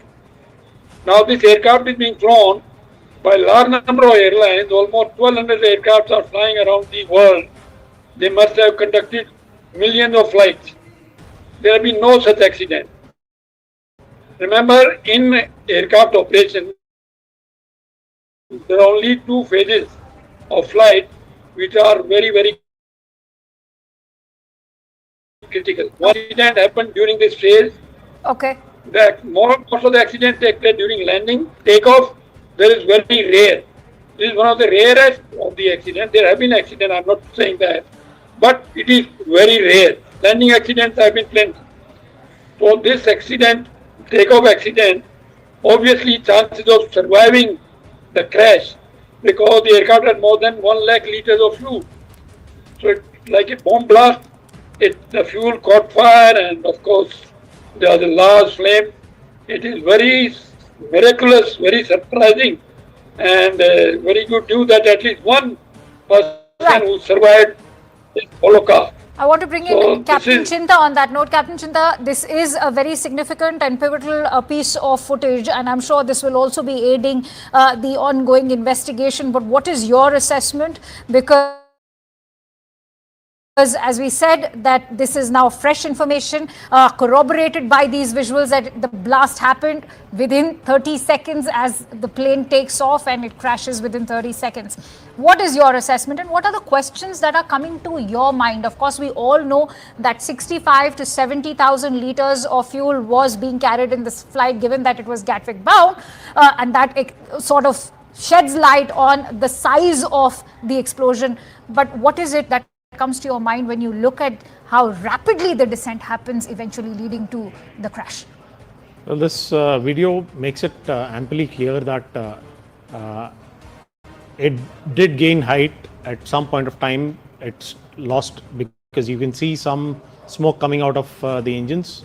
So just before it starts descent from this new video which is there. So something did lead to loss of power on both those engines. And an aircraft which is going to be close to 200 tons weight for 240 odd passengers and 60 tons of fuel. Approximately we can take a guess estimate of about 200 tons for a 787 to fly from Ahmedabad to London. So with no power being generated, 200 tons would come down that quickly, as you can see from that video.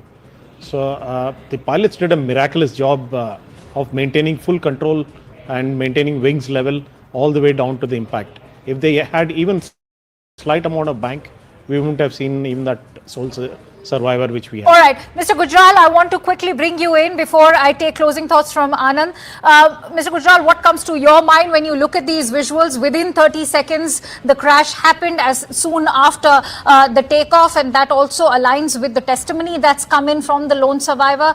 I'd like your thoughts. Thank you so much for bringing me in.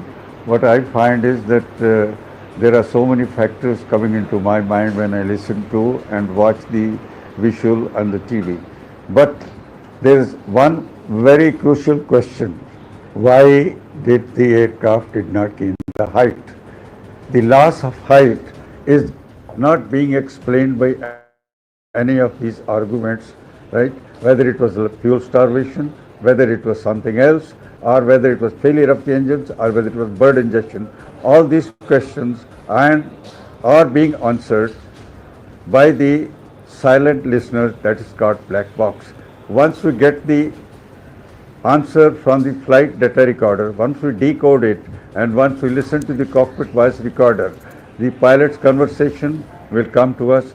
The parameters that are recorded in the flight data recorder will be in front of us for finding out at least as to what exactly at that moment in a very brief short time happened.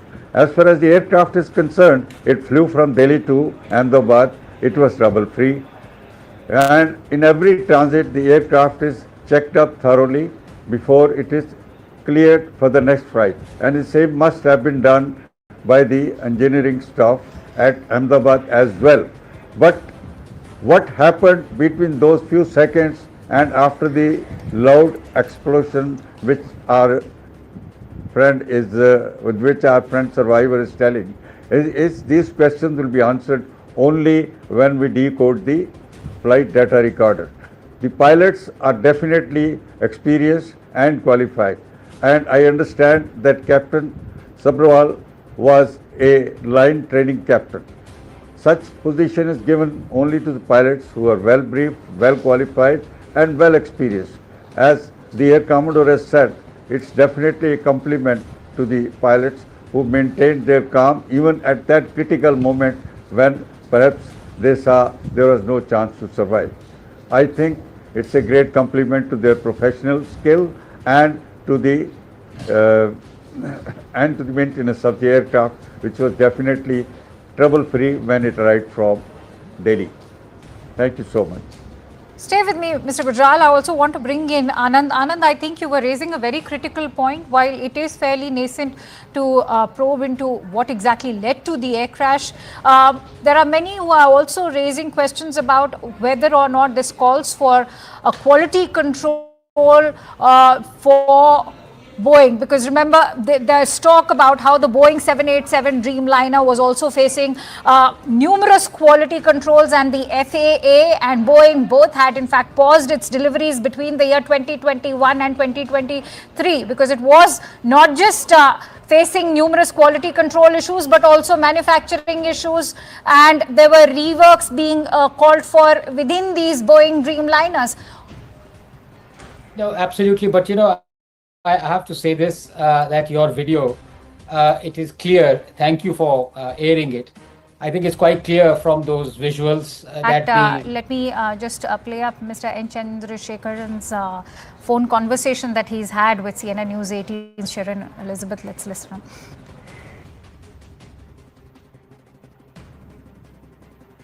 Many thanks for joining us here to start with. On behalf of everyone here at CNBC TV 18, our deepest condolences to you and the Air India family and to the families of those who've lost their lives. I want to start by asking you, sir, what is the latest in terms of the information that you can share with us? You are in Ahmedabad, you've met with officials. I would appreciate any latest information that you can share with us to elaborate on what has transpired. First of all, Shireen, it is a totally devastating tragedy, and we are all totally shocked and deeply affected, and our immediate focus is to help the people, the families of people who have experienced this tragedy. We are working through that at this point in time. We are trying to set up all the support systems, the emergency helpline number, and on-the-ground support. A lot of people from Air India have flown from Delhi to be here on the ground. So we're creating all those infrastructure. While we are trying to do all of this, we are also working with the authorities to see the investigation and the root cause, etc. I have spoken to the CEO of Boeing, and I've also asked him to send the best expert to work with us in this whole process, and they are very supportive. And we have a lot of questions, but we need to wait because we need to have authentic information. So as we get these informations, we will immediately share without any delay. And to help the families, we just announced that we will provide 1 crore for each family of the person who lost their life. And also we will be providing all the medical related expenses for all the people who are injured. And we will also try to help to rebuild that infrastructure in the hostel where the crash actually happened. As you talk to me, we are moving in multiple directions. This is totally a devastating experience, and I have no words to say anything. I appreciate you joining us today, sir. I know that this is a very difficult period. And I just wanted to understand from you, there is a lot of speculation, and I would like to hear it from you. Do we have an update on whether there are any survivors? There are some indications, some comments coming in that there are some survivors. If you can share with us the information that you have, Mr. Chandrasekharan. So I don't have the exact number, and see on the other. I'm also hearing from you. I also have the information that maybe there is a survivor, but we still don't have confirmation. I'm waiting for authentic information. I'm talking to the government. As you know, the government is on top of it here, and I'm in constant touch with them. And they are in touch with the hospital authorities. And so we just want to make sure that we don't give any wrong information. So a single source of information is the best in these circumstances, because any misleading information or speculation is going to be going to complicate matters. It is a terrible, terrible evening for all of India, in fact, all of the world, because this is one of the most terrible air tragedies that has happened, not just here in India, but anywhere across in aviation history. Air India Flight 171 from Ahmedabad to London Gatwick, with 232 passengers and 10 crew members on board, crashed within a minute of takeoff from the Ahmedabad airport at 1:38 this afternoon. The plane was carrying 169 Indians, 53 British nationals, 7 Portuguese and 1 Canadian passenger. It was bound for London Gatwick. Hundreds have been declared dead, including the former Chief Minister of Gujarat, Vijay Rupani, who was one of the passengers who was on board that ill-fated flight. The aircraft involved was the Boeing 787 Dreamliner. It is the very first time that the Dreamliner flight is crashing in such a fashion. The pilots have believed to have lost both engines, and it plunged very quickly within seconds after taking off. In fact, that video clip that we're playing shows that the entire sequence of events happened within a minute after takeoff of this ill-fated flight AI 171. The London-bound flight took off from Ahmedabad. It was exactly at 1:39 in the afternoon today, but within a minute it crashed about 5 kilometers or so away from the BJ Medical College and Hospital. It crashed into a building which is believed to be a residential compound, hostel facility for undergraduate medical students. This was lunchtime, it was peak hour, and there were a lot of undergraduate medical students who were there in that building having their lunch or coming to the mess or the canteen to have their lunch. So a large number of the people who were in that building could have also died. We're given to understand about 30 people have been moved from this building who were on the ground in this building. They've been taken to hospital. We don't know the number of fatalities there.